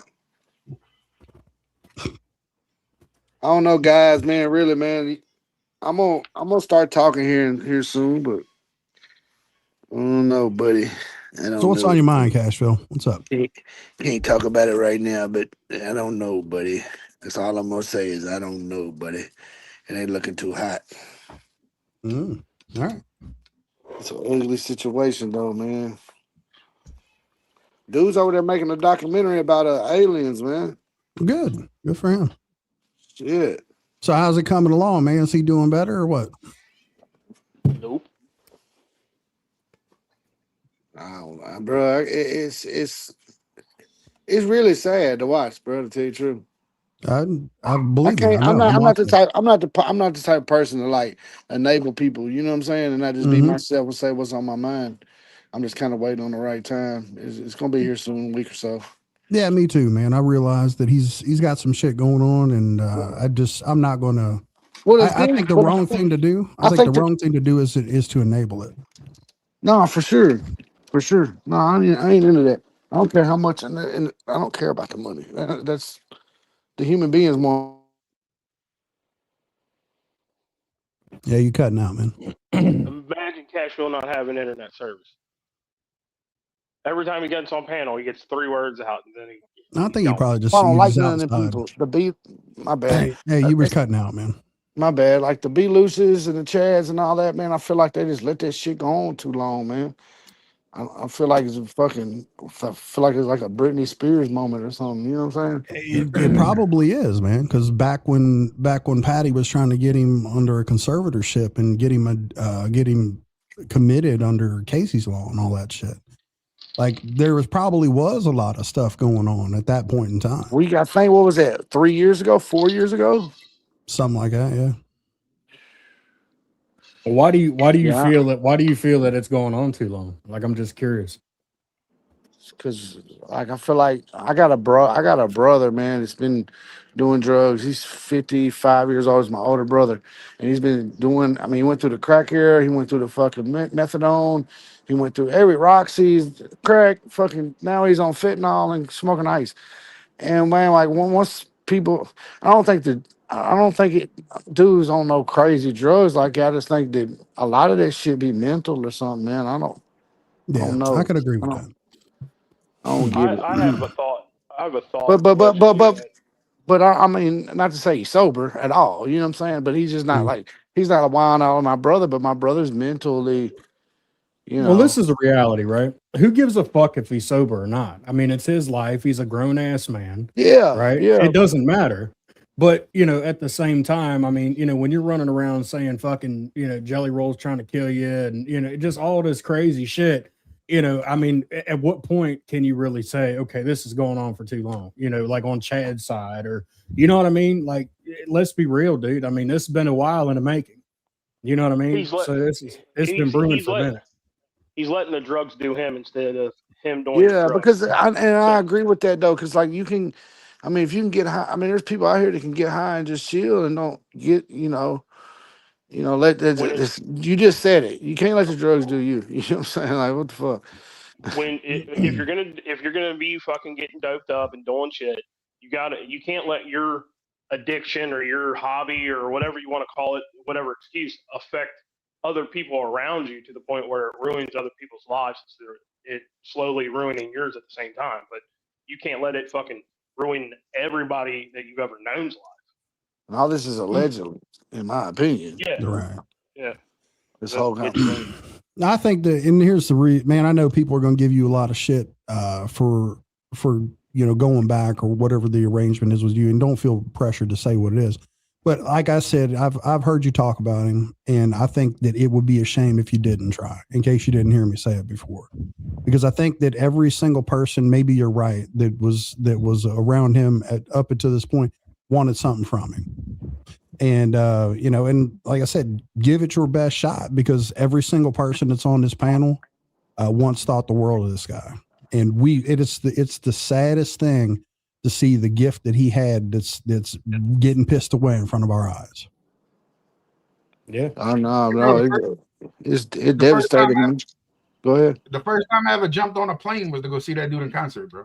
You know what I'm saying? And I'm not saying that makes me special, but I mean, I fucking did it. You know what I'm saying? I went and seen that dude in concert. First time I ever jumped on a plane. But I mean, there comes a point in time where you just got to be like, hey, bro, what you're doing is not normal. And we all can agree on that. Yeah, no. I think the comeback is way better than the setback, but you gotta really do that. Like you gotta really go get help, and you gotta really better yourself. Fuck all this internet, fuck the music, fuck all that shit. You know what I'm saying? Like you gotta fucking do it for yourself and for your kid. Yeah. Worry about yourself first, and then all the other shit will come back. And when people see you're doing well, man, people love that shit, man. But at the same time, Cashville, I'm not disagreeing with what you're saying, because what you're saying is correct. But coming from somebody who has gotten sober, you got to actually want it. You can't just say you want it. You got to actually want it. And then can't nobody go over there and tell you, bro, you need to go. You know what I'm saying? Like you got to want that shit. You know what I mean? If I run over there and I'm saying it right now publicly, so fuck, the cat's out the bag. It is what it is. I really didn't plan on doing this, but it is what it is. It's just it's who I am as a person, bro. I just can't. Dude, go get help, dog. Like, fuck, bro. Hey, fuck all this on shit. On the real though, Cashville, why you got a portrait of Jelly Roll tattooed on your kneecap? I ain't got no portrait of Jelly Roll tattooed on my kneecap. Oh, he's That's talking right. about that right there, dude. That's funny. They're wild. Stone Dad, Stone Dad wants me to send him a link on IG. I ain't got IG on my computer, dude. If he wants to come up, That's what I was gonna say. I can't. I was gonna tell him that I can't text him right now. He asked me the same thing. Yeah, like I said, man, you did a live and you end up taking it down, man. I listened to the live. I honestly have respect for you because you were the one person who actually admitted that there was a problem. And everyone else has danced around it, but you actually touched on it. I was like, okay. And I mean, to me, it means something, because it's, and I'm probably going to be alone out of everybody up here on this panel with this thought. I think that you have some good intentions with this. And I mean, I've been here, I've seen a lot of it, right? I've seen the way the dude shit on you, and I know you're over it, and I ain't trying to bring up the past, but you were the one person out of everyone that's talked about this, and everybody's just talking about it, that you actually confirmed, or at least, touched on the fact that there is a problem. And I get it. You were kind of hot on Chad. Well, you were super hot on Chad. I don't agree with the I hate them fucking people, bro. Yeah, I feel like I don't agree with it. I mean, I don't hate him. I want to take that back, but I just feel like I'm not gonna do that. I'm not gonna sit over there and just live in a denial world and what's really going on around there and let it happen because I'm getting a little money. You know what I'm saying? Like, fuck that money, dude. Because that money obviously is not going to last very long. It's slick over with. You know what I mean? Like, you got to work 10 times as harder, and you can't work 10 times as harder and stay focused if your mind ain't right. So what's the and maybe I'm wrong for blaming Be Loose initially, but I seen it happen, and that shit would have never happened on my watch, bro. Never in my life, bro. I wouldn't let it happen. No. We don't do that. You know, smoke you a little weed, have you a good little time. You don't, but you none of that, bro. No. So let me ask you a question. So if you and you don't have to answer this, and I don't want to put you on the spot, but I know like you and then had a falling out because you disagreed with him on the Kylie Rodney shit, right? And rightfully so, right? Because I mean, that's why he got mad at me because I told him that people are gonna take everything you ever worked for. They're gonna take everything. Yeah, that's what I told him. And you were fucking right. So I mean, now take a look at this. Now I'm assuming you were cool with coming out and doing that. Is that maybe you and him had a different dynamic? Like you were okay calling him on his shit, and maybe that was a reason why he wanted to push you away because he wasn't feeling that. He's not. He doesn't seem to me like he's very receptive to advice from other people. And then because the only reason I bring that up is because you said on your watch. So I'm thinking maybe this dude, he doesn't want anyone managing him. No, you know what I'm saying? I don't think he does. I don't think he does because in order to manage, in order to have a client, they got to listen to you, or at least meet you in the middle. Yes. You ain't trying to run their whole life, but you got to meet me in the middle here. I ain't gonna tell you nothing that's gonna hurt you. When I seen that, I caught it first off. It hurt me because I got a child. You know what I'm saying? And then I looked immediately like, oh man, I knew. I mean, it was fucking an hour after I seen the video, and it had been up for an hour. 2 hours later, I'm like, look, dude, take that shit down. What is you doing? And I'm screaming the whole time the shit's going on. And then the next night I got on PBR's panel because at the time he was the only one, he was the only one talking about it. I gotta give him that. He stood on business on that, and I give him that. Well, can I interrupt you on that point real quick? Yeah. So here's the timeline of the PBR thing is he was initially agreeing with Ryan. Yeah, no, he was. And then he was looking to try to. He wanted some rub from Ryan. He wanted to be acknowledged by Ryan. He went on to Zav Girl's panel, talked about this bullshit with the Honda, how he's some kind of expert. Zav Girl dismissed him. Basically, didn't give him what he wanted. He then cut in on Zav Girl, and then from there flipped the entire script to becoming a Ryan hater. Like I remember all this shit like it was yesterday. So that's why I'm like, hey, sure. Like in hindsight, he can say, yeah, I was right. But initially what he wanted from all this was he wanted some acknowledgement from Ryan. I never, you know what I'm saying? I never even talked about it when it was brought. I just stayed away from it. I remember them days just being on AD's panel and all that shit coming up. And I didn't even talk about it because I'm like, you know what? I already said what I had to say to him about it. I stood on that from the very fucking jump. And then dude that fucking PBR go over there and talk shit about me. I'm like, look, what are you fucking talking about, dog? Like, you knew I jeopardized everything for that. You know what I'm saying? Just to stand on like, oh, no, that ain't cool. Like, no, dude, you're tripping. You're ruining your whole shit. What's going on here? Like, I never seen that part of him. You know what I mean? And because honestly, like, great human being, bro. Love that dude to death, man. I would have done anything in this world for that dude, man. But that ain't the same dude, man. It's the same dude. Like, he's a good dude, but he's just spun out, man. I don't know. I don't know. Well, that's the thing, man. I mean, I think it's safe to say, it's been said before, but dude is not the same dude that he once was. I mean, back when I fucking went down there and hung out with him and shit. You know, it was a really cool fucking time. It was still And cool then, then, you know what I mean? And then right? shit just kind of started, you know, like I said, dude, you know, you got things where he's talking about Jelly Roll fucking trying to kill him, and you know, like, come on, man. Like, you know what I'm saying? Like, it just, at some point, it's just like, okay, dude, it's hard to stand behind, you know? And don't get me wrong, dude, you know, I'm a real ride or die motherfucker. You know what I mean? Like, I don't switch up for nothing. And it ain't even that, dude. It's just a simple fact of, you know, I'm not going to stand for fuck shit, you know, when I see that there's fuck shit. You know what I mean? Like, there ain't no, like, this funny shit, this list, dude, that come out. You know, there's no fucking fence sitting. There's none of that bullshit. There's no flip flopping. It's, you know, it's either I like you or I don't fucking like you. And, you know what I mean? And like I said, at some point, it just gets to a point where, you know, man, it's hard to stand behind this shit, you know, and that's kind of where I'm at, you know. I can't stand behind it. But obviously, you know, all these fucking bitch ass fucking fag burns and, you know, the dead dude up there that was, you know, up there in Ohio, you know, I mean, you know, they're all going to say the same fucking shit here regardless, you know, but no, you're right. He's not the same person as And what he was. hey, you know what? And people call it flip flopping or whatever, but it's okay to change your mind. And it's okay to experience something for yourself and be like, you know what? This ain't for me right now. I gotta let this go. And that's where I'm at in my life, just letting it go. Like I'm here for dude. If he needs somebody for real, like a real friend, I'm here. I'm all the way here. But you know, I got a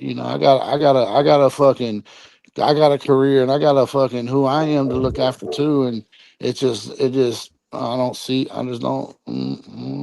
personally. Just don't even see it working right now. Maybe later You on know, in the future. out of all the crazy things that he's talked about, like Kylie Rodney and, you know, Jelly Roll trying to kill him and then teaming up with Nicole Arbor, you know, the one topic that he should probably stay away from is how Worm died. Mm-hmm. Yeah, for sure. That's my homie. You know, That's Cashville, you was around for that's sure when I back in the bought. worm days and shit, man. You know, Man, me and bro. Worm used to You fight in know. the backyard and then be best Yeah, friends a week yeah, later. You know what I'm yeah, saying? yeah. Like that was my dude. We used to go. His brother. He's got a twin brother. They call him Twin. And my cousin were locked up together in Whitesville, which is two and a half hours from my house. We used to go there every other weekend, drive there and back. So he drive his car one weekend, I drive mine. So we had this a different dynamic. And I think that's crazy you brought that up because that was at the moment I was like, yeah, I'm out. Yeah, so it's probably a good thing he's doing a documentary on aliens. You know what I mean? He needs to, man. He needs to shift gears and get away from this stuff. He really does. I mean, honestly, if it was in the cards for him to get to put some time between what's going on and you know, like just a little bit of break, man. Get your name out of the fucking circulation, the algorithm, if you will, and then come back and do some stuff with aliens. Hopefully, in the meantime, and you know, get whatever sort of mental illness or whatever it is, get a hold of that, or at least start on the right path with that, man, before you come back. Because I mean, you know, there's a lot of like, dude, I would like to see him come back. I would like to see him come back bigger, better than ever. You know, because I mean, that's the thing about it. I mean, no, I don't want to see anybody get fucking wrecked or ruined to the extent of what we're talking about right now. I'll put that judgment in context for you guys. You realize that $17.5 million when Owen Hart died in the WWE, his family settled for $18 million. Wow. You're right. You're right. You know, I'll be on that wrestling shit. You're right. Yeah. It was 18 million. You think about how much money, and that was money back then. Okay, that in today's dollars, $17.5 million. Now, does the Rodney family, are they entitled to something? Absolutely, because Ryan kept pushing this and pushing this and pushing this after the fact. But $17.5 million, it's crazy. I mean, I get it. There's other people that are involved in this. Clearly, he's going to do something to appeal it.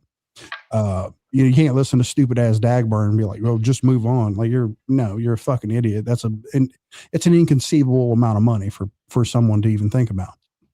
But if they put just that context, this is just what I was think gonna about say. that. Go ahead. You were talking about him coming back and whatnot. Now, if they put a lien on his catalog, think about making music, something that you Like if you get when he gets sober or whatever, allegedly, Mhm. you're making music because you love it, but now you're in reality because you're sitting here making music for nothing because that money that you won't Well, never see they that. can't. So here's the thing about it. It's technically his way of making a living, right? So his catalog, they can garnish 25% of his of what he has of his income. Okay, so basically you're looking at like 25% of his income that they can garnish, real property they can go after. And I'm thinking he was smart enough to put some shit in a trust, do some brace for impact shit because he knew this was coming. Is that where he's limited his liabilities on this stuff? So I mean, there's other people. I'm hoping that somebody was, I know that there was a trust involved with other shit for just to protect assets, but he should. So I mean, as far as that goes, yeah. But people, like I said, does the dude deserve to get fucking completely wrecked? Like where people are talking about not having anything, and no, it's not going to happen. So they might get some shit, but ultimately he has a skill set that he can make money with. They're going to be, it's going to be a long time for them collecting that money. Well, hold up. I heard it was they get 70% and leave the. I don't know. You Real might be right. property. So there's exemptions that he can have. Like you're going to have a homestead exemption. There's like car exemptions, which is going to be nonsensical. I mean, I ain't gonna get on here and tell you how to defeat it, but if you're smart enough to know that you don't own a lease, there's things like that. There's things to limit shit that you have. And I think that he liquidated all of his cars, all that shit. I'm thinking that he was smart enough to do that. So, but there, like I said, that number is ridiculous though. Yeah. That number is ridiculous. I'm like, I was down there when they got when it came back, when they went to figure it out. And I'm thinking all day, we went to eat lunch and shit, and I'm thinking all day, I'm like, man, it ain't gonna be, I'm thinking 2, 3, 4, 5 million the most is what I keep thinking in my head. That seems like a good number. And then I made the comment on somebody's page, and I was like, dude, 17 million, you can get hit by a Walmart truck and get less than that. I wasn't thinking about the Bret Hart thing, but you're right. It's like, dude, I mean, they don't, I mean, I hate to say I don't know what they deserve, but if and that's the thing, the jury's the one that came up with the number. Yeah. They didn't ask for no specific number. But all the shit that Ryan did after the fact, the fucking posting that deposition, just taking this hard stance on she ain't real. They're looking, they did this based on intentional emotional emotional malice or some shit. Basically, they looked at it as he was antagonizing the family after the fact. That's why they hit him so hard.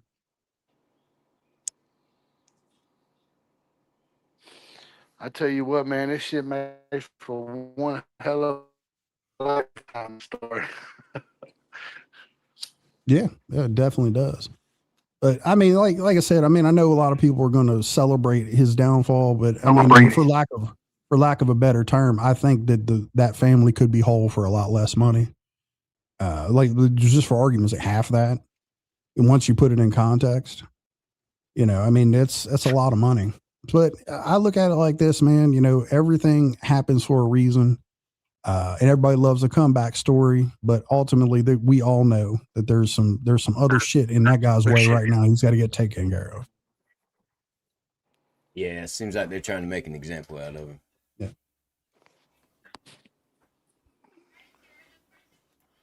Well, man, I appreciate y'all letting me up here, man. I'm gonna go back to get my designs together, man. I got coming up with some new shit I want to do, so trying to get Real busy quick, headed that way. before you go, man, you said that if somebody showed you proof of this, you'd give them $100. So I just wanted you to see proof of this. Because you're not doing much fucking. I can guarantee you that. Because I can guarantee you this: if you were busting nuts, you wouldn't be focused on me so much. That's a guarantee. That's a guarantee. My girlfriend's never made a post about Tim ever in her life. You know what I'm saying? You know why? Because I give her orgasms. She gets good orgasms. She doesn't do 90-minute exposés talking about another man. You know what I'm saying? How in the world does Tim let his wife talk. You know how you had to do a lot of research too. How much research did it go into for you to make that full 90-minute fucking or 87-minute and 37-second expose where you exposed me for the liar I am? How much actual fucking research did you have to put in? You know, all that time you spent researching, you could have spent that time fucking busting nuts. You know what I'm saying? She can be. Dude, this changed. She don't have to make no 90-minute post. What is going on? Huh? She likes driving you motherfuckers. Neil Patrick Harris is so bad, man. You know, if you Uncle spent more time fucking busting your nuts, you'd have less time to spend on here talking about people. Yeah, try it. Or don't you wish you could turn in one of them Purple Hearts so you can get it up again? Is that what it is? Some erectile dysfunctions? Can't get it up or something? Did piss cup become tongue cup? Dude.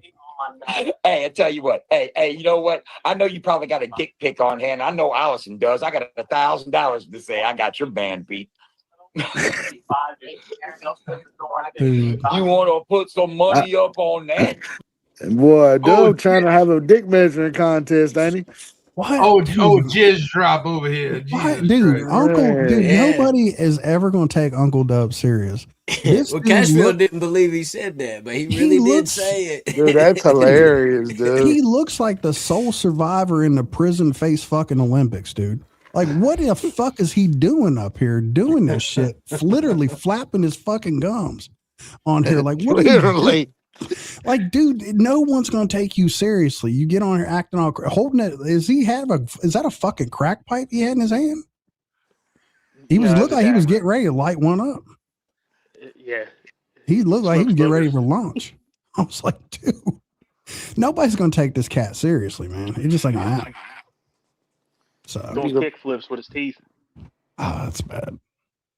Unsavory. My bad. Tune in. Yeah, he does like Ollie's whatever radio. He does like Ollie's with his. What is with his that? top. Merle does. No, he looks like that dude. What is the character from the Little Rascals? No, he looks like that's Neil Patrick Harris. That's Doogie Howser, bro. That's Doogie Howser. No, on not the meth. Little Rascals. What is the name? The Rugrats. The old man from the Rugrats. You know which No, one I I'm think talking you're thinking about? about I think you're thinking about old boy from Dennis the Menace. No, that's Neil Patrick Harris. He just left. Yeah, he's like, no. Cashville, put that video you falling down the steps back up, motherfucker. What he dipped out. Man, I was kind of happy he come up and talk to us for a minute. Yeah, me too, man. I didn't know what to expect, but it turned out to be a good thing. Yeah. Yeah, like I said, I mean, I see some comments and stuff in the chat. It's just like, dude, like I'm just putting that in context for people. It's like that dude don't have $17.5 million. It's not, you know, they're going to have a long time trying to collect that if it stands the way it stands. So that's a lot of Pokemon cards. Yeah, he did, Meg. He did say all that shit, and that's why they hit him with that judgment.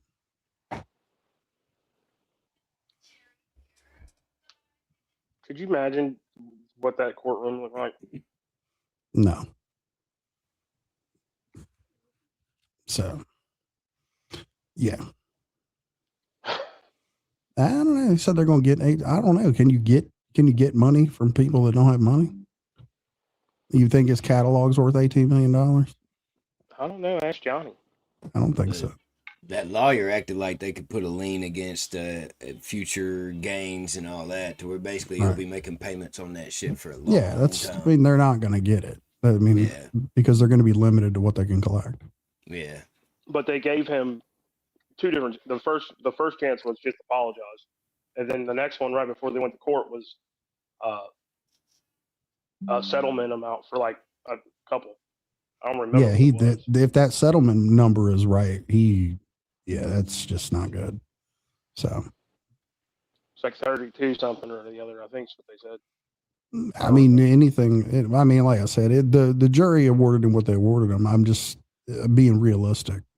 Yeah, that was the third strike. Do you think the people who were awarded in the Alex Jones case, you think they're whole and they collected their money? I don't know, but No. He's he definitely stuck to his word. He didn't change his mind. He didn't flip flop on no fucking fence sitting list. He stayed right. No, right but true to it's a bad true to the end. hill. It's a bad hill to die on to say that, Yeah. okay, she's not real. And then you get yourself tripped up into some of the more fucking childish and infantile things of people showing you birth certificates. And you're looking at the family of the person who you were claiming isn't real sitting across from you in a courtroom. It does not paint it. Look, a courtroom is not a good place to start introducing unconventional ideas. I'm still shocked. Like nothing has ever came about this fucking hospital visit that he went on, ran about Dude, people trying to take his kid. It may have, but who the fuck can keep up with all of it? Well, I'm just saying, like there was something that happened there, and I mean I know part of the story of why they were there, but I don't know why he fucking started freaking out on the nurse and shit. Why is he freaking out on everybody? Why'd he freak out on Wisco? Because Wisco's a hitman, motherfucker. Right. Why could you look at a YouTube screen and be like, man, that guy's He's got a hitman right there. 32 in his pants right now with pearl fucking handles on it. Agent 22. Little Derringer. Bad mother. Crizzy the Wolf says they should all be paying the family, if you ask me. Interesting. Who's they all? I'm assuming he's saying everyone that ever speculated on the case, I guess. Or just the people attached to Ryan. I know that it's not doxing if it's a public. I don't It doesn't, dude. It doesn't fucking matter. I mean, you know, irregardless. I mean, people are gonna say what they want to say. You know what I mean? So. But you and Curt are going to be sued real soon over all this. Yeah. Apparently. Yeah. Apparently, I'm getting sued over it too. Well, if you let Martin Speaks tell it, Curt's been served with a cease and desist letter. Jesus, all these idiots, dude. Or if you let Johnny tell it, it's a cease and exist. Yeah, for real. Yeah. Stop right now and exist, damn it. A cease and assist, y'all. Alive no more. It's a cease and assist, y'all. What's up, Stone Dad? You doing all right, bud? How we doing? Yeah, I know you've been trying to come up, man. I'm sorry it's been kind of full, but I wanted to give you an Oh, no. opportunity to come up for a minute. No, you good, bro. No, I just wanted to come up and touch up on that PBR situation. That's all. Put some gloves on if you're gonna touch it, dude. It's kind of messy. It's kind of fucking messy. Man. You got some hand sanitizer on hand or something? Like fuck, man. Crizzy said, "No, I mean the people who profited off the defamation of the channel or something." I skipped on. I'll go and read it. Profited off the defamation of it, like those crime channels. But that's what they all do, Crizzy. They all there's literally people selling memberships over fucking dead and missing children. And it is what it is. And by the way, I'm gonna start a true crime thing. Well, I'm switching I mean, on my shit to go do that. This is the thing. Don't do it, I Robert. mean, everybody has a right to an opinion, but like I had said in my live stream, when you start putting things in as fact and speaking them as factual, that's when things start to become an issue. So, and I mean, let's just be real. I mean, there was only one person that did that. So, well, yeah, that's true. But I mean, the thing about it is, and I'm going to, I'm going to break that entire thing down. And just so, because there's some interesting shit there and like everybody missed it. And I'll break the thing down and point out to where it went sideways. Well, I also made the point of if you go back and look at the deposition and then everything that was sent for evidence or whatever in the trial, not one of them was any clip or any video of Ryan, Powerstroke, father, son, and Curt, all four on panel discussing anything. It was all Ryan by himself. You should, Copper Tom, yeah. So that tells me right there that there was nothing in those 4 live streams or 5 live streams that was incriminating enough for them to clip Ryan out and use it against him. Yeah, I don't for slander or defamation. It's intentional infliction of emotional distress. The words I were looking for. That's what got him in trouble. The rest of it was very manageable. Is that what Progressive Patriot's claiming also? I don't know what scarred his puss, but it's fucking clearly inflamed. He's got issues. I told you. It seems like he's claiming somebody's dick over I He's mean, Curt he was hurt buddy. him. You Go got ahead. to think he was buddy with PBR. So I mean, Yeah, he's gay. Yeah. That just kind of fucking. You know what? Thank you for connecting them dots. No doubt. I had some fucking previous notions, and they have a history together. Yeah. That's for sure. Yeah, like they might get an apartment somewhere. Like they might, Yeah. The basement. They'll go to the basement. Maybe. Well, no, they won't. They can't reach the basement. He ain't got one. It's gonna be the pickle part. Said it was 6 inches removed from the basement, I think. Or maybe he's talking about something else. I don't know. So, You mean the basement with the furnace? Yeah. Stone Dad, was it Blu-ray that ran interception on you? Was it what? Was it Blu-ray that ran interception on you at the beginning of all this? With the Discord shit? I don't really know exactly like where everything all started really, because so I mean Power Stroke can kind of, I used to talk to Power Stroke, Father Sons, and Ryan, and then I kind of went at PBR about his comments. That was my main focus. Wasn't even like, that's why I even talked about it on Triple T's. I was like, my main focus wasn't Ryan. It was his weird ass comments about children. Like, that shit was weird. I was not standing for it. And so I tagged everybody that I knew that I kind of had eyes on me, and that what furthered out the story. And that's where everybody started really going hard at PBR. And No, I'm talking about whatever happened with you in the Discord or whatever. oh, that was Patty Lynn. I don't know exactly how that all started. Slayback, another intersection. I'm going to put that on the board. There's a reason why I ask these questions, Rusty. I know. I'm hot on that. I know. The only thing I know about that whole situation was Patty Lynn came out with that video. But before Patty Lynn came out with that video, Captain Curt on his stream was talking about asking questions to me. And I was like, well, I'll come up on your panel and I'll fucking answer whatever you got to ask. And he was like, nah, we ain't doing all that. And I was like, okay. And then the next morning, that's when I woke up with Patty Lynn's video. I went into that stream, but I knew as soon as I talked to the family, as soon as I say something. So I played the long run. On my other account, I started, when she was being on YouTube as Sleeping in Tennessee, I started throwing like little jabs at her from my other account and was like, so what's that about Stone Dad? What do you say about Stone Dad? And then like she's like, oh, here comes Stone Dad trying to be relevant and not even answering the question. And there's a bunch of other people that try to ask her about it. They're like, oh, she's like, oh, I've never called him that. And I was like, yeah, you did. You literally openly admitted it. Had the whole chat saying my name, but you know.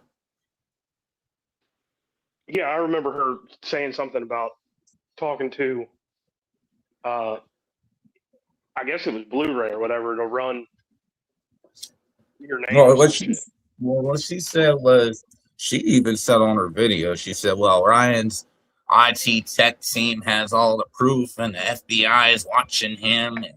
And she was so frantic about me coming onto the live stream. I don't know why. Like, what the fuck is somebody going to do through the live stream? Like, it made no fucking sense. You were dispute her allegations. That's why. Yeah, pretty much. And so it came into a big ass thing, and I just let it ride. Like I said, fuck it. Well, I mean, I look at it like this: like she's speaking from a position of like, well, who's going to question her, right? Let's just say Blu-ray knew it was bullshit. Is he in a position where you can question her because like he lives in their house and all their other shit? Right. Right. I think that's the common denominator with every single person who was employed by him. Yeah. But what was weird though was the fact that, and I've said this multiple times. I said you'd think that Patty Lynn wouldn't be the one talking about it, it'd be Ryan. Yeah. Well, there may be some. Ryan's never said a fucking word. Yeah. You know what I mean? But you know, he supports, you know, Yeast Boy talking little ass boys. Make it make Yeah, sense. but you don't like his reactions, Beast Boy.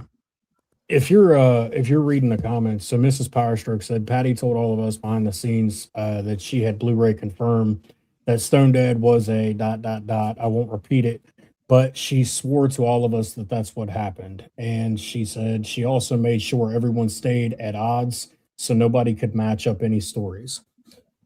So basically, you know, I remember it very vaguely, you know, not really in depth, but when I believe all of that started, I guess it was Patty really that formed this fucking thought of, you know, you had talked to you know, somebody underage or some weird shit like that, and then basically, you know, I believe it was Ryan that come out and said, you know, we'll get him out of the Discord.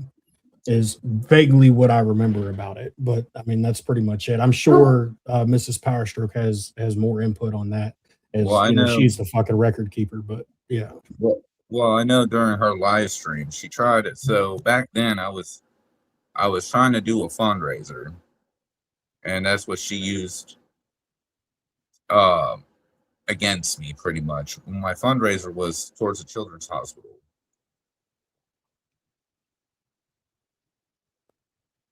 okay. But so I was trying to do. It was back when the Kylie Rodney situation was happening, and kids were kind of watching the shit. So I was like, you know what?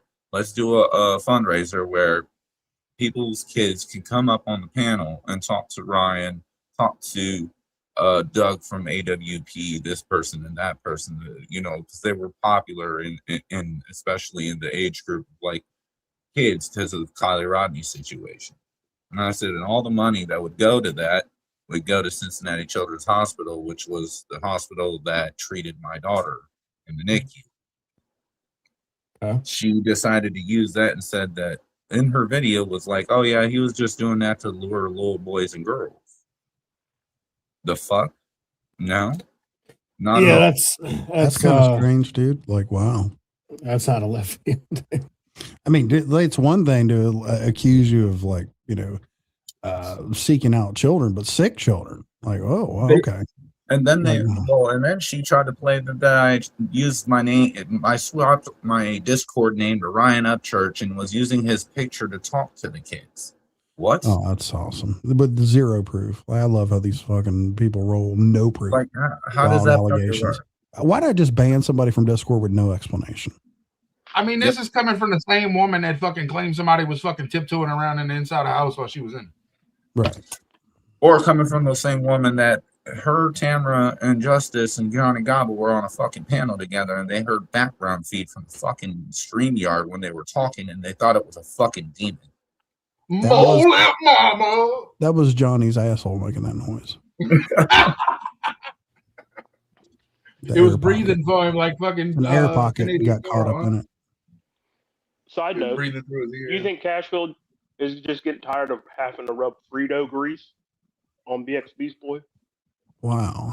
Dude, you could have said that to him while I was up here. That's kind of shitty. I forgot about it. Don't you have a notebook with a page with, like, you just do all this stuff from Cashfield memory? shit. No. It just kind of falls in my head like Rain Man. Yeah, it's impressive. No, but I just figured, you know, he switched over back to Ryan or whatever, and the only people that are supporting Ryan is like BX and the Just Doing people.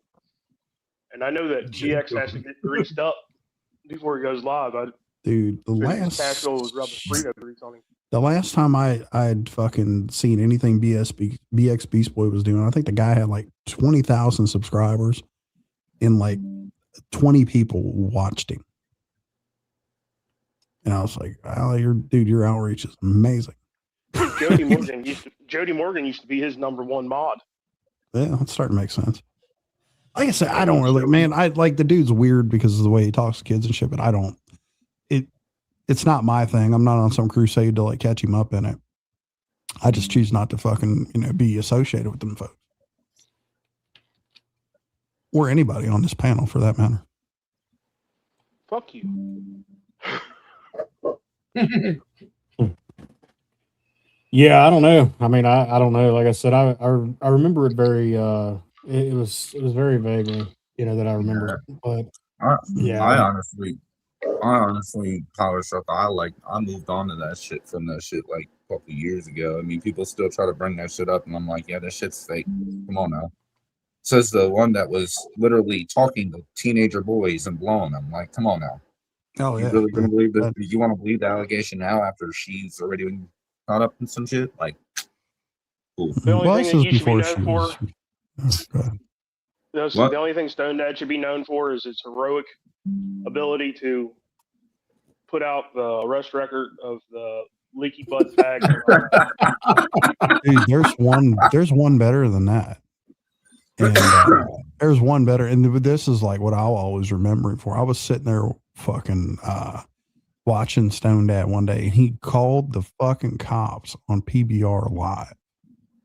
You remember when he had that AR fucking pellet gun in his background? Yeah. He called the fucking cops on live, and I'm sitting there watching this shit, cracking the fuck up laughing. I was trolling the shit out of him with it. Oh, it was fucking hilarious. As one thing I can say I never did. I never called the cops on PBR, but I called him quite a few times. I knew nothing was going to happen with it, but I knew because he was trying to, dude was threatening to put my baby mom that's sour, and was trying to put her on a panel and shit and try to talk about my child support. So, and I was like, bro, that was in jail. Well, I wouldn't even worry about it, dude. I mean, somebody else got on there and said how that dude was being fucked in his ass. So. I mean, dude, that was his MO with everybody, bro. Oh, your ex-wife, your mom wants to come on panel. Dude, I'm a strange boy. Right. I'll call the cops on you and commit a felony against you. I'm weird like that. I don't really, it doesn't matter to me. I don't care. I don't live by some fucking secret society code. I just don't give a shit. I'll get it done however I have to. That's my point. A $32,000 lawsuit and phone calls for Ryan Upchurch. What's up, Lori? Hello, Lori. What's going on? Yeah, the pizza was the best thing though. But I would say like out of anybody out of the group, like individuals that were part of the time period of when Patty did that, Power Stroke was the one that just kind of just walked off and kind of left it be. A bunch of the others, they were kind of like going with it in certain ways, and I was like, yo, okay, so y'all want to run that way, but. And then, so that's where I had my beef with like Uncle Will and father and son and shit. Cause I was like, y'all even talk to me off YouTube. Like, and y'all really feel that way? Like, that's wild. All right, cool. Like, let's talk about it then. Type shit. This is the thing, man. I mean, I'm not really going to speak much on anything that doesn't, have any supported fact behind it. And that's just me, dude, being honest.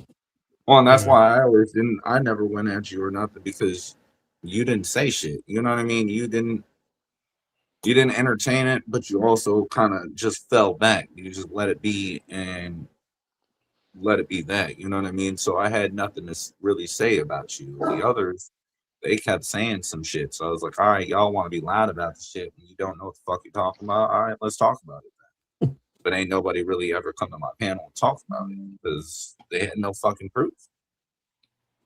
Yeah, well, I mean, and then there's that, there's the side of those people that, I mean, they always just want to spew some shit and never have any proof of anything. So, it's all narrative.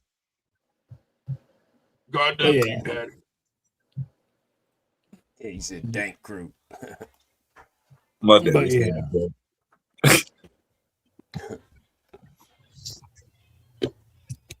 But yeah, no, I wasn't even trying to come up here and talk about that situation at all. I was just trying to talk about PBR's weirdo ass.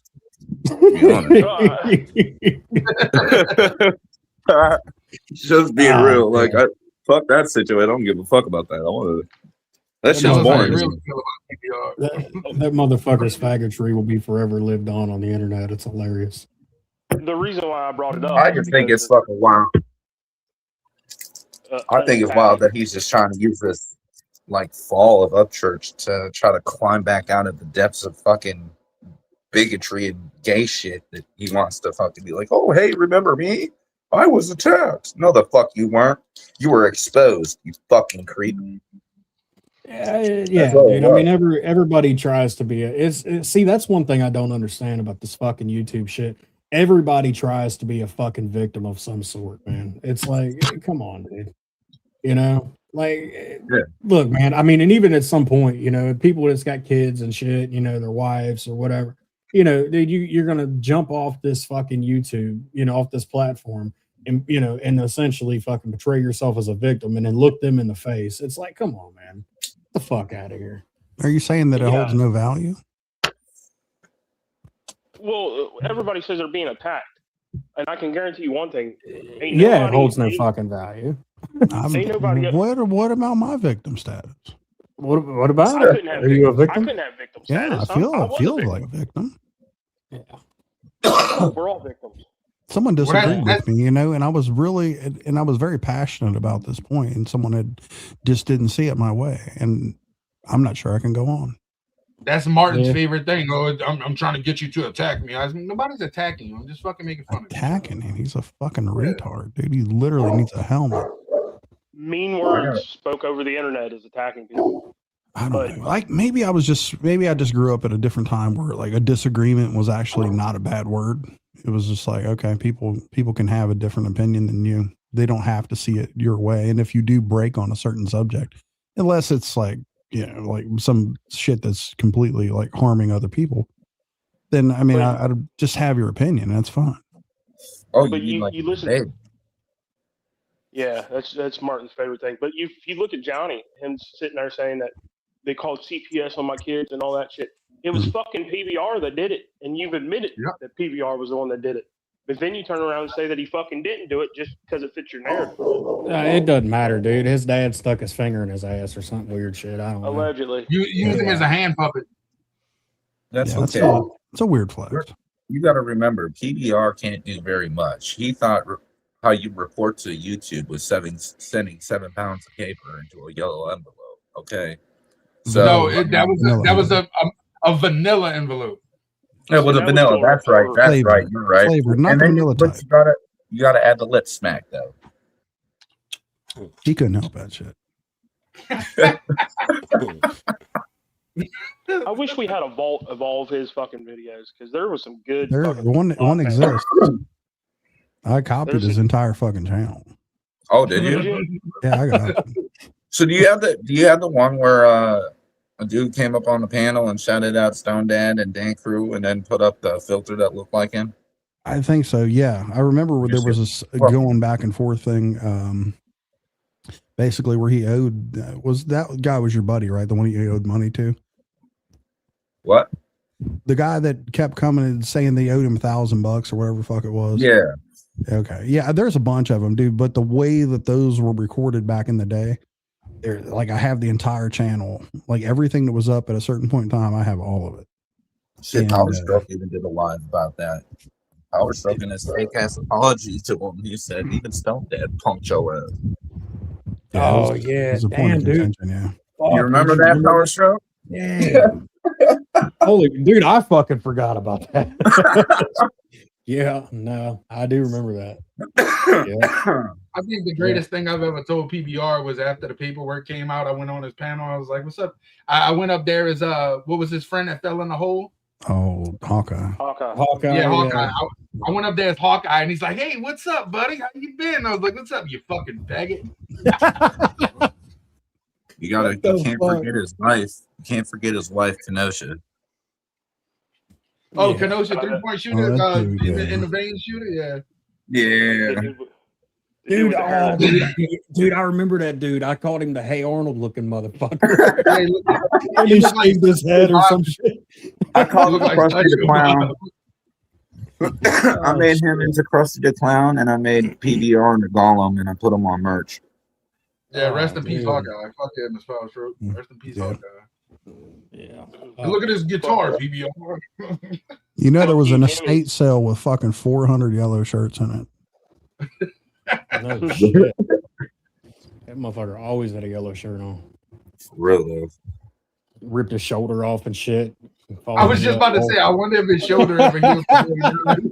His entire estate was a Corvette, 2 guitars, and 400 yellow shirts.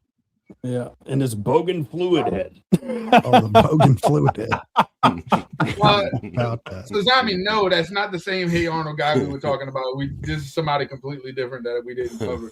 Yeah, dude, I remember that dude started talking, and I said something like, I can't even remember exactly what I said, but something along the lines of, you Hey Arnold looking motherfucker. And next time you seen him on the fucking camera, dude, he just shaved his whole goddamn head off. Yeah. I think that was roundtable discussion 5, either 5 or 6, yeah. when 12 Point came up as Hawkeye. Rest in peace, Hawkeye. Kenosha shaved his head because of the trolling we were doing about Krusty the Clown. We were doing so much shit with his hair and shit, and trolling PBR with it because he'd always be on PBR's panel. So The first time he came up on panel, he turned his camera on, and everybody on panel was like, "Holy fuck!" Because his head, like his hair was. Yeah. Hypocrite said PBR raging about the sound system will forever be a classic. Jesus, dude. He raves about a lot of shit. Motherfucker running around looking like a duster. I figure Rich has the whole catalog also. I figure Rich beats off to him every once in a while. You know, Rich has got him on a playlist somewhere. He listens to him. He wouldn't remember, dude. He was more fucked up than a football bat. You never know. Low blow. That's a low blow. Oh, sorry. My bad. Above the belt. My fault. The first time I heard Isaac on PBR's panel, he's like, F you, N-word, and this, that, and the third. And then I hear Rich on another episode. Rich is like, me and you have a lot in common, PBR. What the fuck is going on here? And he fucking, like, Slayback gave me that video. He wanted me to ambush Rich with it online. I was like, dude, that's fucking crazy. I'm like, I can't do that. I will say, Rich is my victim. Wow. Well, those who get hurt by Progressive Patriot go on to hurt others. I really call PBR the N-word. Yeah, I have the clip. It's classic because you come in like trying to talk to him like in a common like calm voice, and then he said something. You're like, you're not gonna let me talk, N-word. That's fucking wild, dude. I mean, I'm sure he's had some of it in him for a while, but I mean, that's crazy. You know, they say you are what you eat. You know what I mean? So. Do y'all remember when he was trying to use he took a photo of all his electrical equipment and tried to say that he had all the gear to hack people? Yeah. That shit is. What a fucking tryhard. I can pinpoint your location within a quarter of a mile. Yeah. Well, the moral of this live is don't go to the pickle park. I think I learned that long before a fucking live ever came out. And if you talk to Johnny Gobble on the phone, we will kick you out of the Cool Kids Club.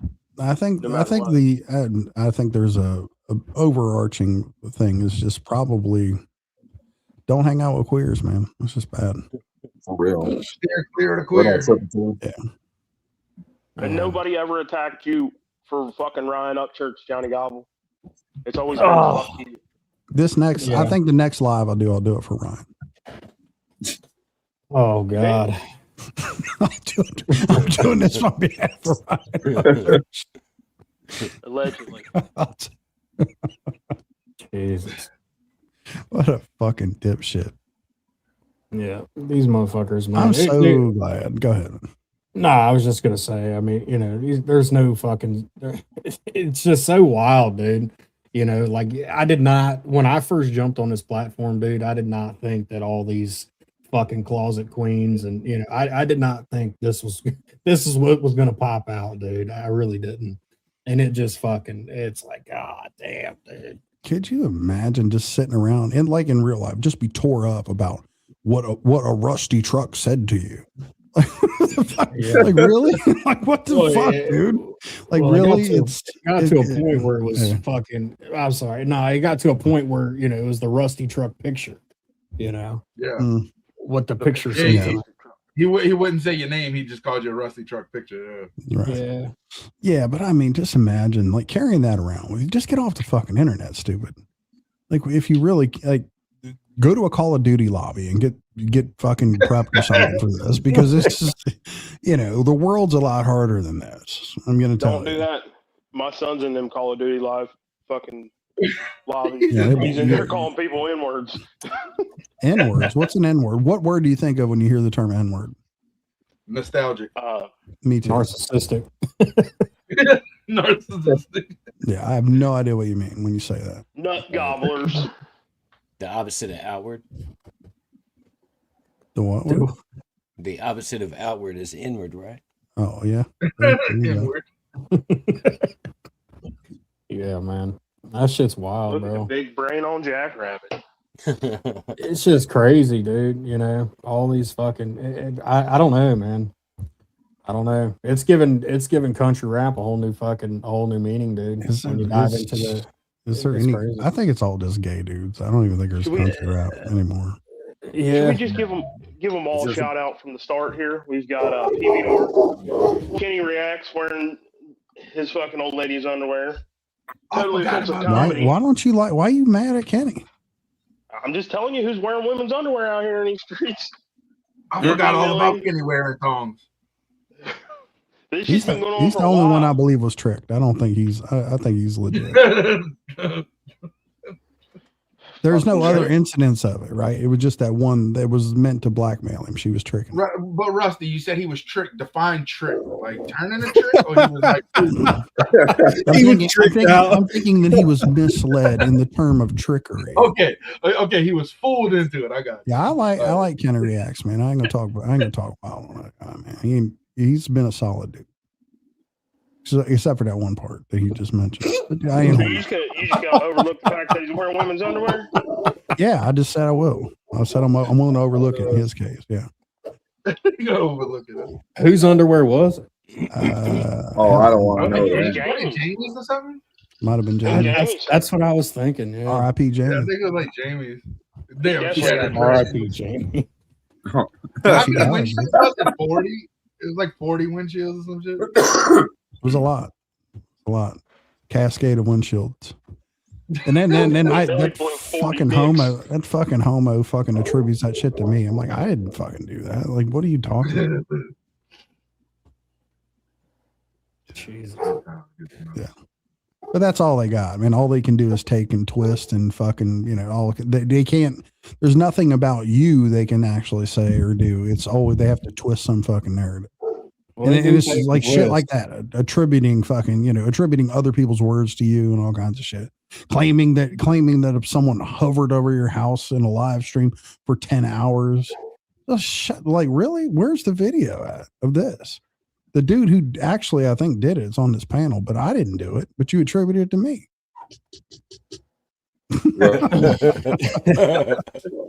I didn't do that. Just because I like Eismic doesn't mean I supported that exact thing that he was doing. No, you amped him up. You at least not publicly, right? I shout him out for it. Yeah. Yeah, man. I fucking did it. Listen, I may not be the one to beat you up, but I've watched. Like, I mean, hey, listen, you deserve to get your ass kicked. Kind of had that coming. Yeah, ain't none of us said that we did anything wrong except for Eismic has a fascination with calling numbers that he sees. Yeah, but it's a condition. But like, if you think about the endless loop of lies, like, so the thing, like, I put that lengthy comment in Triple T's video yesterday. But the thing that this dude wants to do, he wants to get people to go into a back and forth with him. This is why he'll get on here and be like, "You called me a pedophile, and I ain't never touched them kids. I talked about it, but I ain't never touched them." I mean, he'll get on here and accuse you of doing that. So you'll get on here and defend yourself. He makes these outlandish allegations. So you'll get lured into this back and forth. And what he'll do is he'll just move on to the next lie, and then he'll expect you to defend that one, and then on and on and on without producing a fucking ounce of proof. And then meanwhile, he gets your audience to come over and listen to his bullshit. That's what he's doing. He sees Triple T has some traction right now, and he wants that audience to go back and forth so he can get Triple T to do it. And I made this up I made up my mind a long fucking time ago that the only thing I'm ever going to address with him, and I've fucking told Rich Newbuck so many fucking times, I ain't going to fucking do no more lives about this dude. I'm not answering. I'm not fucking even watching this shit. The only thing I want to talk about when it comes to that stupid motherfucker is that incident in the park. That's the only live I will do. That's the only subject I want to talk about. I don't care because I've been getting sued for 4 fucking years now. Never happened. My kid's been getting sued for 4 fucking years now. Never happened. Lies after fucking lies after fucking lies after fucking lies. Not 1 ounce of proof. The only thing, and there's the thing about it. You tell lies, I'm going to tell the truth. I figure everything starts and stops right there with that fucking park. And until you're willing to face that, I'm not entertaining any more of it. That's it. Yeah. Dude, yeah, I know you're right though. Fuck, dude, I've been getting sued for 4 years, dude. It's crazy. That's fucking wild. Over some stupid shit. Yeah, I mean, I know. I mean, I'm still, dude. There was like 7 pounds of paperwork or something. They got lost in the mail or something. Yeah, I don't know. I mean, I've still been waiting on it, but it never came. So it blew out of your mailbox when he peed on it. Yeah, I see somebody in the comments a while ago said that PBR was standing in a gas station behind Rusty or something that was gonna spit on him. Yeah, behind both of us. That was the funniest thing. That's the funniest thing because nobody knew what Rusty looked like back then. Yeah, dude. Look, dude. Whatever. Yeah. Look, motherfucker. If that was even halfway true, I'd rip that fucking cash register off the counter and smack you with it. Well, look, check this out, though. You got to remember, even before then, when he was going at Uncle Will, he was saying that he was going to go down to Florida and do all these things with Uncle Will. That never fucking happened either. He was that was on that fucking, trying to, it was like he was trying to fucking frame people as fucking pedos. He thought he was going to go to Uncle Will's fucking house or whatever, and then he learned and looked up Uncle Will's background. Mm-hmm. Yeah, for real. Yeah. I mean, that's kind of wild. If you know, right? Yeah, that's what I'm saying. Like, it's a dude who's literally he's another one that's state certified in handling business. When you find that out about somebody, you might not want to play internet games with them. That's exactly what I call this shit, dude. This back and forth that these people want to do. I call it they just want to play YouTube. That's all they do, man. Like, fuck all that. Yeah, dude. I'm just not interested in it either, to be honest. That's why I fucking stepped away from the internet for, however long I did. I mean, fuck. You know what I mean? Because it's just like, dude, I'm not going to sit here and, be in the middle of a fucking work day and then, oh, hold on, let me stop working so I can, fuck all that bullshit, dude. That shit is weird to me.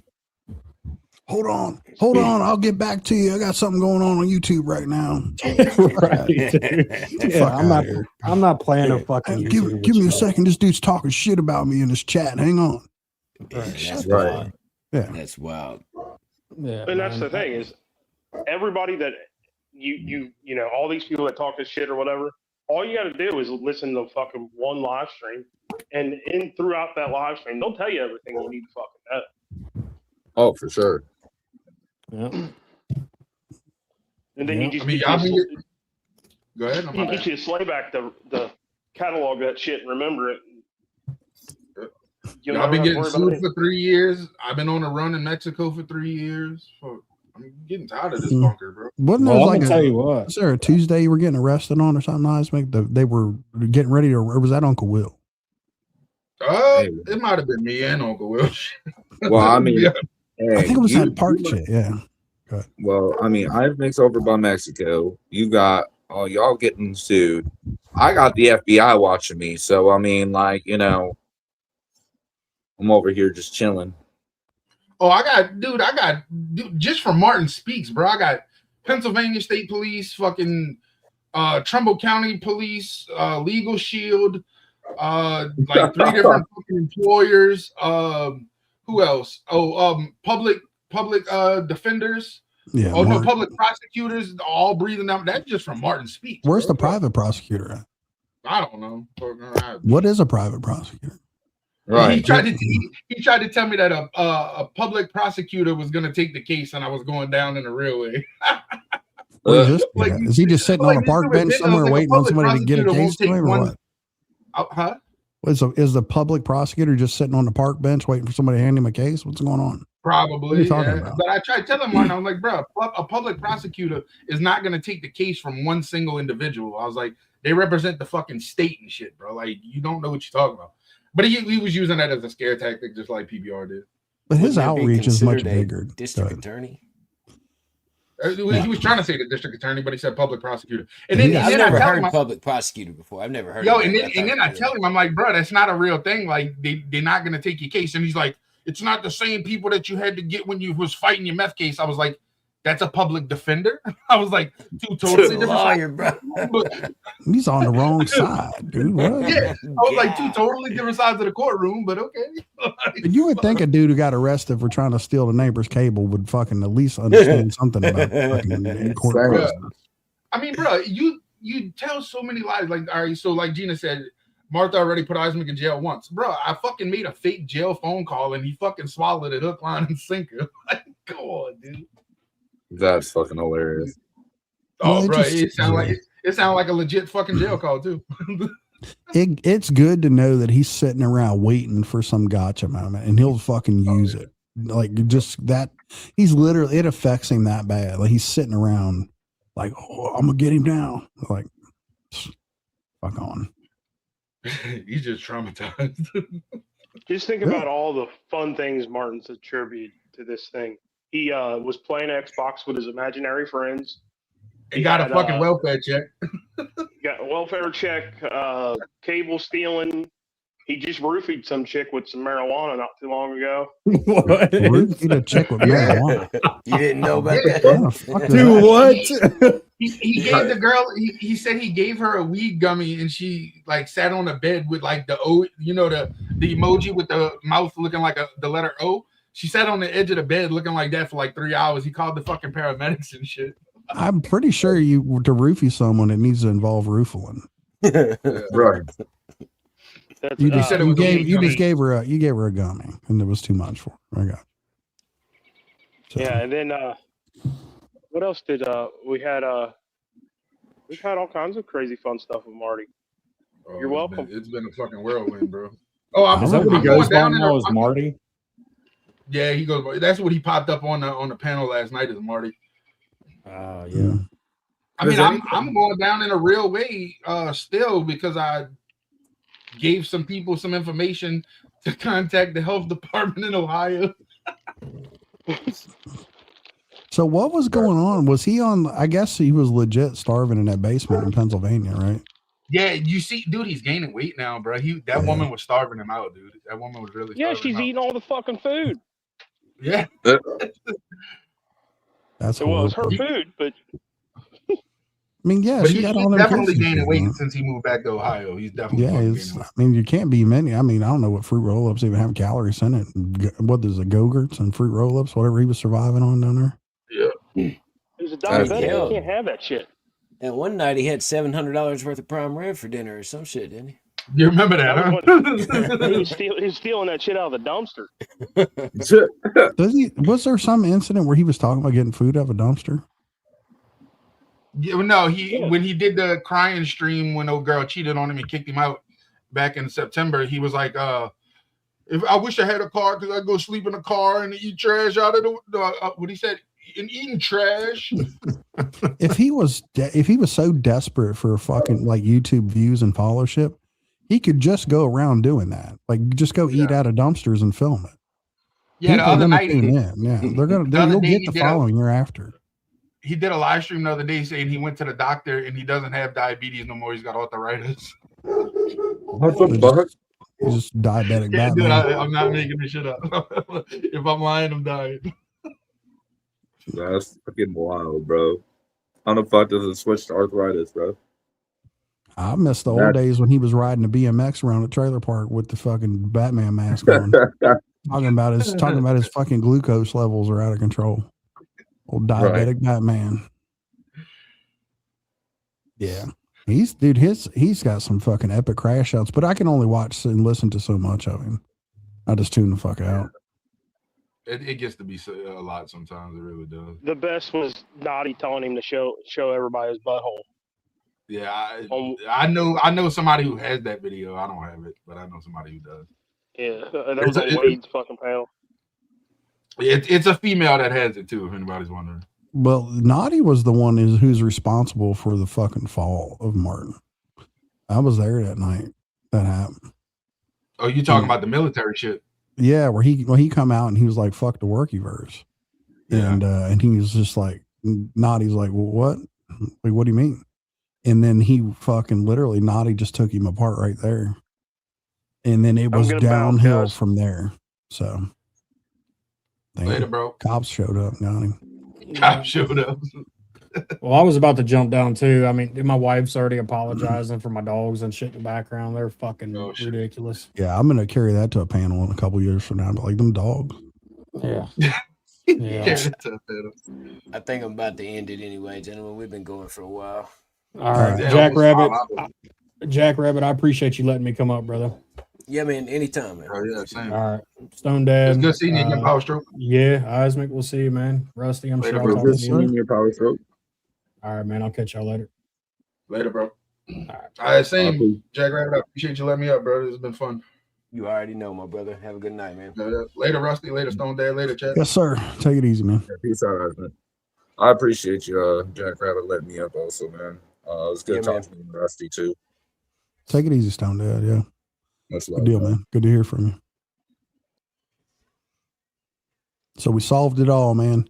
Appreciate you, sir. Thank you for sending me the link. And if I'm available, I'll hop up and chop it up with you. I think we did a lot today, man. Got to talk to Cashville. Got to have some laughs. Had a good time. Probably offended a few people. Definitely. Definitely.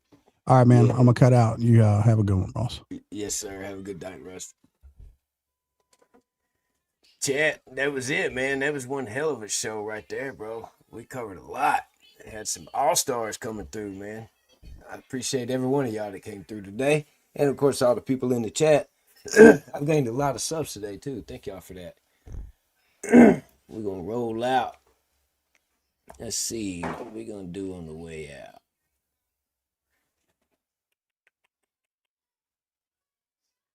Right here. Gotcha.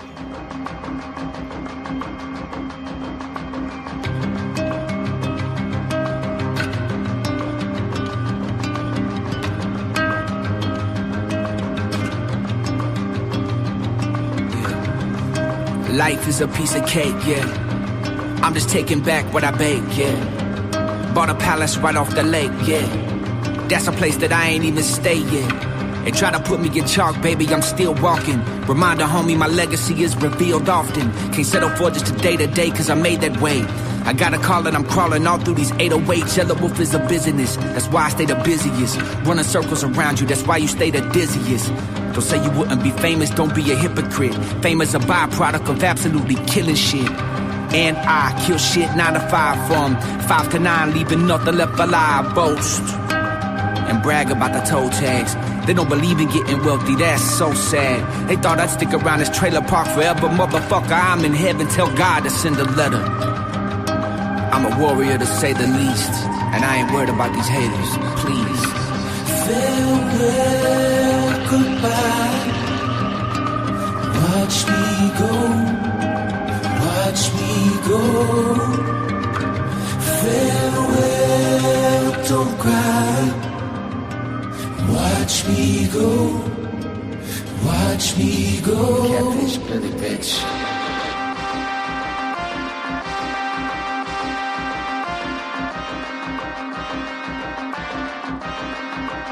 My daddy told me never tattle. Nah, never run from a battle. You get knocked up off that horse, get yourself off of the ground, dust yourself off, get your ass back up on the saddle, raise barefoot in the gravel. You gotta know what really matters. So fear no man, only God. When time's hard, fix the problem. Don't be looking for the answers in the bottle. I'm still looking in the bottle. Yeah, I made it farther than my father. Gotta practice what I preach, to each his own. I'm in the zone, leave me alone. I set the tone, so baby don't bother. I feel like John Connor. I'ma fight till I'm a goner. Yeah.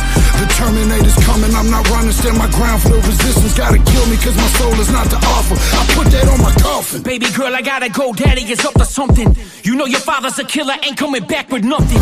I'm coming back with dinner on my back. Beat the blood stain, jumping down at the fucking quarter laundromat. I've been around the world before I ever left the mud. Gas in Alabama, goddammit, I made it cuz. Couldn't fill up my appetite for destruction. Kick over the speakers and leave them, fuck it, they love them. Bitch, I will hide behind my genius, know I'm making classics. But you can hide behind this verse, you know I'm fucking snapping. Tell the truth about me when you speak about me, boy. You better do some digging, do some reading about your boy. Cause you ain't never heard an artist, met an artist like me. Out of a million of this artists, I'm the hardest like me. Smartest like me. One that shit in Luke cases like LeBron and some Nikes. Now I switch the fuck up on them. They haven't been the same since I put that gold chain buck on them. I'm out of here, I don't know if I'm coming back again. So I'ma leave you with this acronym. DRE